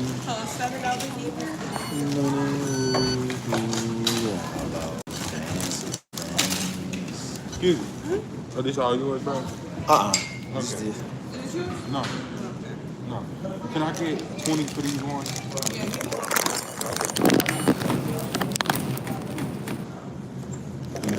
You can throw the receipt away. Money, clothes, and all those fancy things. Money, fancy clothes.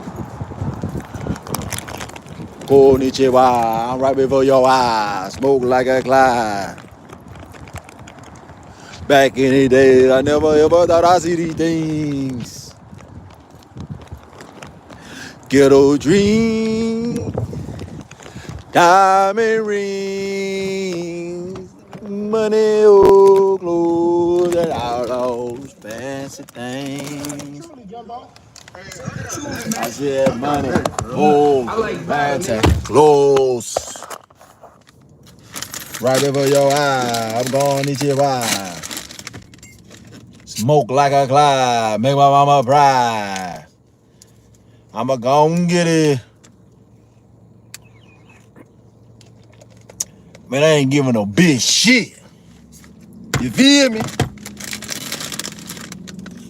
Well, she gotta show me. She gotta come at me. I ain't worried about no woman. No woman on earth could ever convince me she on my level. I don't give a fuck how much money she got, how good she look. I don't give a fuck how good them titties in that ass look.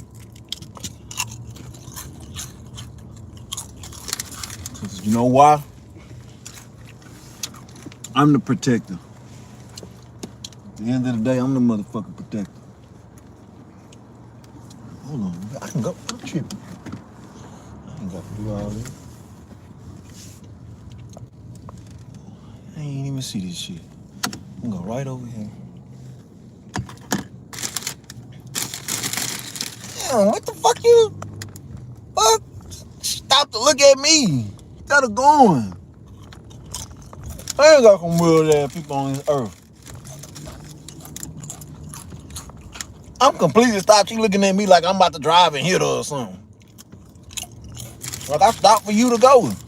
Completely stopped.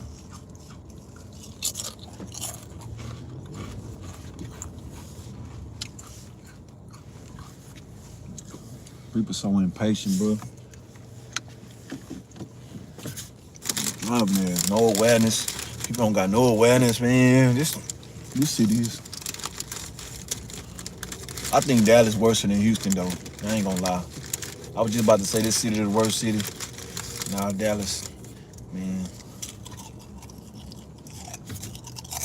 Dallas wrecks be unexplainable. Like no explanation. Motherfuckers just do dumb shit. For real. All day, every day.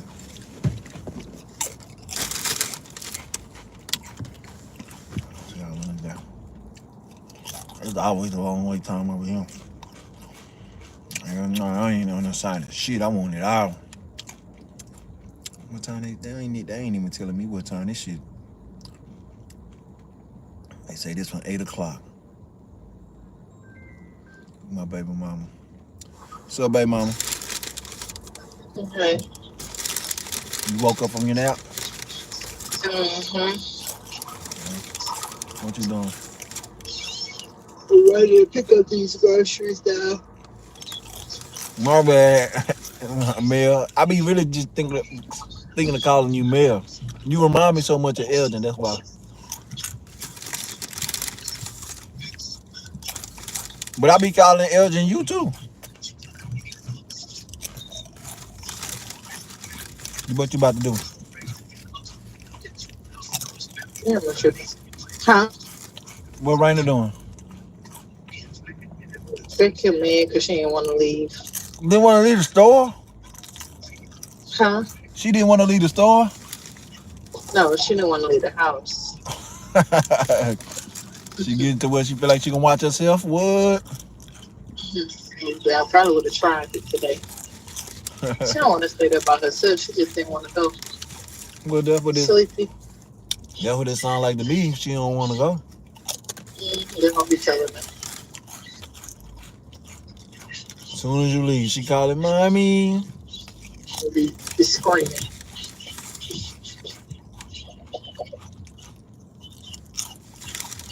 You laugh for me. We're gonna call everybody else and tell them.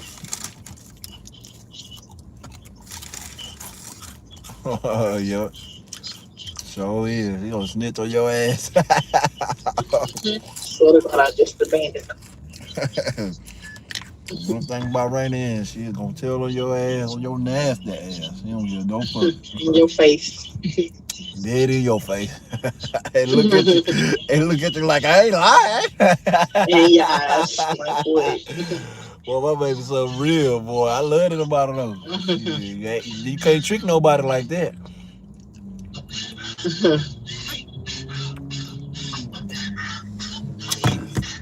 Somebody that'll tell on you in your face is a dangerous person. It's somebody not to be played with. Don't give a damn. That's why that's why everybody knows. You can't call Cardo and ask him nothing about how something went if you don't want it to be the truth. Don't ask. You already know. No, that ain't how that it went. That nigga tore your ass up.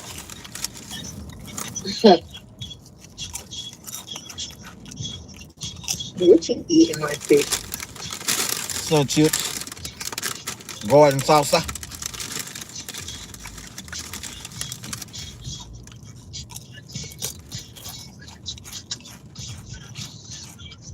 Boy, it be so funny how these niggas be tipping 50 cents and shit and look you dead in your face and say thank you and smile in your face. Niggas be cheesing in your face. I don't know if they laughing at me like I'm stupid or they really mean or they really happy you bought them their food. It's hard, but I don't be caring, especially when I'm on earn my time because I got paid. I'm getting paid what it's worth or sometimes even more.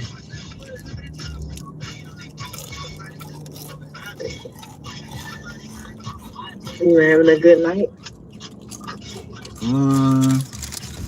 For a Sunday, it's okay. It ain't bad. It ain't good, but it ain't bad. Sundays really supposed to be 500, 600 nights, but I can't do that on Earn by Time because all they sending me is no tip customers. That's why they got me in the ghetto. But I got to do what I got to do to get my platinum status back. Why she looking at that girl like that? I ain't even looking at her. Straight up in the ghetto. And they keep bringing me back. I don't give a damn. How many times I ride to the rich neighborhood, they send me right back to the ghetto. I'm tired of fighting. Waste some gas. Every time I go over there buy rice, sit my ass right back over here. All right, nigga, get your ass right back. We got no tip customers, dude. I feel like this should be talking to me. Got no tip, motherfuckers. You don't earn by time. I don't get your ass over there. And then when I do go by like Maestros and Wheelie G's and all the nice restaurants, State 48s and shit, they don't send me nothing. So I'm forced to get some my ass from over there because they ain't see me. I sat over there for an hour. I was like, yeah, I get the message. I get it. I understand. Not to Earn by Time area. I got to. Nah, nigga. You accept it right low. Get your ass from around here. I'll show you niggas. You niggas ain't making no money out of me. You don't want to take these orders? Yeah, I got you. Your ass gonna sit there. Yeah, this app really look, they about to hit these dudes. She walking behind that damn car. That's a woman.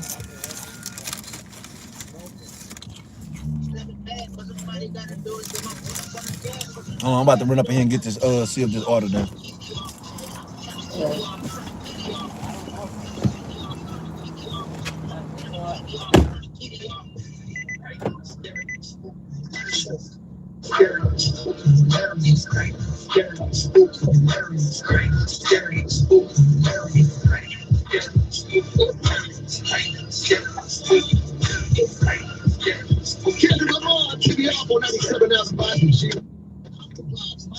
Stepping in the stage with a Swisher House mix from 8 to 10. Have a great rest of your Sunday night, y'all. Peace.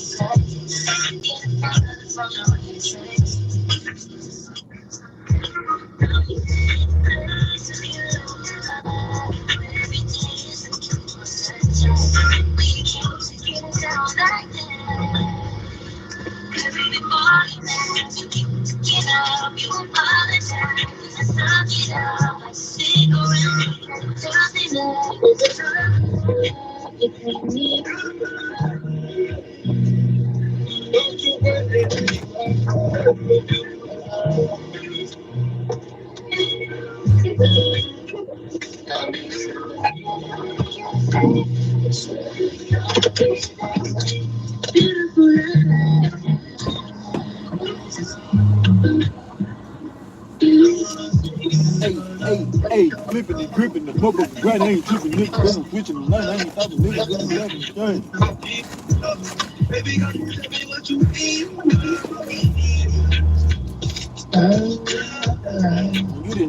You didn't fucked up my stream playing that music. Me? Yeah, you. Oh. I just turned my put you on speakerphone. No, but it's connected to my car, and I'm on live, and it's gonna demonetize my stream. Now I can't get paid for it, but it's too late now. Ain't nothing to play your music. You can't tell me you're not claiming the music or whatever. Yep. That's what they gonna say. They gonna say you cannot get paid for this live stream. And I've been streaming for I don't know how long. Since we left the damn thing.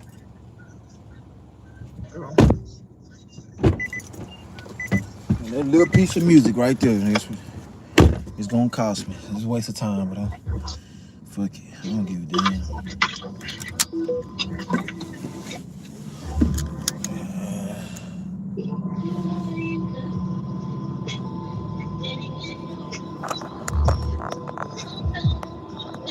Hey, stay out my business, YG.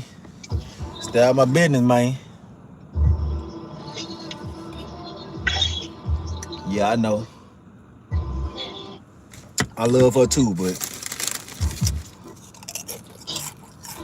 my personal life ain't for the internet. I don't discuss.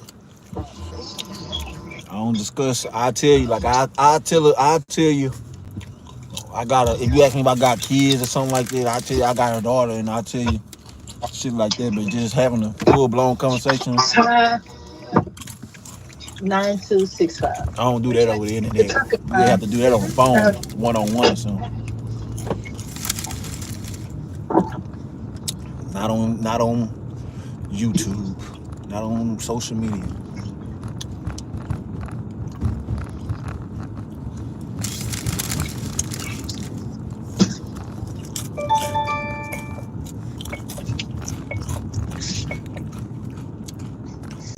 It's the heart of a woman. He said, go back Go back with your baby mama, my nigga. He just playing. He just fucking with me. We talking shit all day. That's all we do is talk shit. She can hear it. He can hear it in your voice. He say she still loves you. He's like she still loves you. I can tell by her voice. A complete stranger telling you something that the other nigga was telling you.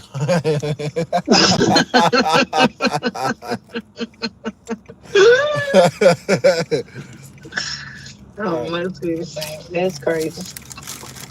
Motherfucker ain't never seen you telling you that shit. I see 8 words on the phone. That's wild right there.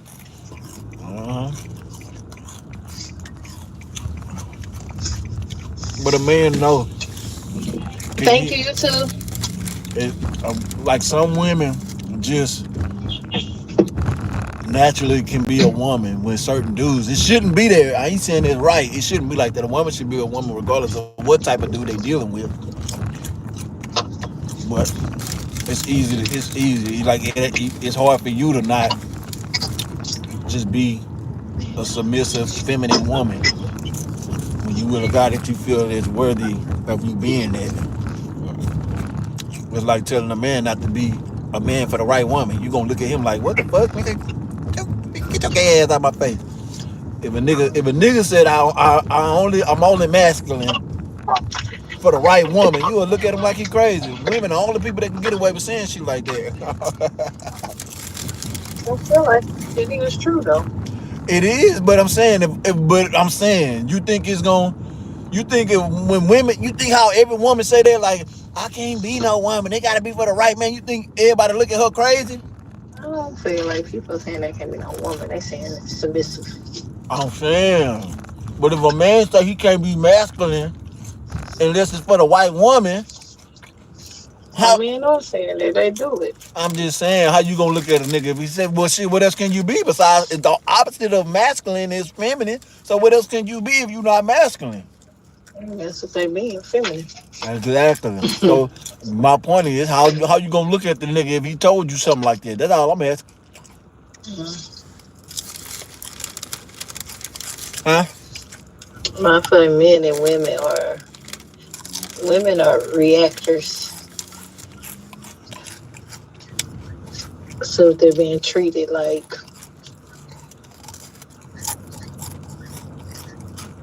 not in a way they can embrace femininity, then they're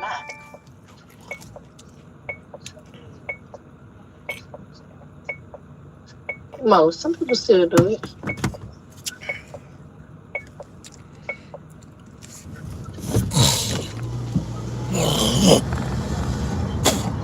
And that's why the westernized modern woman is out of place, because they don't know their role they don't know how to just be a woman.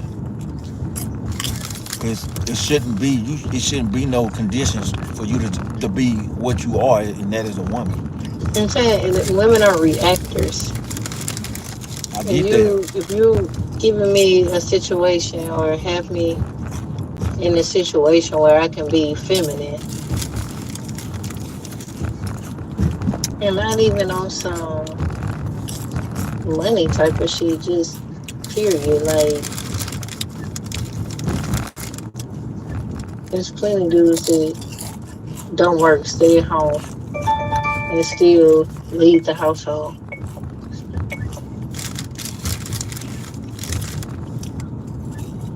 How did this make me come in this damn traffic on here? It's crazy.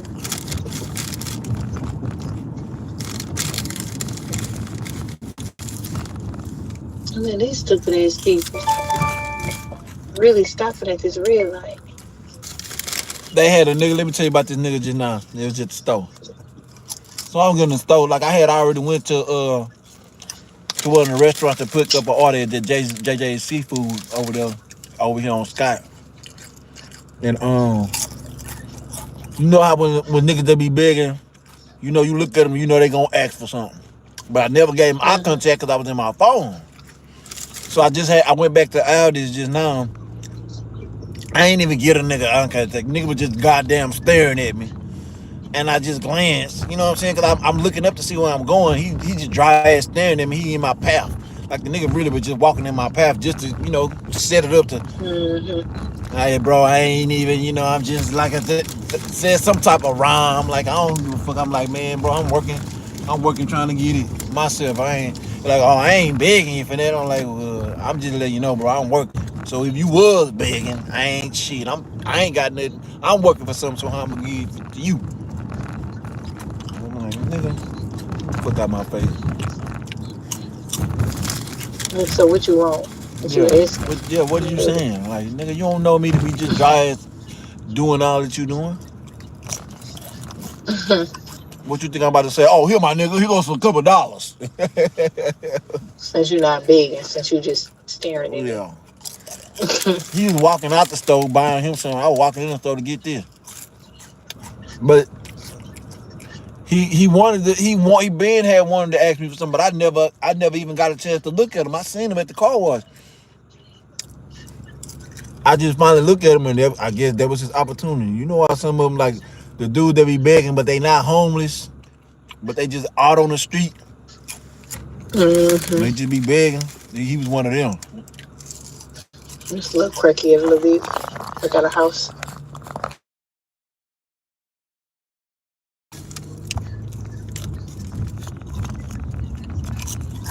When we stayed on Murray, I'll never get no panhandle no money again. Never in my life. When I gave that nigga them $10, that white boy them $10, and I watched him go buy that.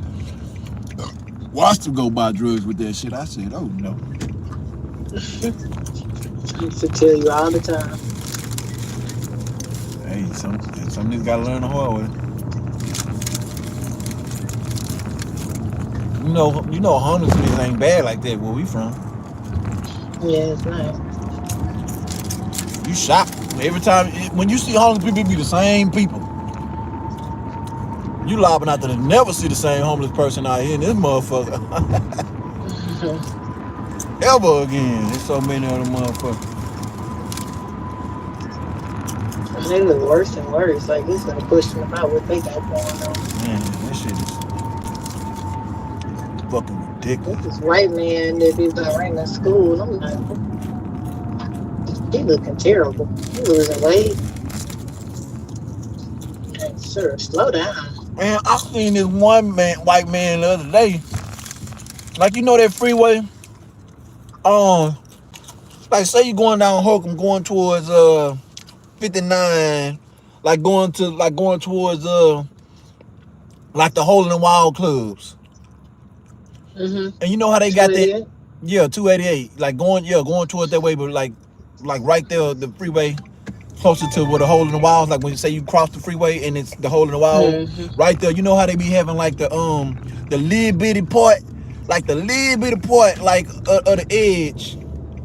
Like somebody can just like barely stand there without, you know, the car going up there. I seen a man like with his camper, like right there on that little bit ass piece. A motherfucker can accidentally, you know how motherfuckers be on their phone and they'll hit the curve and they'll hit that. Like if a car do that, his ass done. Yeah, out of there. It's crazy. I seen him getting on the fruit. Like, why would you? Ain't nobody fixing to stop right here. Man, I couldn't believe that shit. I'm talking about you really right there sleeping and live that air, a little triangle part. Like I'm talking about, he had some of his shit like all. I'm like, man, this shit crazy. Like, what the fuck in his mind make him think that this is okay? Correct. That nigga was there. He was under his cover. He had his belongings. That shit looked like it was like hanging off the edge. Like it could damn near fall at any moment. I'm like, damn, man, out of all the places, like here? But then you know that freeway noisy than the motherfucker. Like, how you sleep? Hold on, they sleep on none of them freeways. That shit be loud. That shit be loud as hell.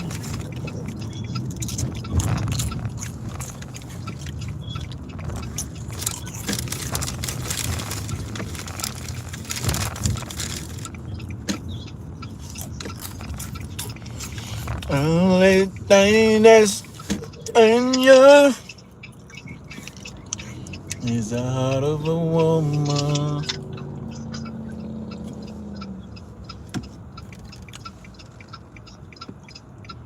I mean, man, I don't care how hard I try to You get know it. what I'm thinking about right now?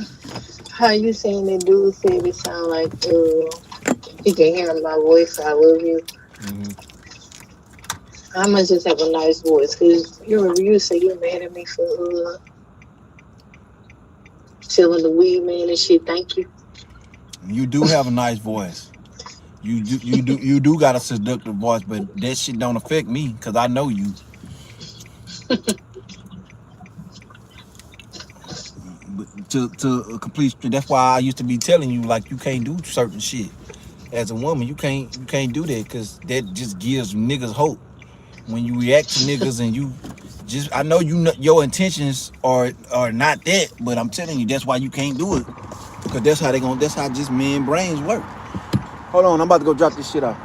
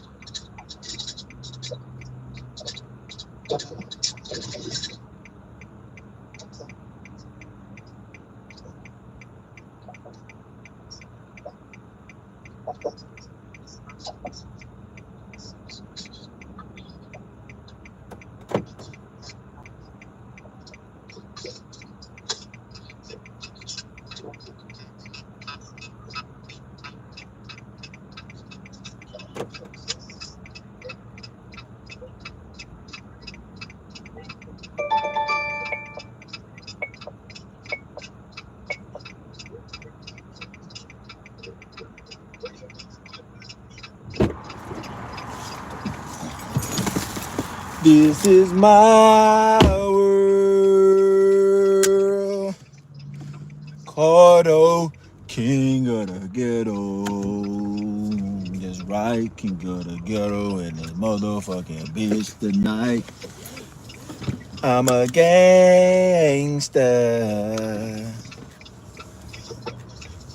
Ride around with a frown on my face.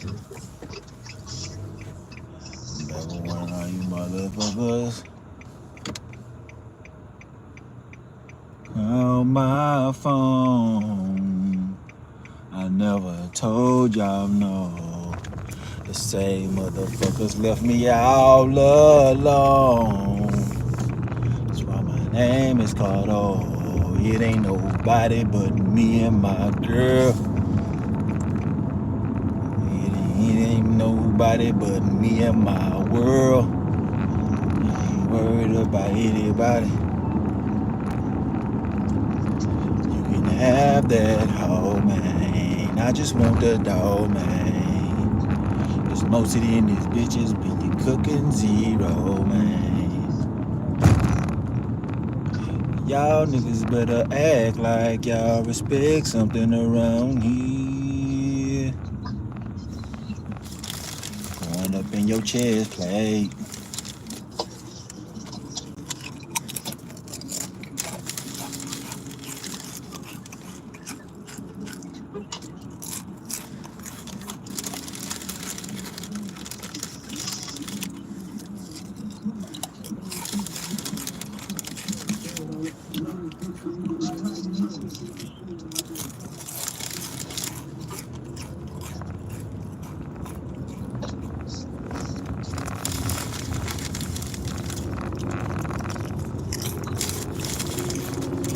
You on call tonight? I took off this week. Why you ain't tell me that? I did tell you that. When you come here? I don't even care. I'm coming here. I told you that. Maybe I did, and I told you that they were saying that. She telling me about the other lady taking off. Oh, that was this week? Yes. Oh. It's this week coming, starting tomorrow. Oh, I thought it was somewhere down the line. I tripped out. I do remember you saying that now.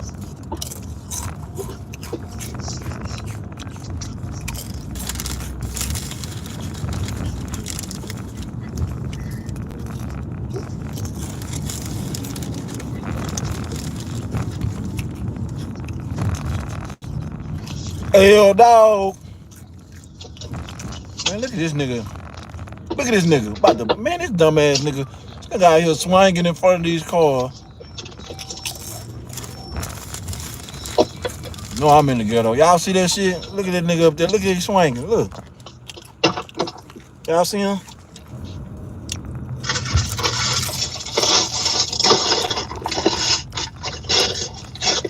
Niggas can't have shit. Know that old ass car about to break down without even doing it. I don't see how people still drive them cars. Like, if you got cars like that, you can't drive them. You can't drive them cars in the hood. I was waiting to see that shit so they can pull you over.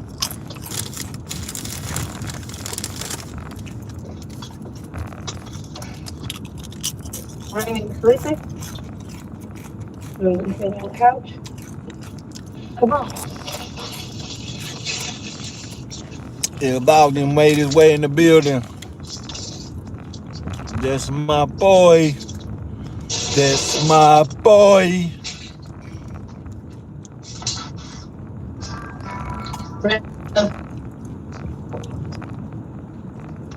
Raina, come on. You done fell asleep all the way. You too sleepy? You wanna go get in the bed? She gonna wake up instantly.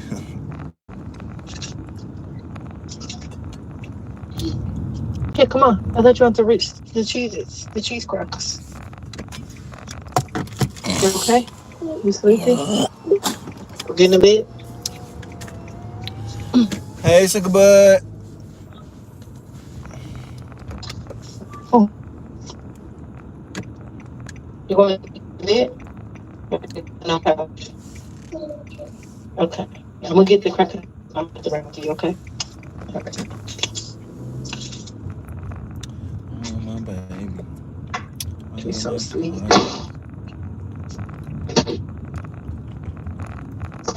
Oh, shit. My baby say, Mommy, I want some fish. I was laughing with Raina. She said, Mommy, I want some fish. I can't believe it. It's my first time ever hearing her say she don't want no crawfish. Wow. That was crazy. She made history today. She must be burnt the fuck out of him. Anytime I give her a selection between crawfish and something else, it ain't never been that. I be trying hard like for her to get something else to eat so I can eat all the crawfish to myself. Crawfish. She usually, even if she do ask for something else, she usually still wants some crawfish. Damn. Lose. 310, man. See, that's why I need a flashlight, cuz I can't see not a fucking thing in this shit, man. I hate being in the hood. Look at that money good tonight. Man, I've never come to this. The numbers painted on them. Man, they don't even got no goddamn. You gotta drive to the next houses and shit to see if you're at the right house, and then you might not even still not be at the right house. Because you don't know if it's skipping 2 numbers or 3. Cause you can't see both of these houses. I can't see the address on them. Let me see. It say the third house. It say the third house, but the third house on this. Oh, okay. So it's this one. I need a flashlight. Somebody from Miami Black and them stole my shit. Bought an $80 flashlight. Left it out there when they had their last freeze. Went back out there. Nobody don't know my shit is. Yep, now I know not to bring nothing else over here no more. Y'all still got a den of thieves flocking.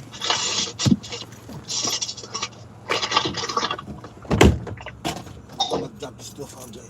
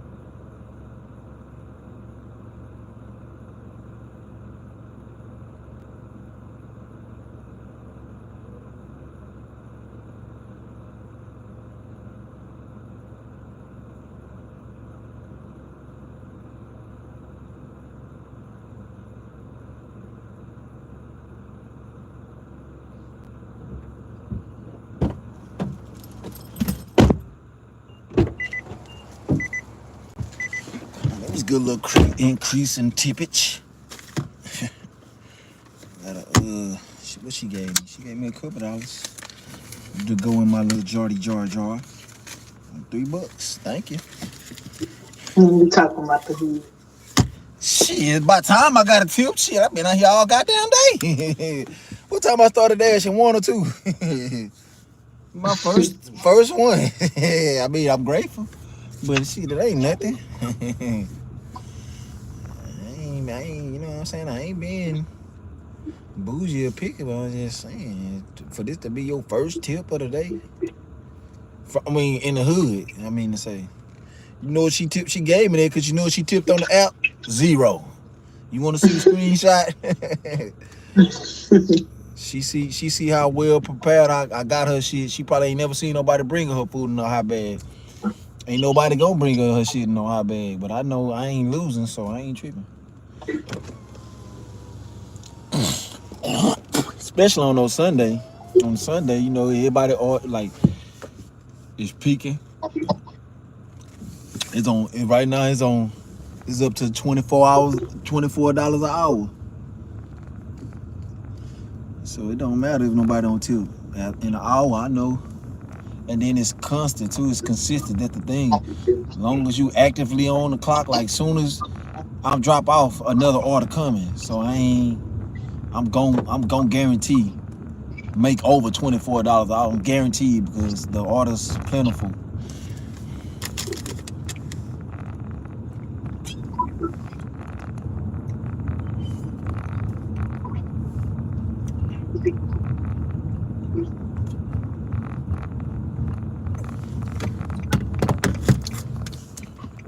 I've been saying I really just want to go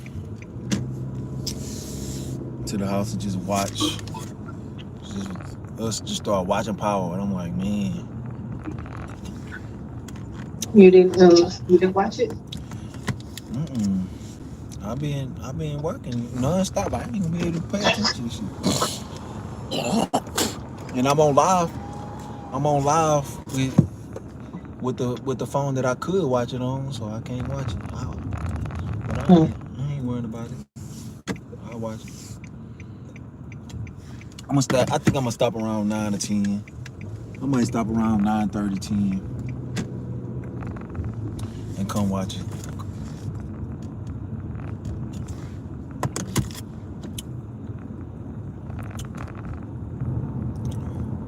Song angel.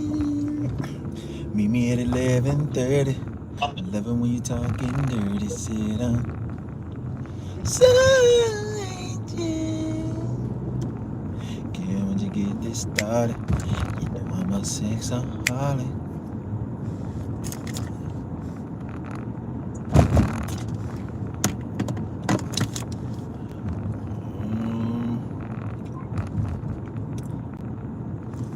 Taking a little minute for an order to come now. You mother just popping out. You're playing games with your boy. People, I went to a restaurant. I'm not talking right now. Friday. He said that since the rodeo been out here, it's been slow. What's been slow? Like his restaurant. Who said that? This man at the restaurant. What restaurant? Oh, called Take the Wheel. But it's over like off of Herm Clark.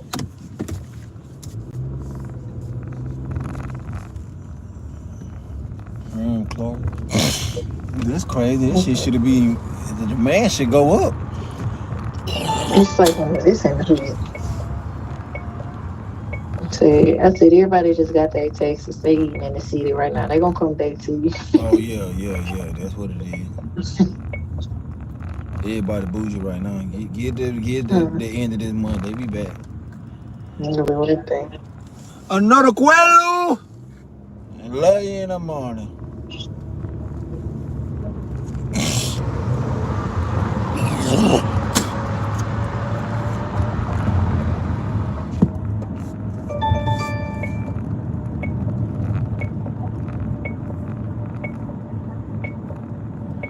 Another Quello.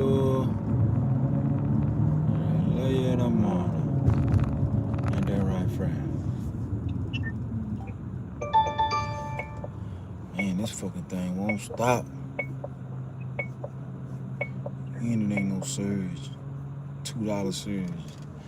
Some shit I ain't never do.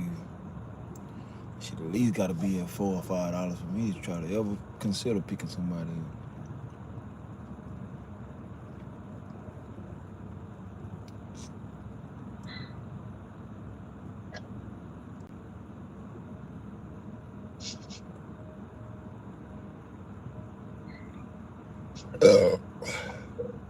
Excuse me.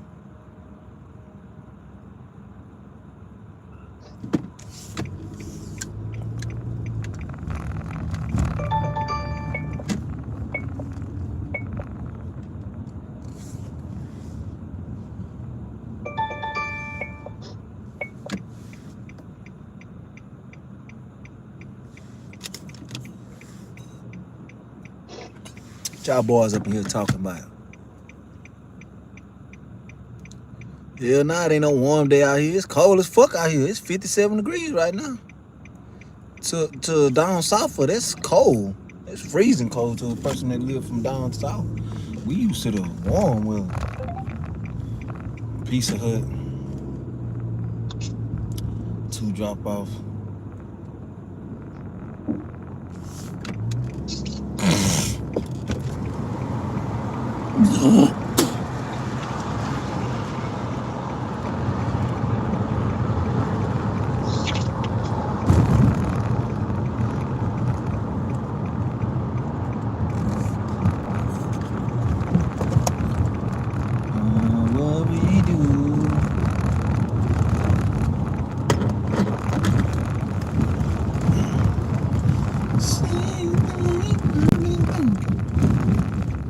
Train on here.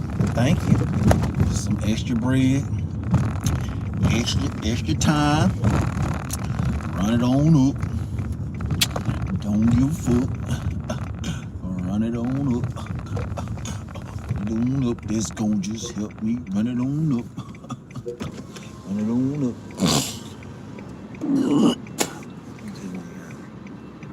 Detroit isn't too far from Chicago. It's about a 4-hour drive, depending on how you drive. Yeah, so that'll be probably a 3-hour, 2.5-hour drive for me, because I drive 100 plus. Yeah, I'm thinking about moving to Arizona, little brother. Chicago is getting crazy. Shit, everywhere crazy, man. Everywhere getting crazy. Shit. You just gotta know how to maneuver in these motherfucking streets. It ain't about where you at is. What you make out of it. Everywhere crazy in the United States. Shit a war zone. It's an unidentified war zone. Never police can kill innocent people and get away with it. What else could it be? And whenever you in dealing with a place that you, no matter what the police do to you, you can't defend yourself. What the fuck is that? That mean you ain't got no human rights whenever you gotta let another human fuck over you. You gotta get fucked over. And you can't, man, you in other countries, police can't just whoop on nobody for no reason. Man, the civilians gonna beat the fuck out that cop. You don't be seeing how French, all the other countries, they be beating up the police. First of all, the other countries don't even let police have guns. Only the people that can have guns is military people. Every other country on this earth don't have no guns. This the only place that North America where people can police just have guns and just fuck over people.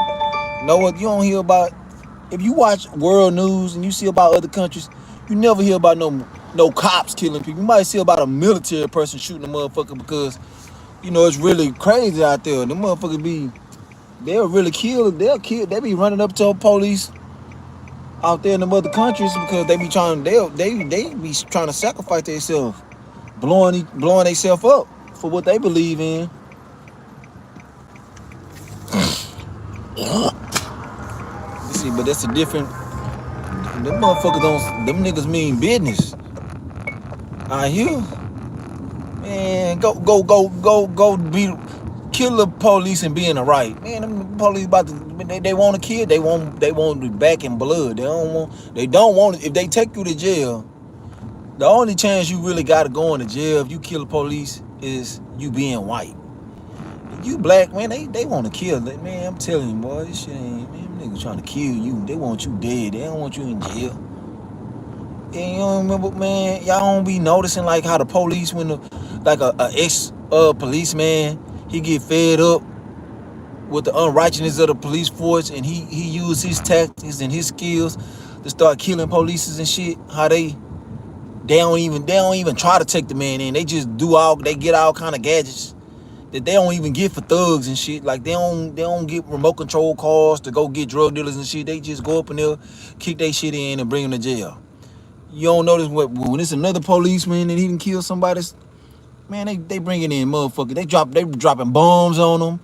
They bringing the machine cars up in there and shooting their ass with them motherfuckers and sniper rifles and shooting their ass. They ain't bringing nobody that got that technology and that intel in alive. That's a done deal. Cause they know he too dangerous. And if that person can ever get just 5 or 10 niggas together to run with him, I'm just saying, hypothetically, if a person like that's a threat, like a little Jason Bourne nigga, just imagine if it was just 5 of them put together, they'll fuck over a police force by themselves because they too smart to get caught. It's like watching a movie 300, how 300 people, 300 soldiers can really overcome hundreds of thousands, multiple hundreds of thousands of soldiers because they just not good enough.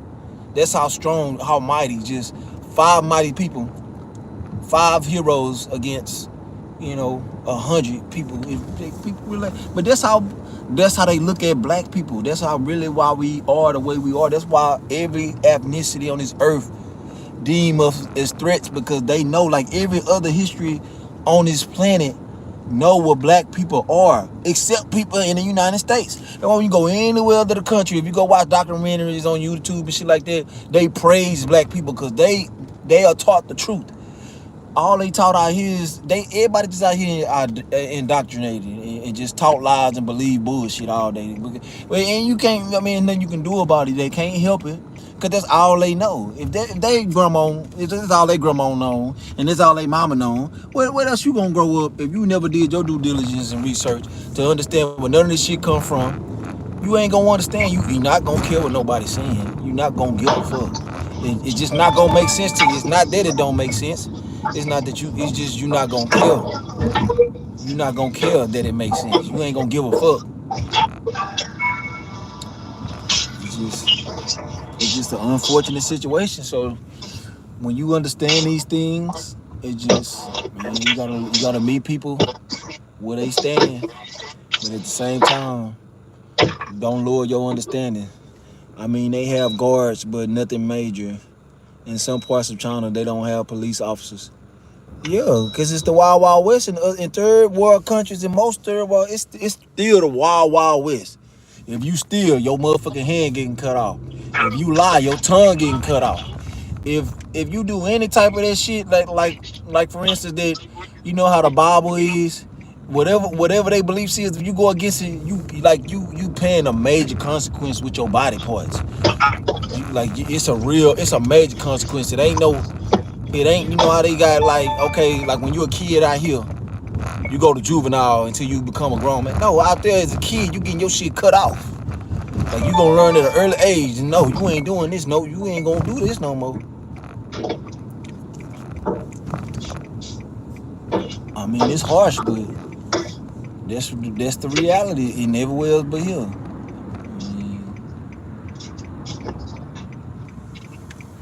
America don't run America. Shit, all this shit is ran by the Roman Empire. Why you think you need licensing and birth certificates and shit for just having a universal law? If you born, you shouldn't have to answer to no goddamn body. You shouldn't have to identify yourself to nobody. What the fuck? You your own person. That just make it make sense. You property. It's just hard for people to believe.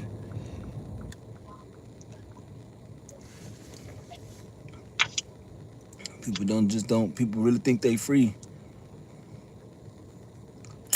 But I know the game. It's either the deal with when you know what you're dealing with, but some people just naive to it and blind to it, like really blind. Yeah, in third world countries, if you steal, your hands getting cut off.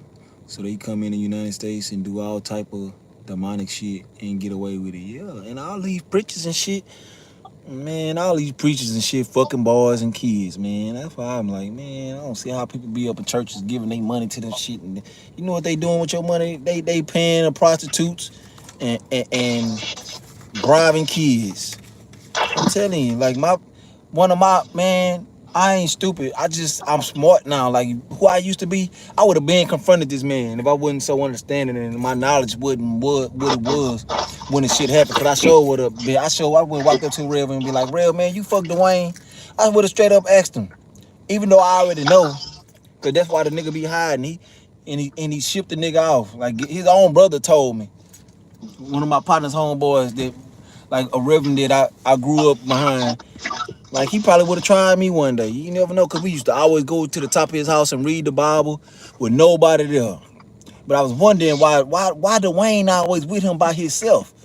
Like even when I was with him by myself, I never got no bad vibes. He just knew it. I was always too smart.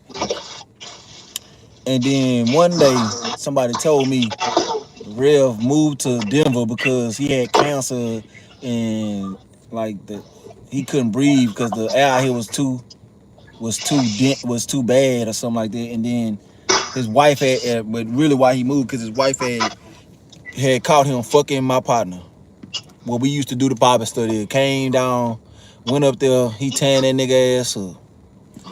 I'm like, damn, but you know, anybody gonna tell him nothing because I mean, we think he a good nigga, but in reality, is he really a good nigga fucking boys and he a pastor?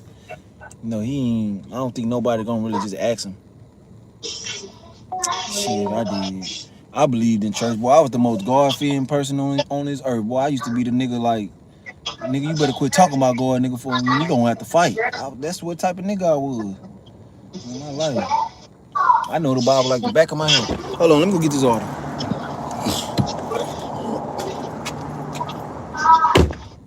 Sleep.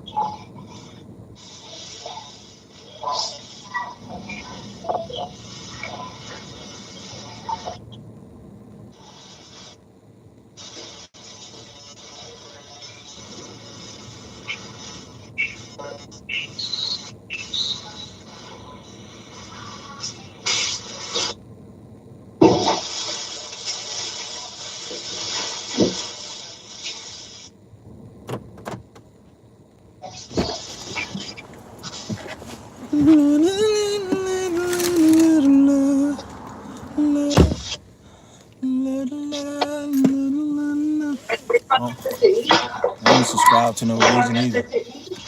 Fuck that dumbass shit, man. Shit don't do nothing. Money talk, bullshit, walk. Power. You need power. You need a group of dumb motherfuckers. That's what power is. You got a bunch of dumb motherfuckers that's willing to do anything for some money. That's how you gain power on this earth. Because anybody that you look at that powerful, they got a bunch of people behind them.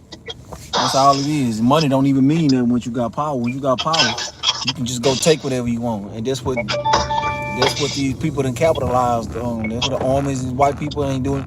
It's just their time to dominate. You know what I'm saying? It's just their time. It's just their time. Everybody had their time. And we living in a time of the European. We living in a Roman Empire. Still, they just conquered the world. They ain't just conquer Rome and all that shit. They didn't conquer the world. You know what I'm saying? They infiltrated.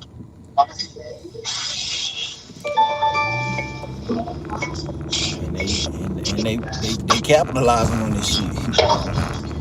You don't know that you know that they don't got armies from every other. Y'all don't know that they don't have armies from other countries can't dot no goddamn America. But you see how America got they army bases in every single country on this earth. They got a goddamn United States base in that motherfucker. And they ain't got not one from no other country. Even if they allies, they ain't got no other army base in nowhere in the United States. They ain't got no group or no other ethnicity or country or none of that shit out here. They not gonna allow it. Cause they already know. See, the American government, they snakes. They gon' do shit to you that they'll never let you do to them. Cause they can't they not even gonna risk. They'll kill the head, they'll kill the president before they let a motherfucker infiltrate them. Or like just get in their head to help them. Egypt has the baddest army. I don't even know about Egypt. I think them Arab. Okay, I think them Arab motherfuckers the craziest army in the world because they'll kill themselves. You can't. I don't see no America. The worst thing I ever heard of an American ever did was like cut their arm off or leg off to survive. But as far as them killing themselves, see, they doing it to survive. As far as them just running in somewhere with a bomb and try to save everybody, man, ain't no American do that shit. They rather everybody die before they sacrifice themselves. I told you, little brother, too many followers instead of leaders, yo. How did blacks get in this predicament? Man, it's a lot. I could tell you, but I'll be talking all night. As a matter of fact, why you didn't join the army? Boy, don't ask me no shit. Like, I never join no white people shit. I'll never be a cop, let's know join the army. It's just too many slave-minded niggas. Like, it ain't like what I'm gonna do in the army. I should join for their knowledge. But all I gotta do is watch YouTube. I can learn anything that the army doing right now. They put everything on YouTube. I'm just like, bro, it's levels, bro. Until you financially free, you just never have time to do this shit. I ain't making no excuses. I'm real with myself. Like, if you ain't got no money, bro, you can't do shit. Even if I master that knowledge and shit, but I never obtain the money that I need, bro, you ain't. Yeah. They be buck dancing.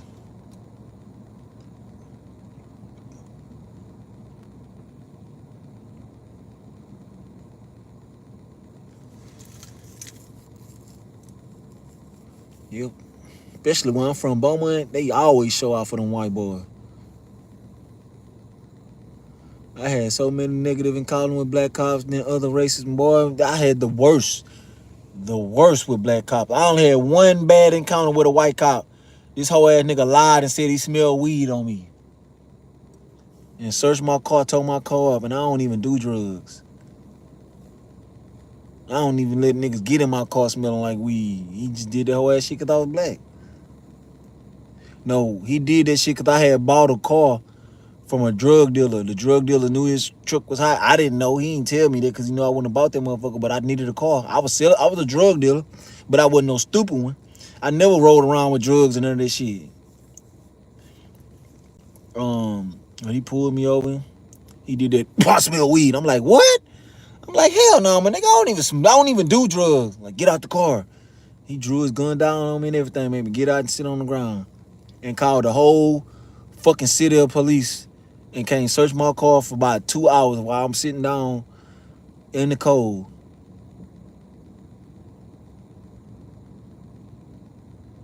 Man, cause they some hoes, bro. Dude.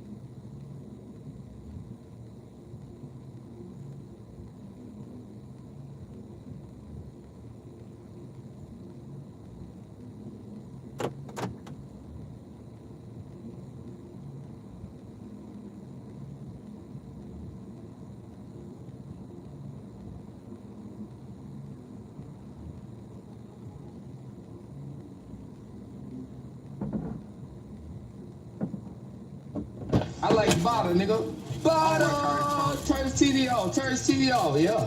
Like all that shit. I got it. Yeah, it's about a minute.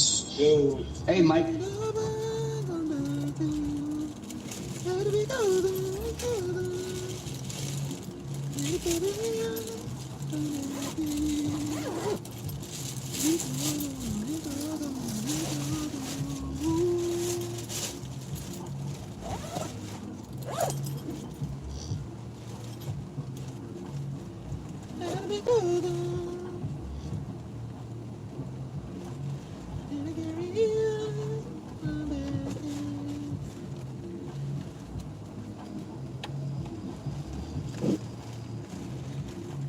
The beat goes on.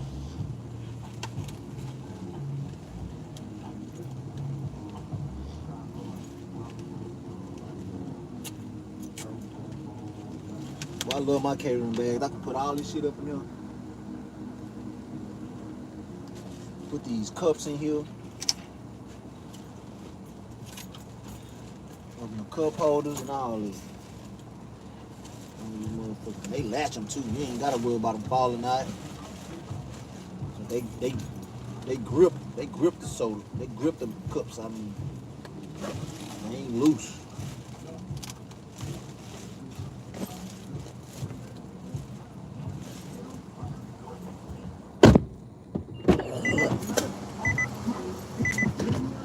As the beat goes on. See the carry on. The beat goes on. Beat goes on. As the beat goes on. See the carry on. As the beat goes on.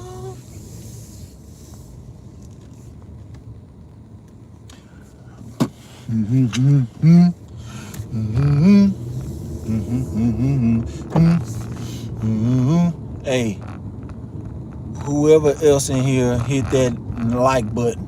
Hit that like, hit that motherfucking like. Hit that motherfucking, hit that motherfucker. Fired up, man.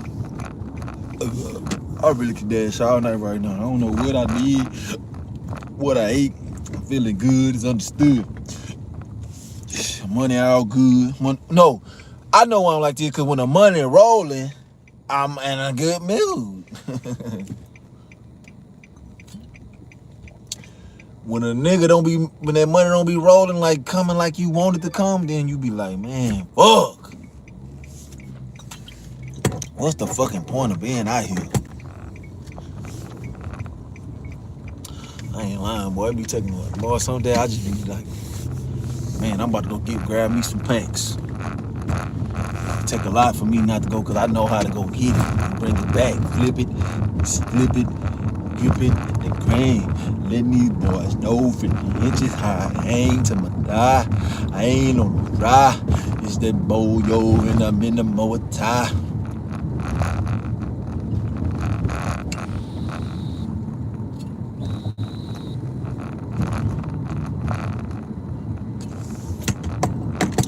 Coming down, neck and bag, gripping on remote.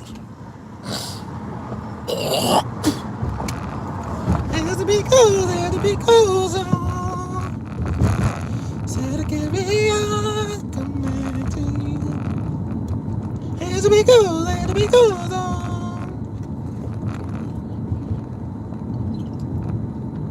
Beat goes on. Beat goes on.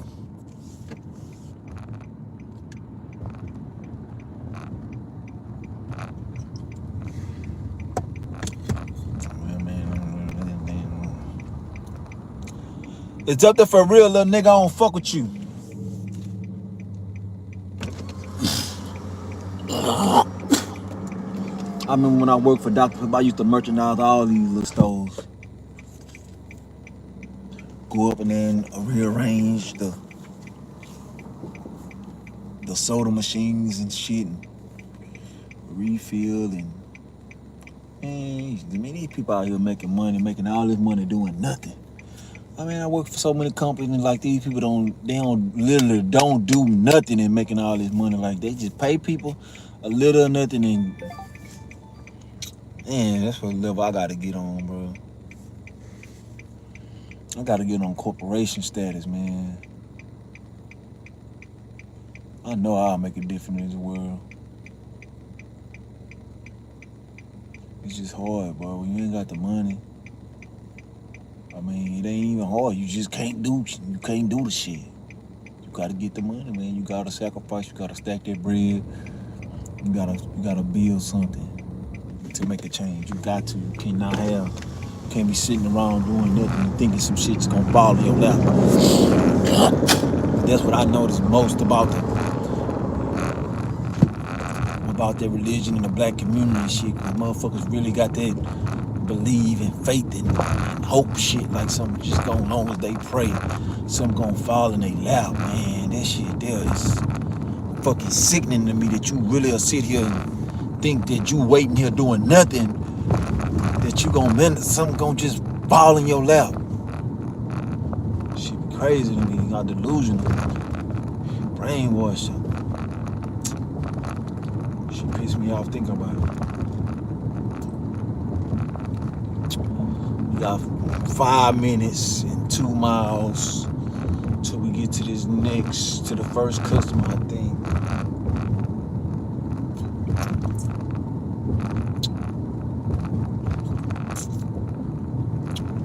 I told them boys, hey man, every day I'm going live the whole motherfucking 20K challenge.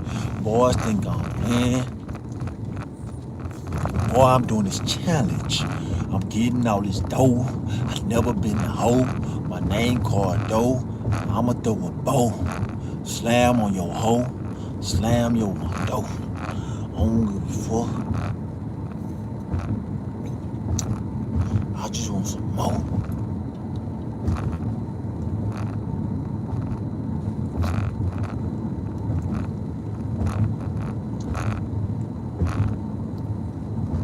Hurting so bad, I don't give a fuck. Fuck the pain. Just gotta keep going, man. Just gotta keep going.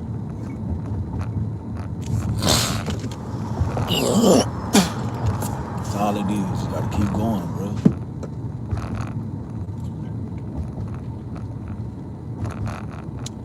If you read a book, you don't watch the next chapter.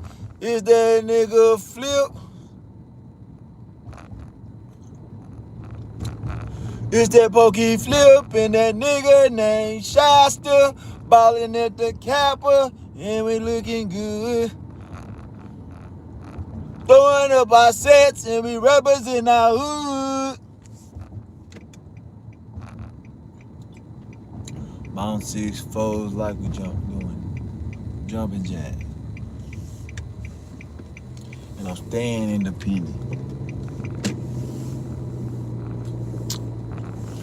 Boy, if y'all see why I'm really in the fucking slums, and they keep me in it. I'm talking about they not sending me nowhere else but in these motherfucking ghetto. When I tell you I'm in the worst parts of Houston, this whole time, I'm talking about this whole time, I'm in the fucking slums. I'm in the goddamn ghetto, like the worst place. It's not one corner you don't look at, you don't see crackheads and poverty and just bullshit ass restaurants, like all just bad, everything bad for you. Liquor stores, chicken shit, soul food shit, ran down corner stores, diabetes, high cholesterol.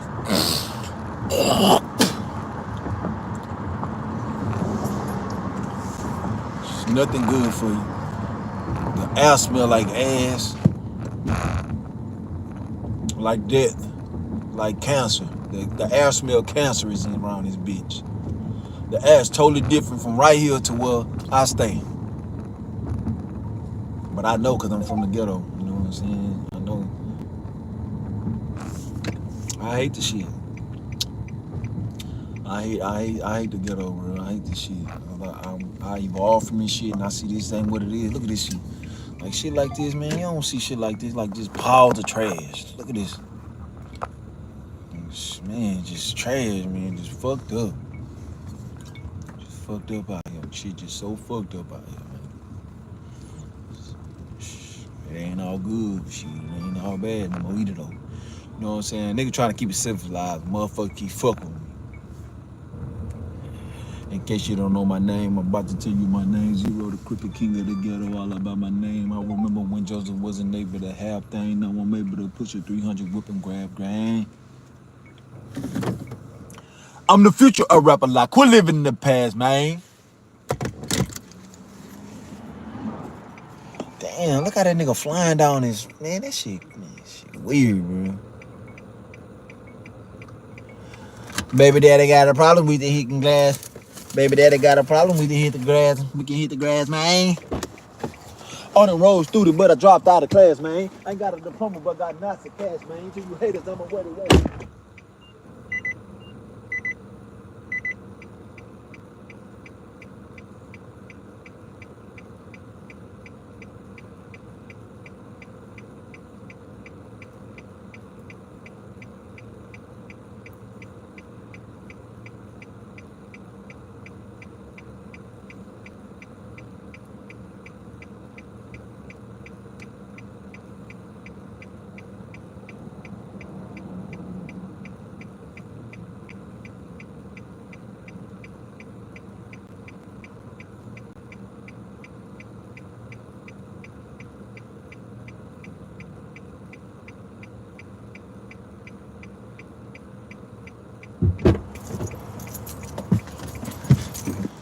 Say, now I don't want to hurt nobody, but that's a lie, cause this is the life of me to bust a lip, a black and eye. I smoke a nigga like a syrup covered black and mild, so don't fuck with me while I'm trying to get money stacking pies. Some niggas tried to rob me before, try to jack me now. Fuck Danny Glover, I'm the lethal weapon with Max and Nines.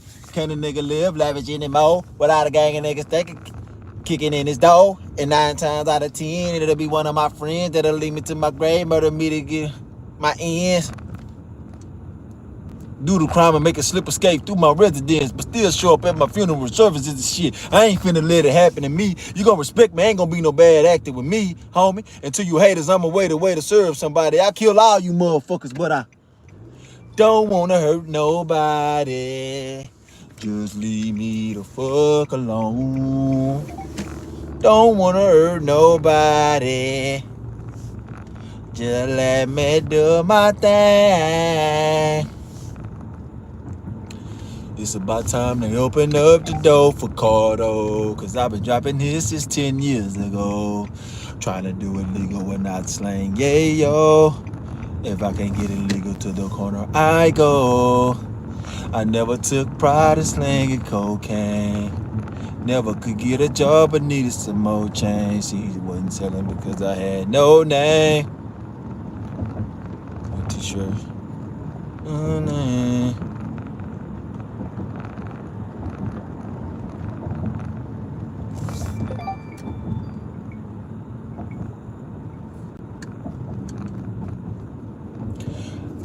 Made it from 100,000 to a hobo, and now you niggas hate me cause I make a little more.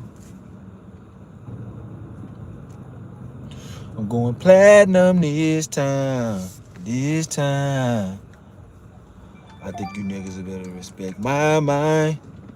I think you fellas better respect my mind. I'm here to collect my penny, my nickels, and my dime. Cause ain't nobody gonna block out my shine.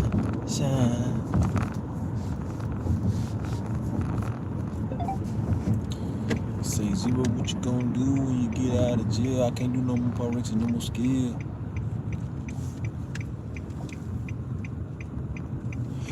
Y'all niggas don't have to fuck with me, cause I can do bad, just be in 1D. Y'all niggas don't have, if you know what bitch ass nigga, throw up your hand. If you know what bitch ass bitch. Y'all niggas ain't gotta fuck with me, cause I can do bad just being 1D.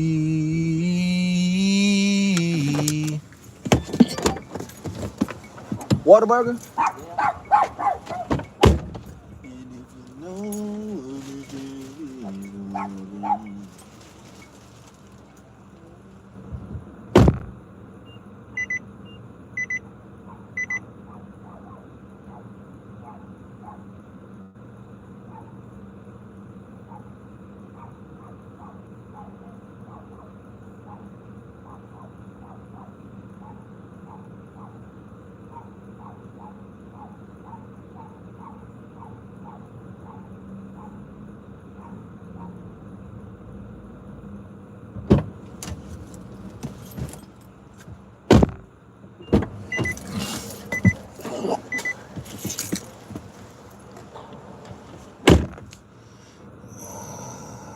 What y'all been talking about? He say, at least you not the complaining ass.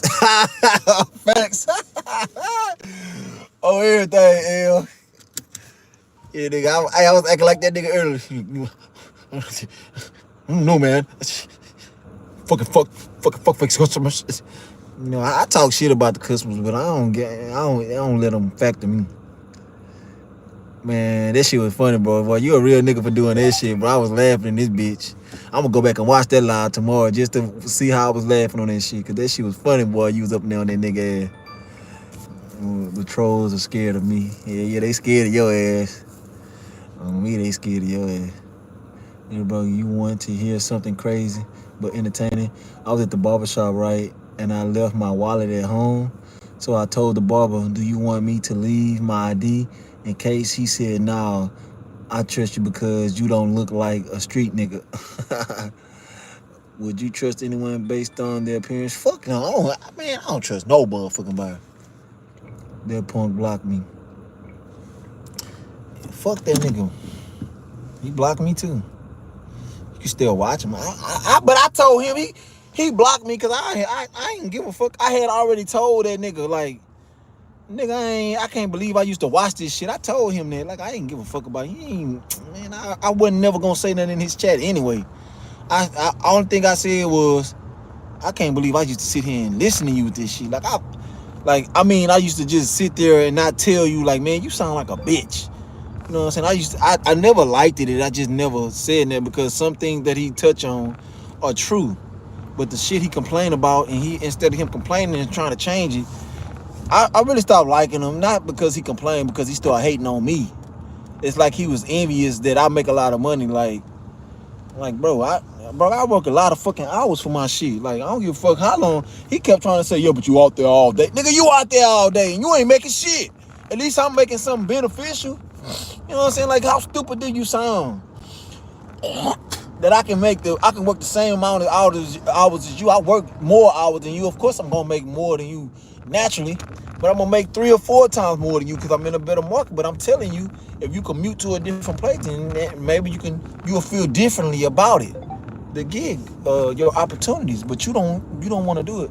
But now he working more. That's why I was telling you last night. Like, I really believe this nigga. He listened to me because I told him, as long as you out there and you accepting the order, bro, it's just simple mathematics and logic. It's physics. If you going that way, if you continuously going up, you're gonna continuously go up. But if you continuously sitting there and not put more money in the pot, you not gonna make no money. You know what? I'm just speaking facts. He take everything personal. And that's a sad way to be as a man. So that's a bad trait to have, to be in your feelings, especially when a nigga consider you as a friend and really just want to see you win. Cause I understand bad markets. I don't even know a city in the United States that's better than my city, which is Beaumont. Like, bro, our pay per hour is $8. I've never been nowhere. I never dashed nowhere and being somewhere where it said $8 for hourly pay. Never. But guess what city do? Mines. When I go home in my hometown and I turn DoorDash on it and I try to go earn by time, that shit say $8, bro. And sometimes you can't even make $8 because motherfuckers do not tip. And the hourly, if you do work the whole hour, you only gonna get an $8 rate. Like, this is pointless. Yeah, they gonna hate. Why do people think black men aren't supposed to succeed or become successful? Because we are the inheritors of the earth. That's why. It's simply that why. They know we are the rulers of this planet, and they could never be. So just like everything else that's fake and platonic and not authentic,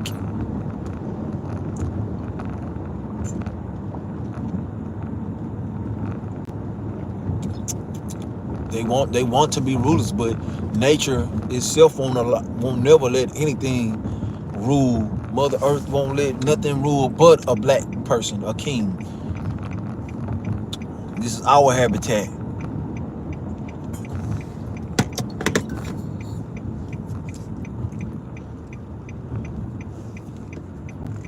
This is why they burn in the sun, and we thrive from it and gain life and shit.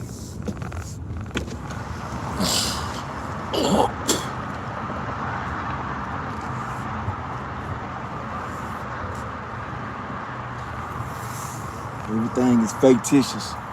Only thing real is black. They done a number on this world, bro. They made black dark. They made it to be everything, but without darkness, there's no such thing of light without darkness. So anything that's dark, black, they try to identify it as with evil and shit. That's why this thing was be afraid of the dark. It's a thing. That's why they try to make shit that ain't real, make you afraid of anything dark and being afraid of the dark. Like, no. It's backwards. And try to make everything white, heavenly.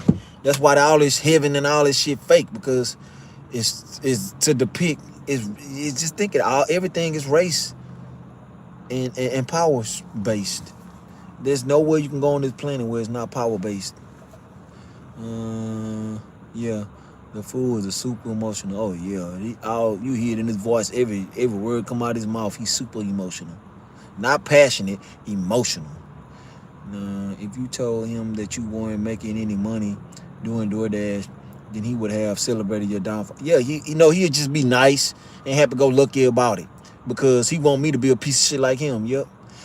But since you are outshining him, he is critic. Yeah, he used to be criticizing me like everybody don't live in Houston what that has what it's called when you got a lot of people up in the city. Cause I was telling him, like, man, this city got over millions of people that stay up in here, and then every weekend we have millions more flying in. But what it is when you got a lot of people up in the city. What is that? Hey, Leah, we up in here going off. Of course, we are the chosen ones, and they can't fathom the fact that we are the chosen ones. Facts. The painted Jesus, white man, blue eyes. But what is it called, Leah? Do you know what is it called when it's a large amount of people that live in the city? What I walked into, who's emotional? We talking about this guy named Glitchdash. Elgin went up in there and trolled him last night, and he blocked him. I told him not to go up in there cursing. He gonna block him. You got to talk to him nice for him not to block you, because he ain't gonna block you. His chat gonna block your ass. I know. See, his chat ain't got. I told you that block, overpopulated. Yeah, populated.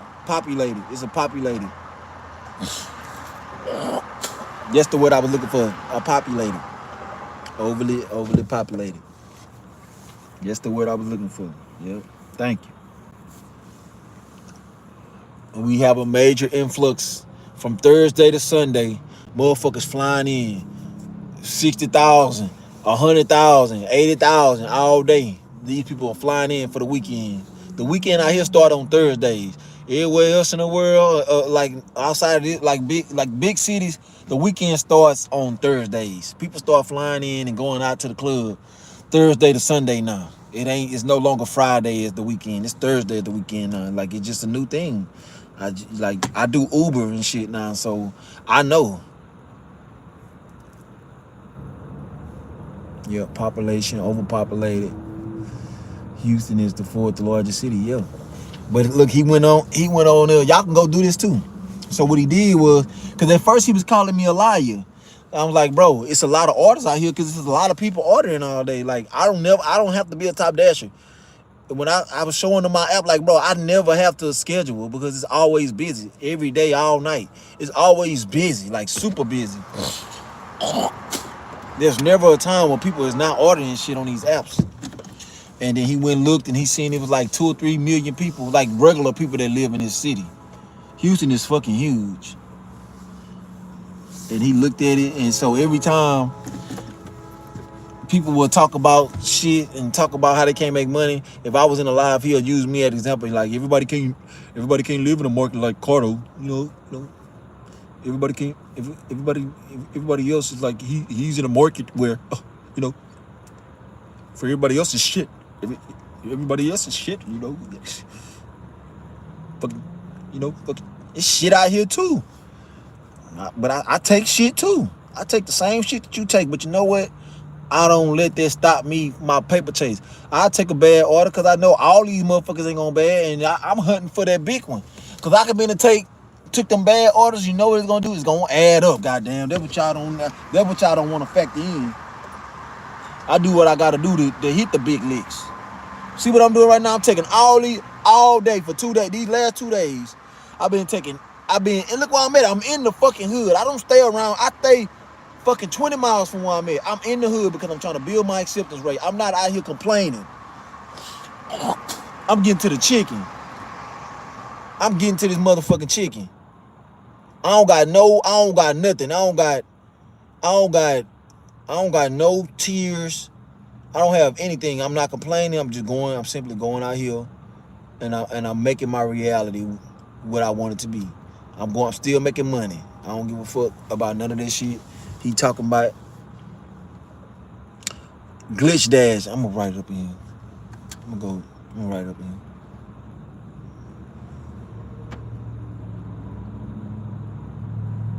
He a bitch. I'm talking about he a real hoe. And I mean that in every way that you can say it. Like, he a real, when you hear him, you gonna be like, you gonna be disgusted by him. You gonna be like, this nigga, man, you gonna say the same thing, you gonna be like, he a bitch. This nigga here need to shut up. His at name is They Call Me Glitch Dash. He need to shut up. His at name is They Call Me Glitch Dash.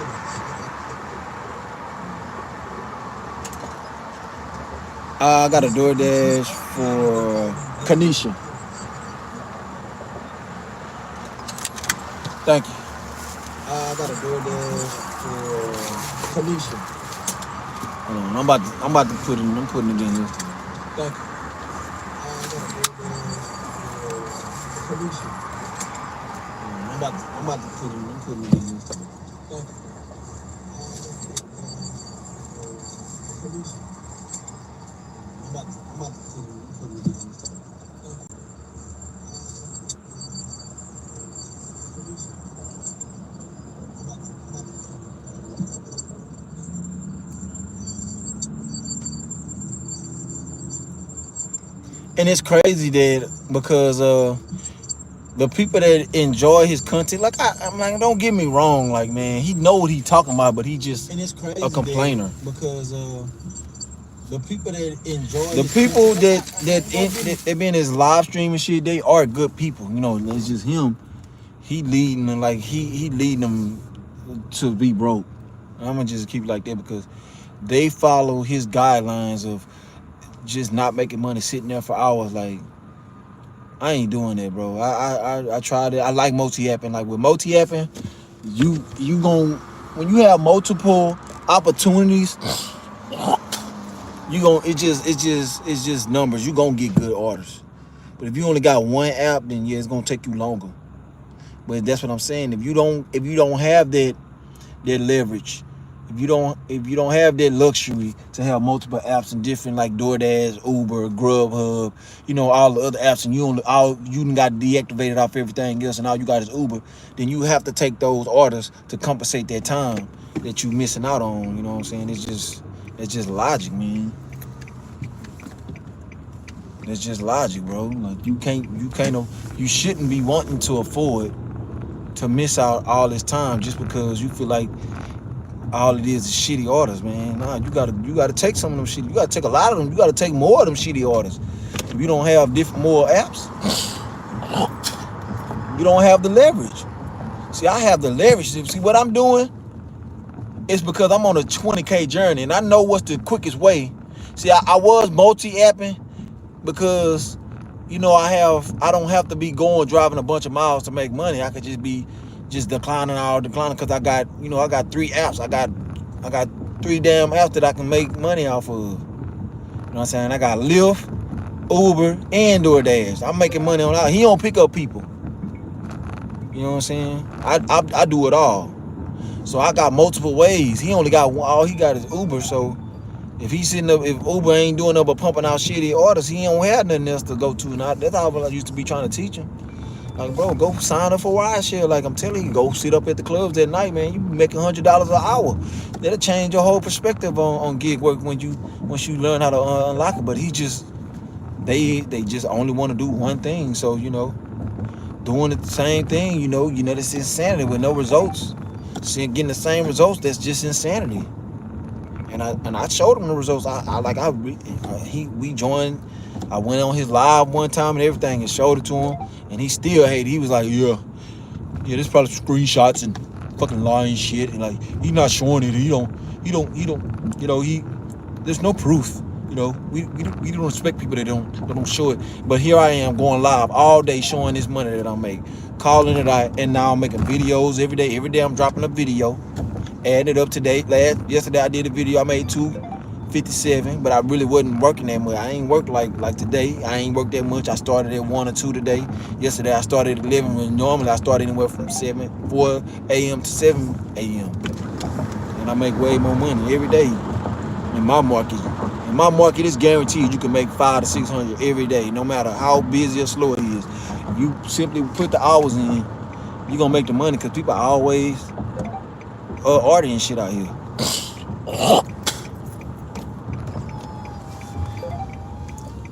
And if you a platinum dasher on DoorDash out here, you gonna always get big orders. Lunch and breakfast, dinner. Breakfast, lunch, and dinner. What I mean to say.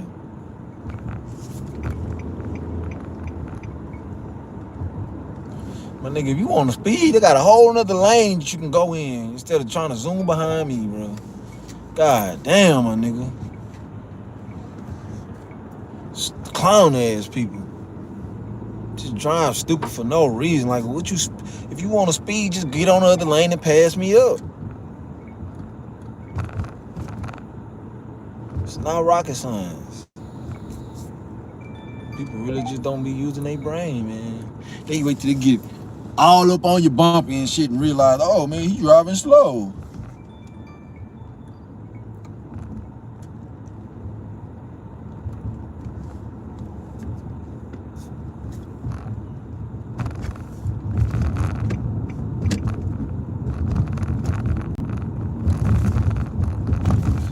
Yeah, I'm driving the speed limit. I'm on run by time. I'm trying to get all my chochos.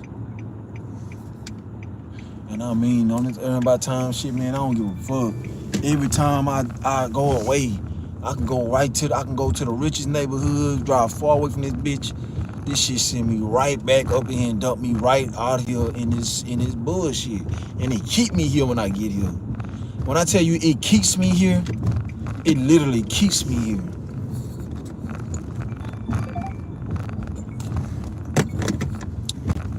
It keep me in this infestation. On Earn by Time. Every time, it no matter. I could tell them, they ask you a question on DoorDash all the time. They ask you, how safe do you feel? That shit don't even matter. Cause look, I'm still here after every delivery I ever done over here. I said I didn't feel safe, and look, I'm still here. Man, I know it's something you ought to be able to sue DoorDash for this shit. You got to. Cause why the fuck are you asking me, am I safe? But you still sending me somewhere that I told you I don't feel safe in. They don't even ask me this shit no more now. They don't give a fuck. Get your ass out there, nigga. Get your ass to work.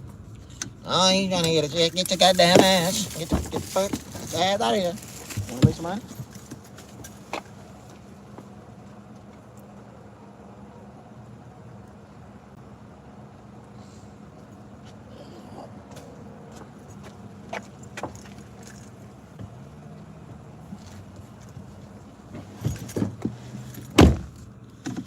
Look, you about to watch this shit y'all about to see. Got the goddamn house with the caution sign on. The house with the caution sign. Look. Just watch this. Look at this shit. Look at this shit right here. Look at this. Yeah, look at this. Motherfuckers camped out in the car. You know what I'm saying? Seemed like they waiting on somebody to pull up here, catch a nigga slipping and rob their ass or something. Like, man, I ain't even know these people was in the car just now when I got out, when people walked outside. You know what I'm saying? I could have either just got robbed just now, because I ain't know them people sitting in their goddamn car. The only reason I knew them people was sitting in their car because when the girl came outside,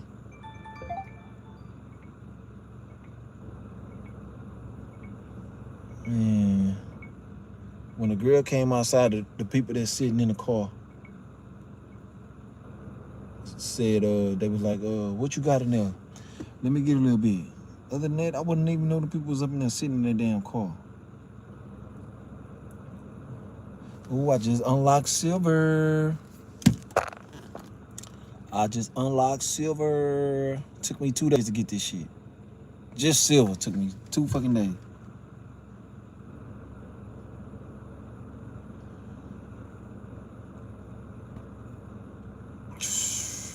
I'm putting my...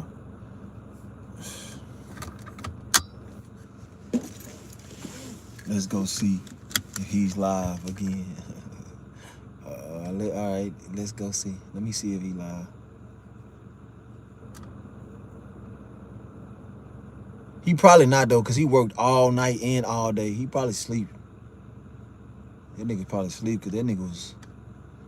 But I ain't worrying about that, man. I watch him, and I just watch him cause I only watch him when everybody else not online. All the other, like I'd rather watch somebody else live. I'll just be up in there. He was the only person like doing ride-alongs last night, so that's why that's the only reason I was watching him.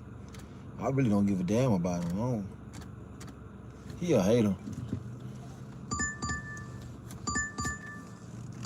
Like I don't put no energy into haters, man. I be talking my shit because I just be speaking factual. I don't give a shit about that dude. I told him to his face, man, I can't believe, man, like, I used to sit up there and listen to you with this shit. I never agreed with him with the complaining shit. I agreed with him with the agreeable shit.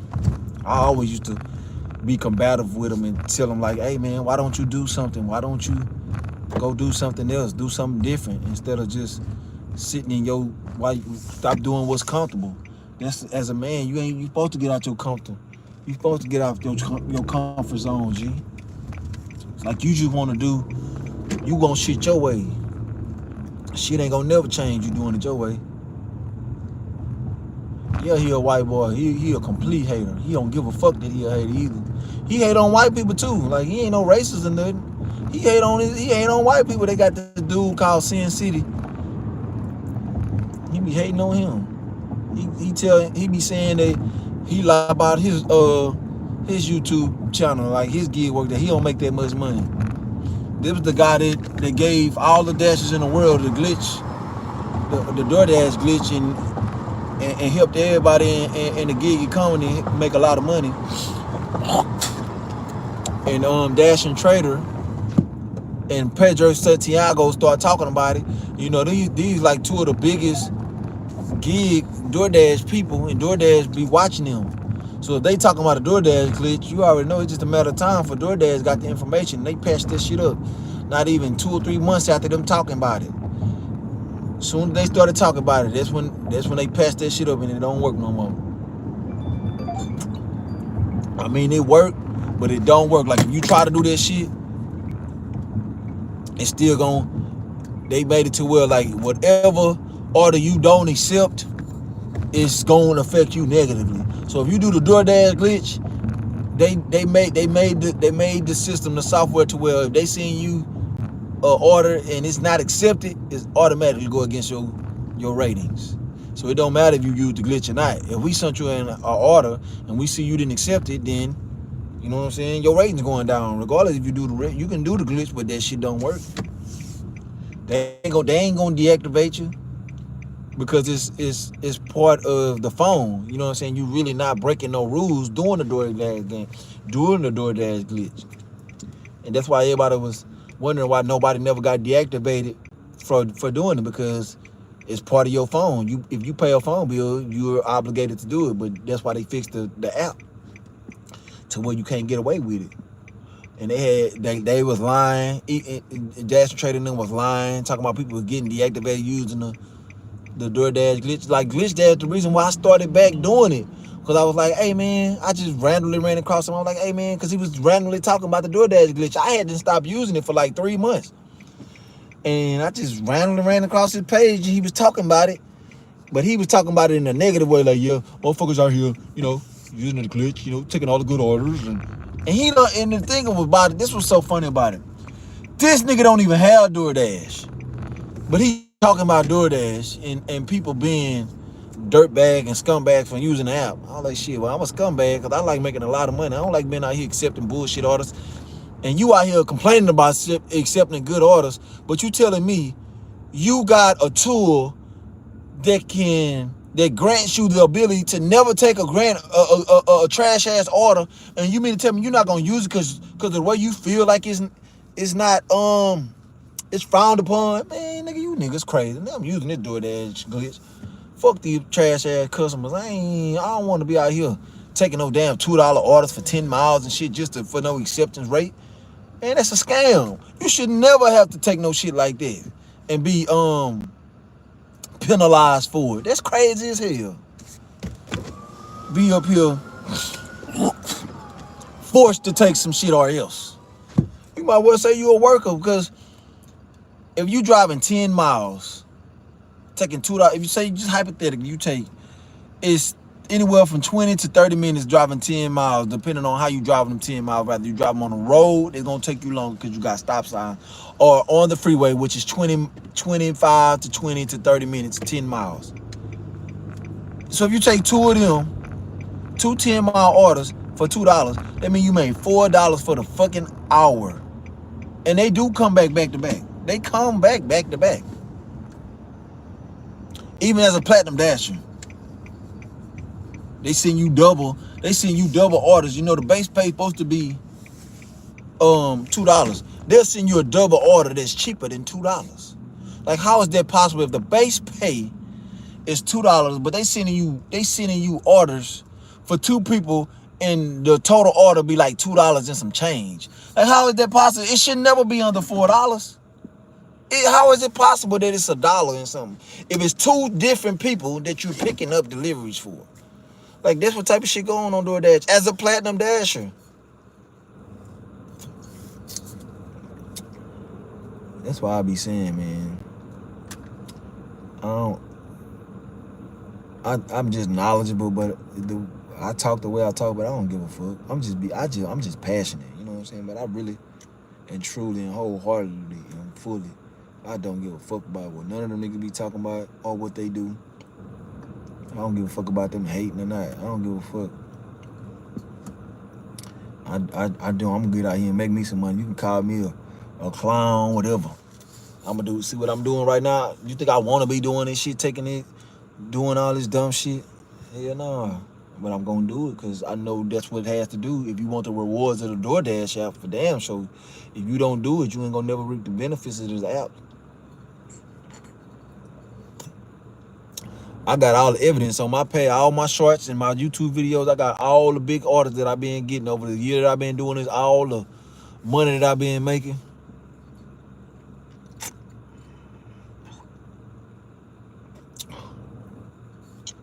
So I know what it takes to make the money on the apps. I ain't gotta ask nobody to know because I know personally.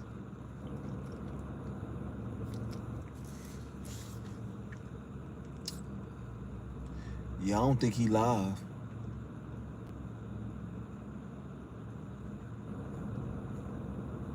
Think platinum DoorDash Dasher is not worth it. Watch this.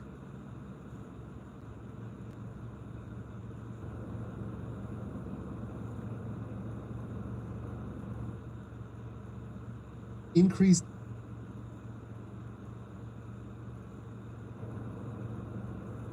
Also, now let's go to the third. Man, ain't nobody on live. Nobody doing. Straight up, nigga, this ain't my first time saying this about that bitch either, nigga. This ain't my first time saying this about that bitch.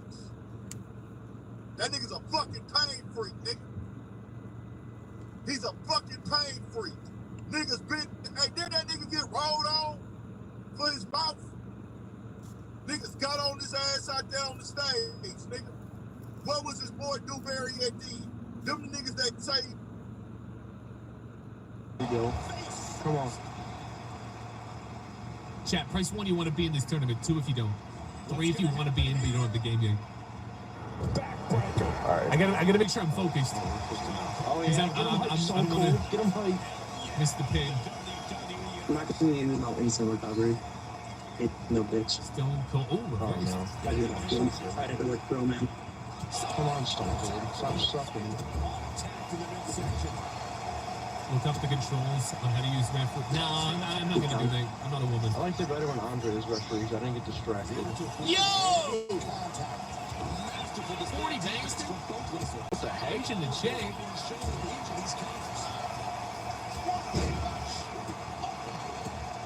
Dude, the graphics of the crowd is amazing. I'm just looking at the crowd.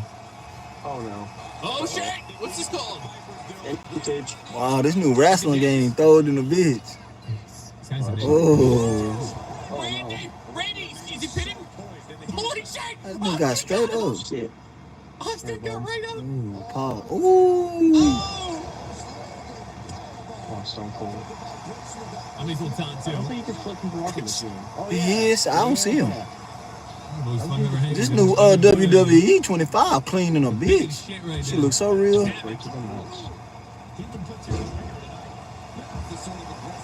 This is the best wrestling game I ever seen. Oh, he's going for it, boys. Going for the stunner. Oh, can you stop taunting? She look like he watching TV. Oh, he doesn't have a stunner. Is that the finish already? I have more, I'm closer to finish than he is. That's weird. Oh my god. Oh! RKO! I got a pin. Try to pin it. I didn't know how! I tried! No, he was about to start counting. I'll be ready for the next one. He was about to Don't start call me the counting. worst ref, I'll ban you. I think it was a lag spike. Yeah, it's TP service.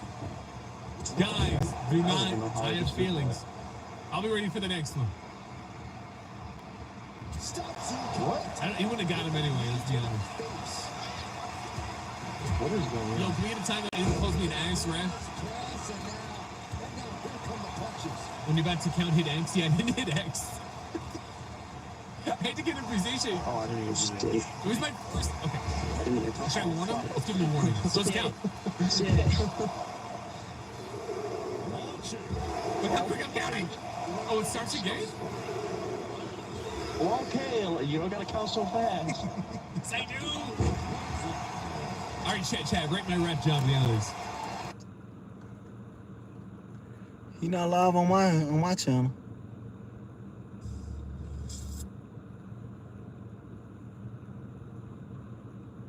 Oh yeah. Oh no, he not. That's old.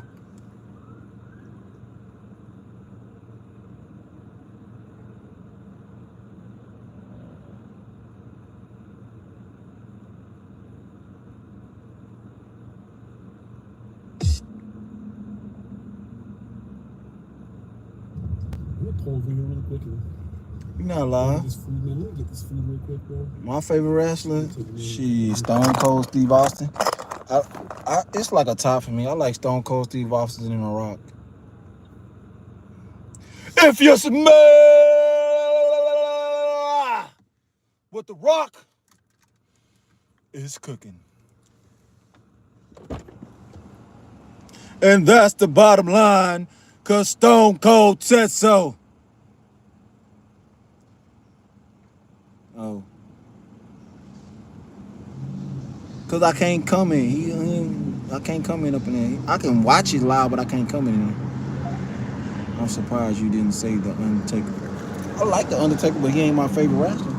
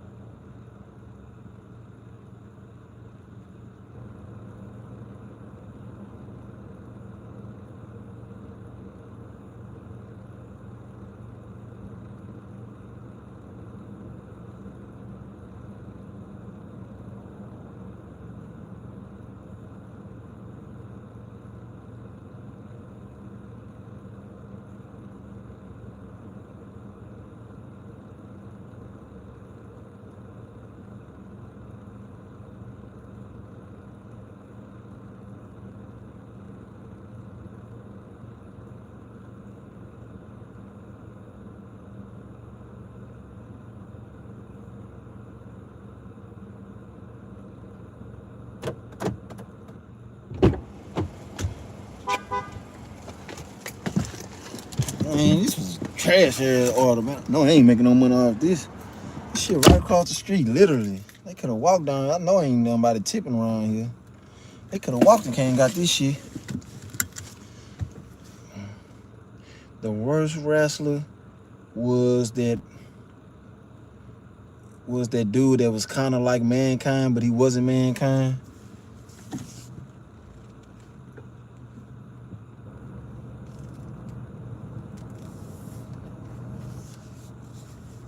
He was trying to be like a Mankind. He was trash.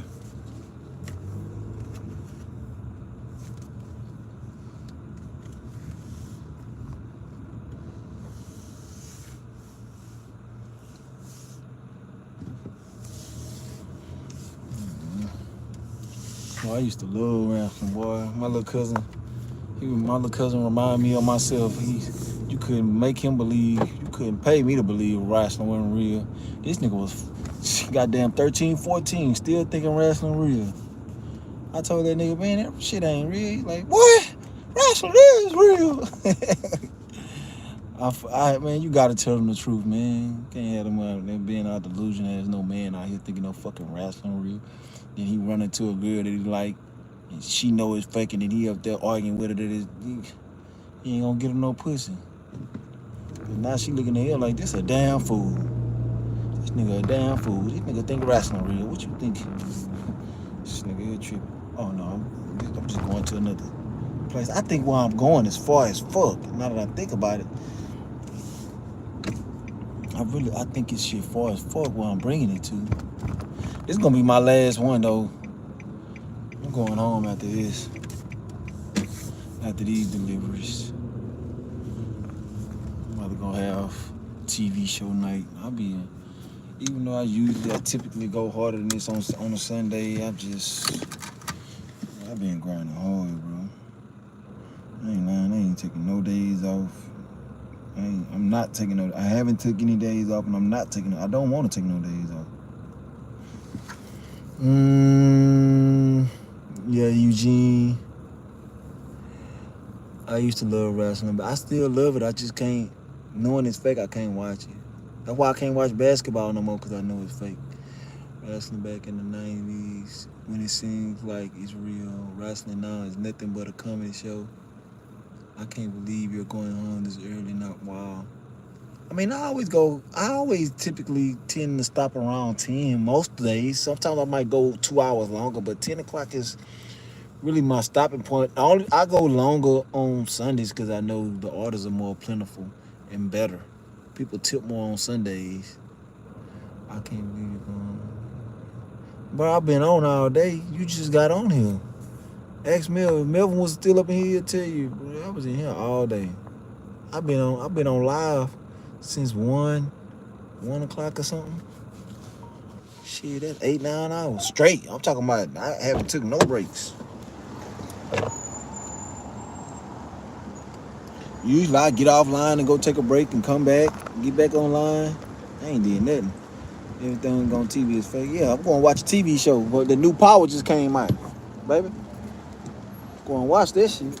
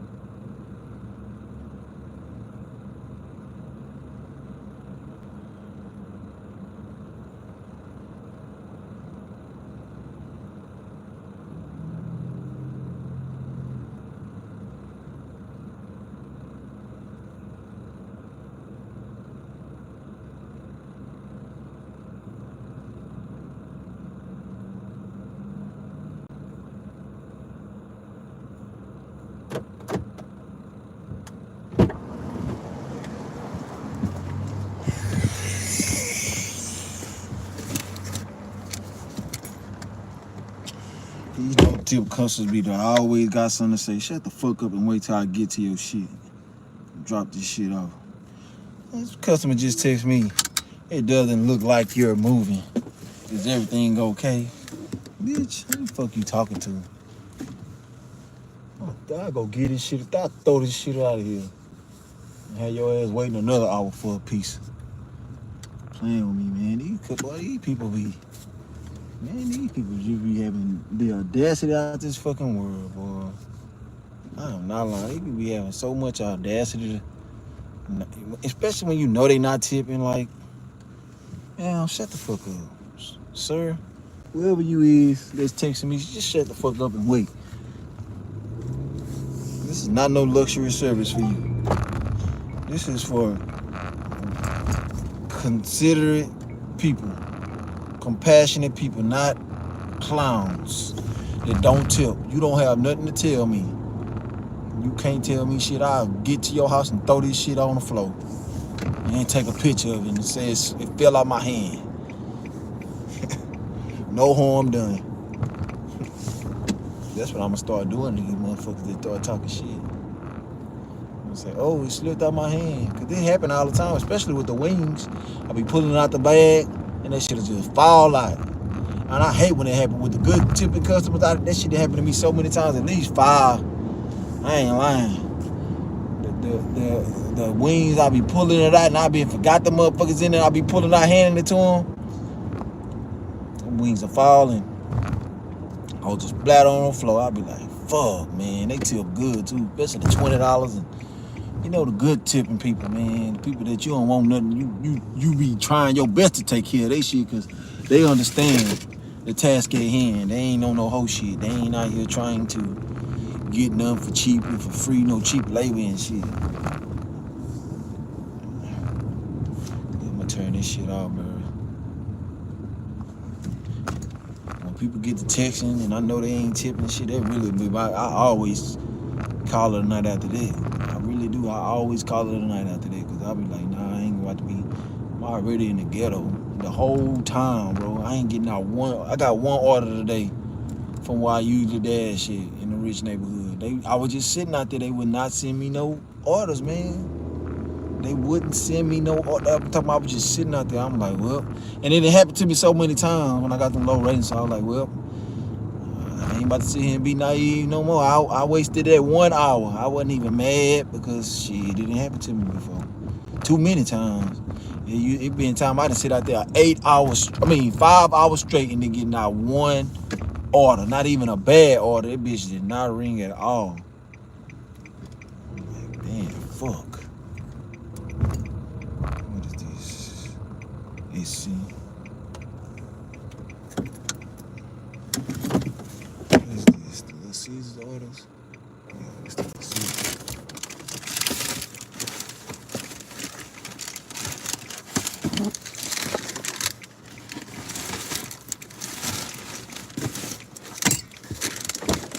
Hold on.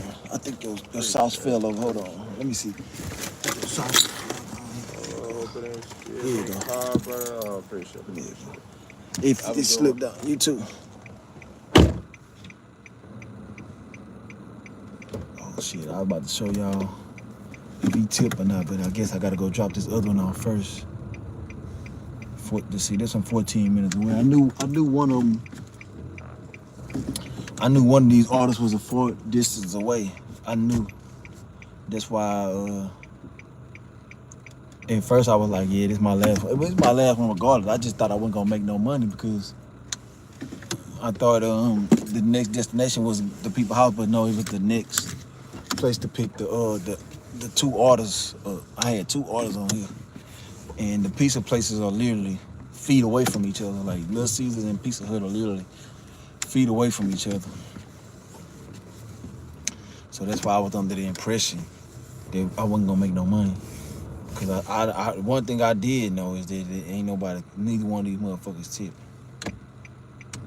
And, these people, they 14 minutes away. What is this? I'm about to drive 8 miles away for this order. So I know I'm gonna hit my hourly, whatever it is on here. I'm gonna hit the hourly rate because the last ride was quick. It wasn't number like 5 minutes, and then I took the other one. I know I'm gonna get the hourly rate, and I'm gonna be able to make that hourly rate with this order because it's 14 minutes. I'm gonna try to milk this motherfucker. If y'all come in, man, I'm just trying to keep my eyes on the road. You know, I get to it when I can, but I gotta focus on that world around here. I'm in the hood now. I gotta work with me. Man, I'm hood. If I get to a stop sign or something, I'll read some comments.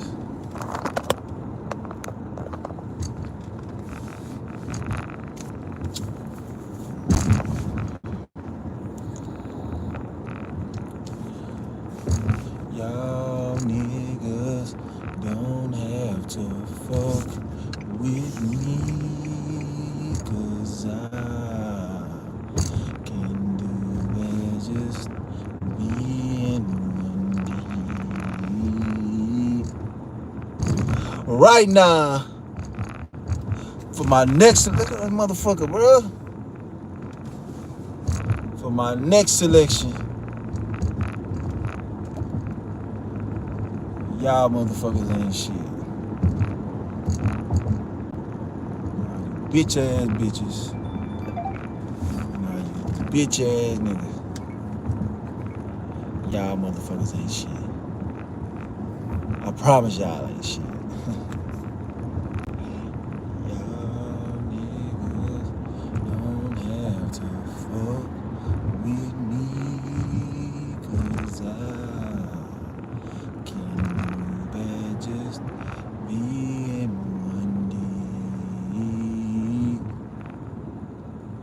Remember, y'all didn't want me to hit the weed. Now I'm rapping. You see me and tell me to hit the weed. Trying to kick it. Trying to kick it with me because you read. Tell her ass up.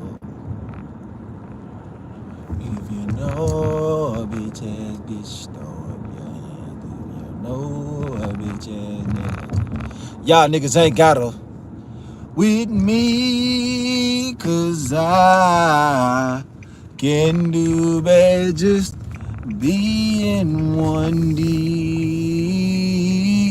Y'all niggas, I remember how you niggas decided to play a hate. I like to take this time out to send a special thanks to y'all. Thanks to y'all. I remember how you niggas decided to play a hate. I like to take this time out to send a special thanks to y'all.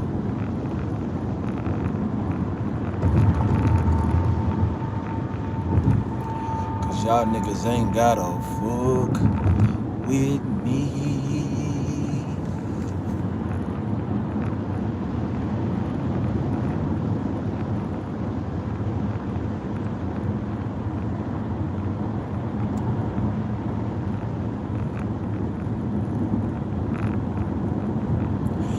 The match is the hum of Reserbility. I want it all. Like every other nigga that's 26, I want a ball.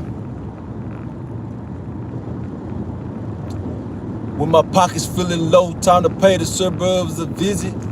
I can't see myself at the bottom of the food chain. When a nigga hungry and broke, I go through some mood swings. Lay it down, motherfucker, I got kids to feed. I was on the block when nigga was too slow, I needed G's to feed.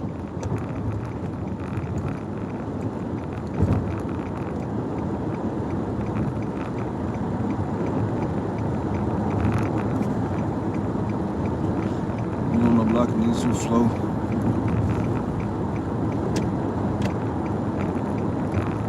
Do I suffer from greed? I gotta get some cash. Quick as I look back on my life, a nigga ain't never had shit. A 50 pack could get me through the night, 150 was my profit. Stuffing weed sacks like pillows, I eat on the block, sleep on the block, 5-0, then I retreat on the block. Burning out of town on some birds about to piece on my block. Caught up in this game of chasing dope, not mama's little boy no more. Every time you see me in public, I'm on my grind. Nigga, you know I'm on my grind. I'm out here starving, I'm just trying to get fed. So I gotta get up and go get these bread. Best to be a meal click, I'm about to lose my mind. They got me about to lose my mind. Visually screaming, so I chase him like the lion to my Jew.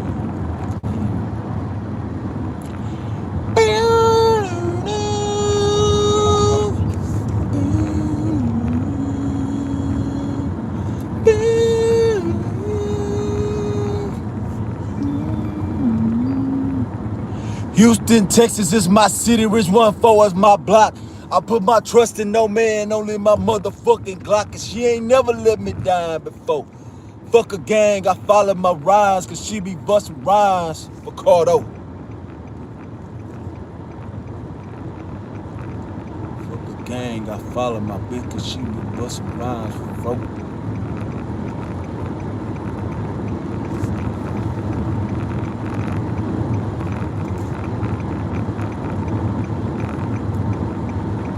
SUC, Southside, superhero.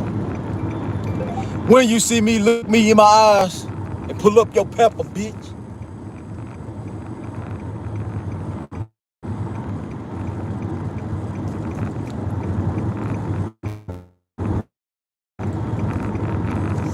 I and piss, but they about to see a young gorilla whip their ass with his fist. Rhyme, motherfuckers working the shit. My attitude's fuck. Watch how you approach me, bitch.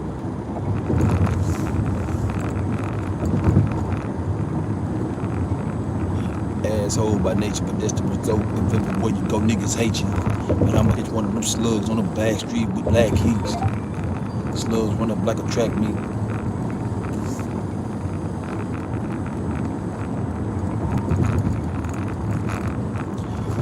I don't want to hurt. Man, this shit will not stop, bruh. Fuck.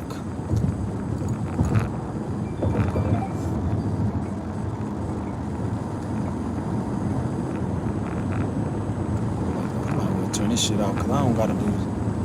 Turn this shit off, bro, so I can focus. This shit will not stop, man. Fuck.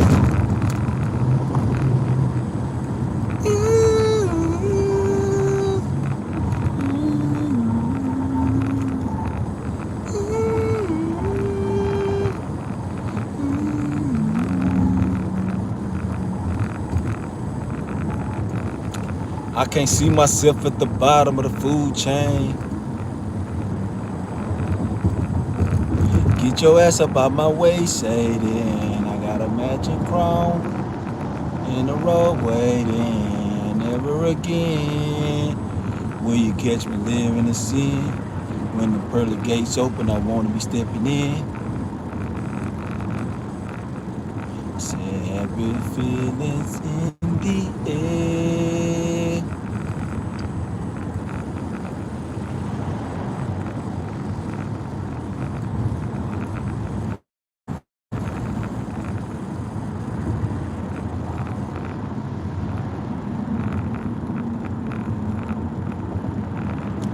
Pop my trunk, pop my trunk, pop my trunk. Girl, stop playing games with me. Let's get this on tonight. You got nothing to lose. Let me do what I do, baby. You got what I need. Say I'm just a friend. Say I'm just a friend. Can I be a fantasy? Come on, girl, but you say I'm just a friend. Whoa, whoa. You can call me anytime you like or anytime. Said it doesn't matter. No.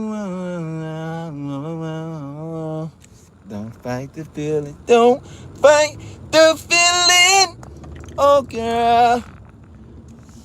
But you say I'm just a friend. Oh,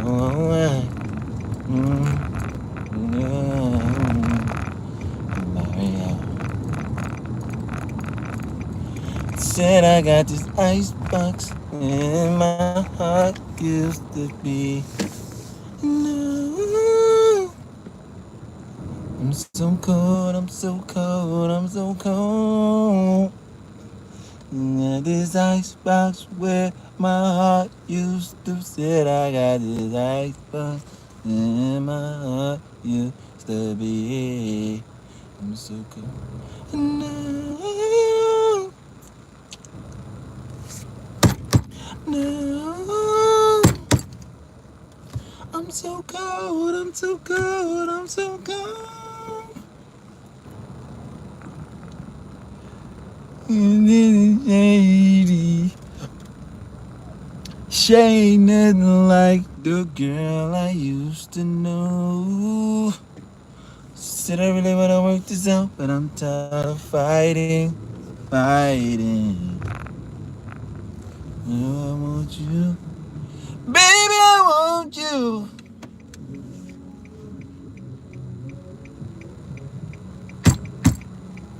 La la la. La la la la.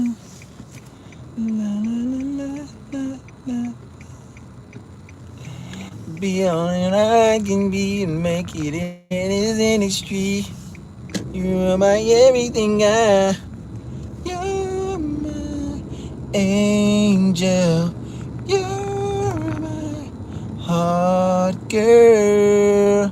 You're everything.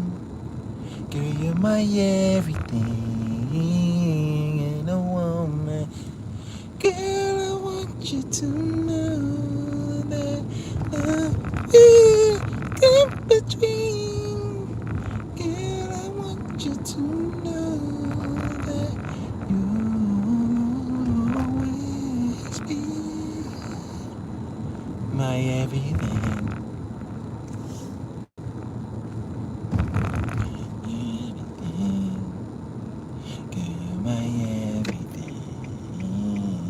Give it to security at the front door. Where the fuck is security at, man? We trying to explore. Trying to get this dope. We trying to run it up, boy. You know we trying to get this dope. You know we ain't never been no hoe. Man, where this nigga at, though? Girl, I want you to know that love is everything. Girl, I want you to know that. Why the fuck you can't eat it cold?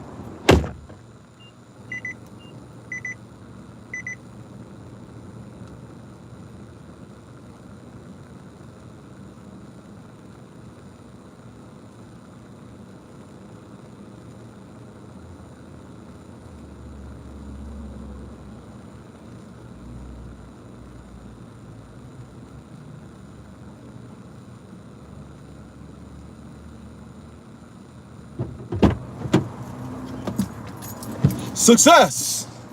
Dun, dun, dun, dun, dun, dun, dun, dun, dun.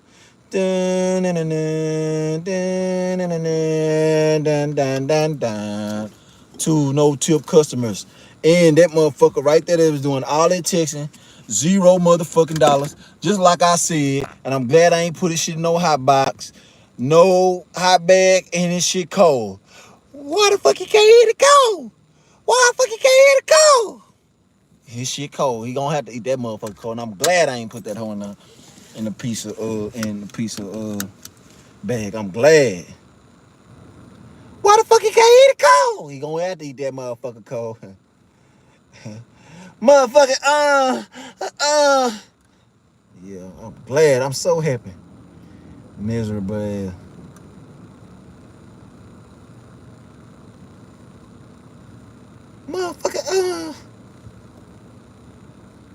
Motherfucker, sandwich. Why you can't eat it cold? Last bite, bitch. Bitch, your back ugly. It don't matter. It's just a fucking bite, bitch. Then nigga, why the fuck you come on my back ugly then? Dumbass. Can I fucking double me the fucking foot, nigga? Why do you keep on saying that? You say that every fucking day. Fucking grade, nigga. And why you? Nigga, where your grades at? Where your grades at? You got straight fucking F's and D's, nigga. I got straight A's. No, you don't, nigga. You made straight D's in them. What you not fucking bite no more, dude? What you say? What you say? You don't know me, son. What you bagging up for? What you? Nigga, pussy, man. He bagging up. Real talk. Say no real nigga. I'm a fucking grown man. You are? I'm a grown fucking man. You don't smoke, though? I don't what? You don't smoke? You don't smoke, nigga. You don't smoke. How many times your daddy whoop your ass and you cry? How many times your daddy whoop your ass? I don't cry, nigga. I don't. How the fuck? What you don't this nigga trying to cook a motherfucking damn ham a fucking sandwich. This pussy ass nigga burn a fucking sandwich. Why the fuck you ain't eat it cold? The fuck wrong with you? Nigga can't eat a fucking sandwich cold. Can't eat a fucking sandwich cold. Come on. Don't eat that motherfucker. Fuck that review. I don't give a damn. Fuck him. I got my fuck him back. Goddamn. I really don't care. I got paid, but they didn't pay me. We're surging on Lyft. I can make some money off Lyft. Fuck this shit. I'm done, man. I'm headed to the crib, man. I'm gonna be with my family, man. Fuck this shit. I really like, bro. I've been grinding.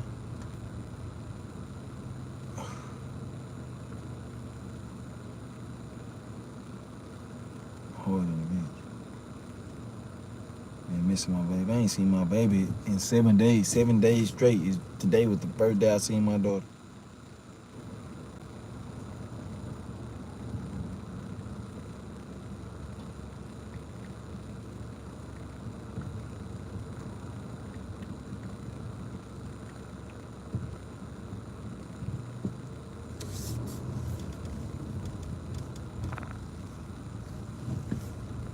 I don't really think he was bullying. That's just his friend.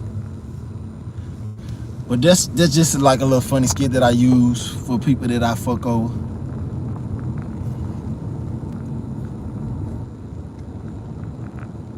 People that I shit on, customers that I shit on.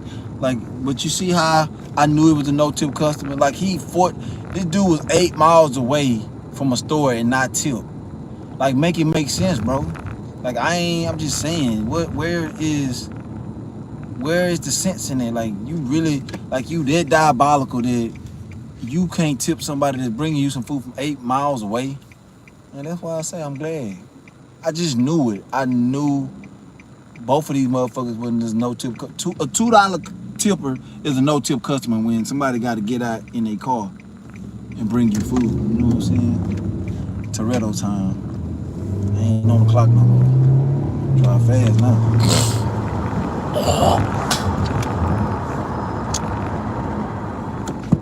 This shit just unpleasant. Like, it don't bother me because I really don't give a fuck.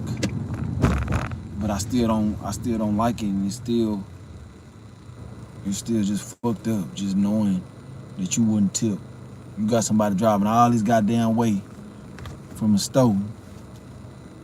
You deserve to get it the way however you get it. That's what you paid for. Cause you ain't pay me shit, so why should I care about how you get your food?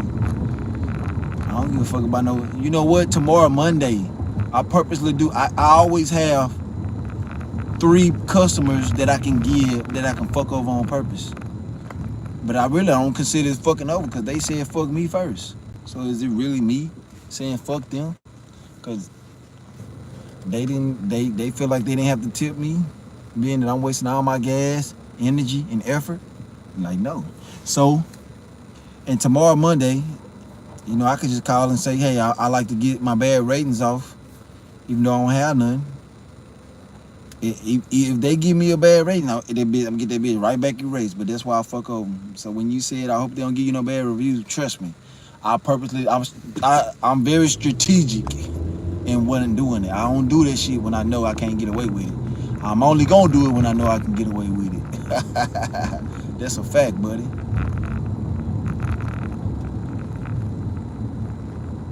That's a fact, Jack.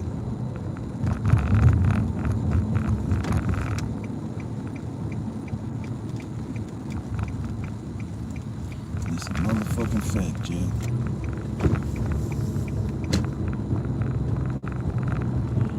Girl, I want you to know that see, it's too far to be going if they don't tip. Yeah, that's what I'm saying. See, that's that earn by time shit. That's all you get is like that's why I said I ain't mad because I signed up for this shit. If you don't earn by time, you know that's what you gonna see. That's all I seen. Like, bro, like 98% of my orders tonight was no tip customers. Like, I'm not lying. Damn near 98% of the orders that I done tonight, being I was on earn by time, they were all people that either only tip $1, $2, or no dollars. It was only because the surge of the city, the demand for it, like it was like 24. At one point it was $27. The highest it was today for an hour was $27. You know what I'm saying? And DoorDash, sometimes they pay in increments. So if they gonna give you half of their rate for if you own an order for 31 minutes, they gonna give you half of the $27 or whatever the hourly is. With the peak pay, it boosts it up. They gonna give you half of whatever it is for 30 minutes. So say if you only do 30 minutes of the hour, they're gonna pay you half, whatever the customer tip, the $2 and half of the hourly. So say if you wanted to get off, you still make half of the hourly pay. It used to be you had to do the whole hour to get any parts of the hourly rate, but now you don't have to do that anymore. So now if I do an order for a whole hour, I'm gonna get that whole $27 plus whatever. So I'm gonna get $29. I'm gonna get base pay and I'm gonna still get the peak pay, which is $4 more. So it's 29, 30, what, $33. So I'm gonna get $33, and I'm still gonna get whatever the customer tips. But I ain't gonna never get nothing with the customer tip because they only gonna send you no tip customers. Cause that's why you don't earn by time.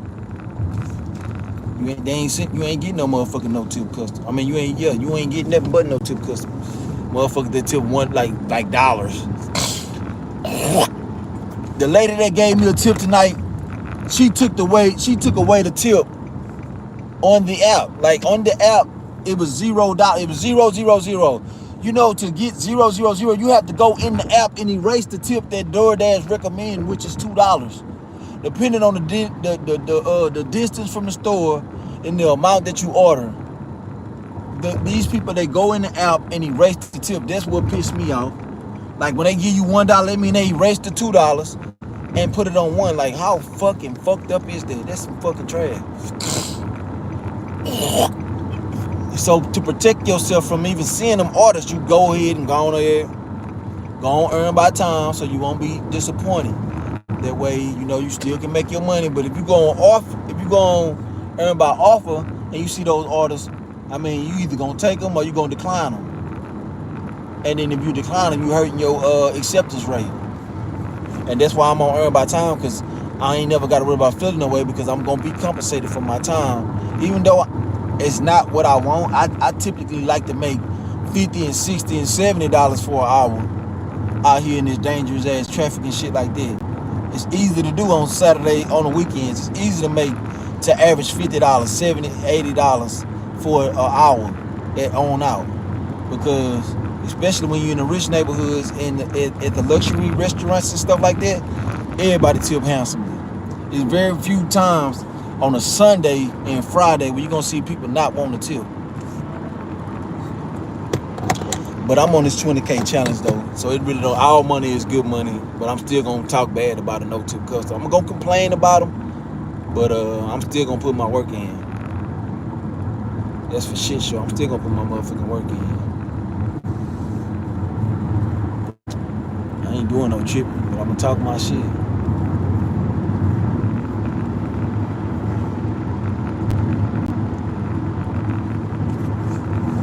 And I believe it, cause I ain't never met nobody even like you. Oh. Down like a real friend supposed to, trying to show you the life of somebody like you should be living. Oh baby, baby, you can never go wrong if you let me hold you. Down, down for found, Atlanta, Atlanta for found. I'm just trying to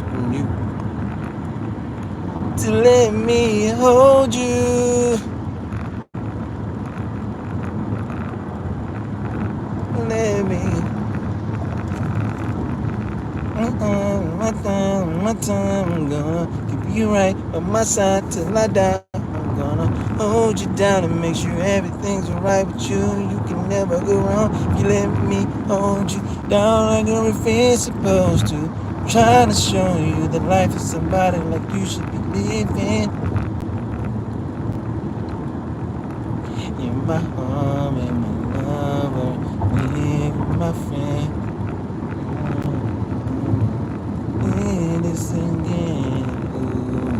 I like what we got happening. Do you think you're an asshole? No. I think I'm a very sweet, kind, compassionate person. Can I be an asshole? Fuck yeah. I think I can be a very careless person when I see somebody don't care about me. So, can I be an asshole? Am I an asshole? No, but can I be an asshole? Yes.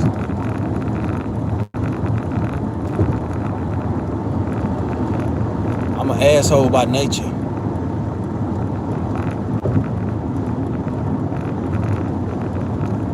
Lick the rodeo, y'all. Down in the rodeo.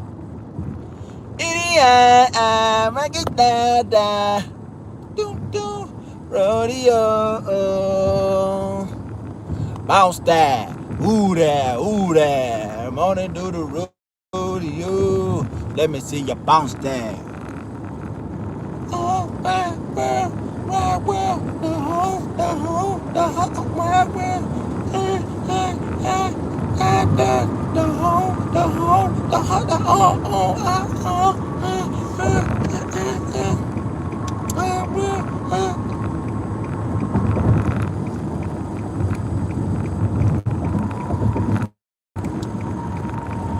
you're way too beautiful, girl.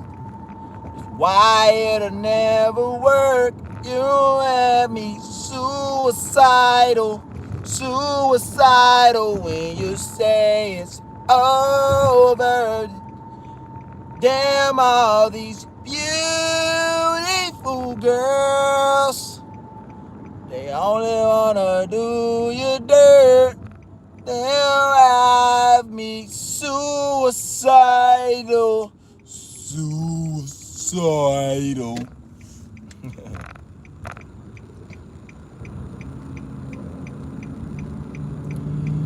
Let me just dry your eyes. Mommy, don't you cry.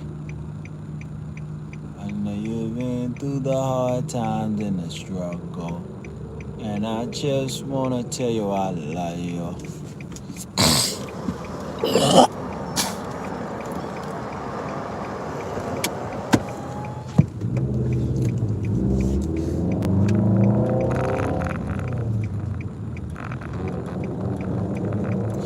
Cause I'm a renegade. Never been afraid to say what's on my mind at any given time. Whoa! Renegade, never been afraid to holler about anything.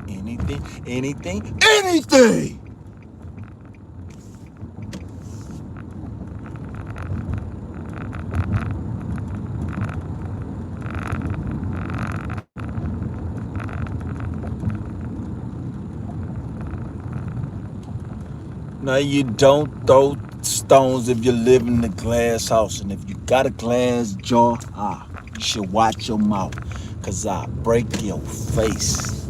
Have your ass running, mumbling to the chase. The going is me, dog. You're making a mistake. I split your hair, you looking like the Michael Jackson jacket with all them zippers. I'm the boss on this boat. You should call me Skipper, the way I turn the money over. You should call me Flipper. Your bitch a regular bitch. You keeping her icy, I fuck the feet of fast food. You keeping her icy. I'm down to sell records, but not my soul. Snoop said this is 94. We don't love these hoes. See the 20 spinach get ass.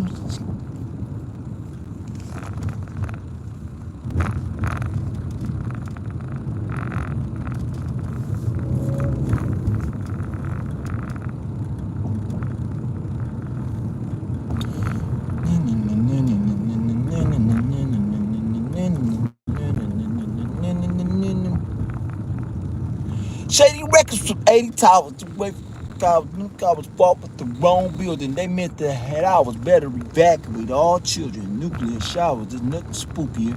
You're now about to witness the power. All right, y'all, I made it home, man. I appreciate everybody for fucking with your boy. Know I'm talking about. We out this bitch, man. We completed the day. Y'all stay tuned for the motherfucking video that I'm gonna drop tomorrow. Hey, fuck with y'all. I love y'all, boys.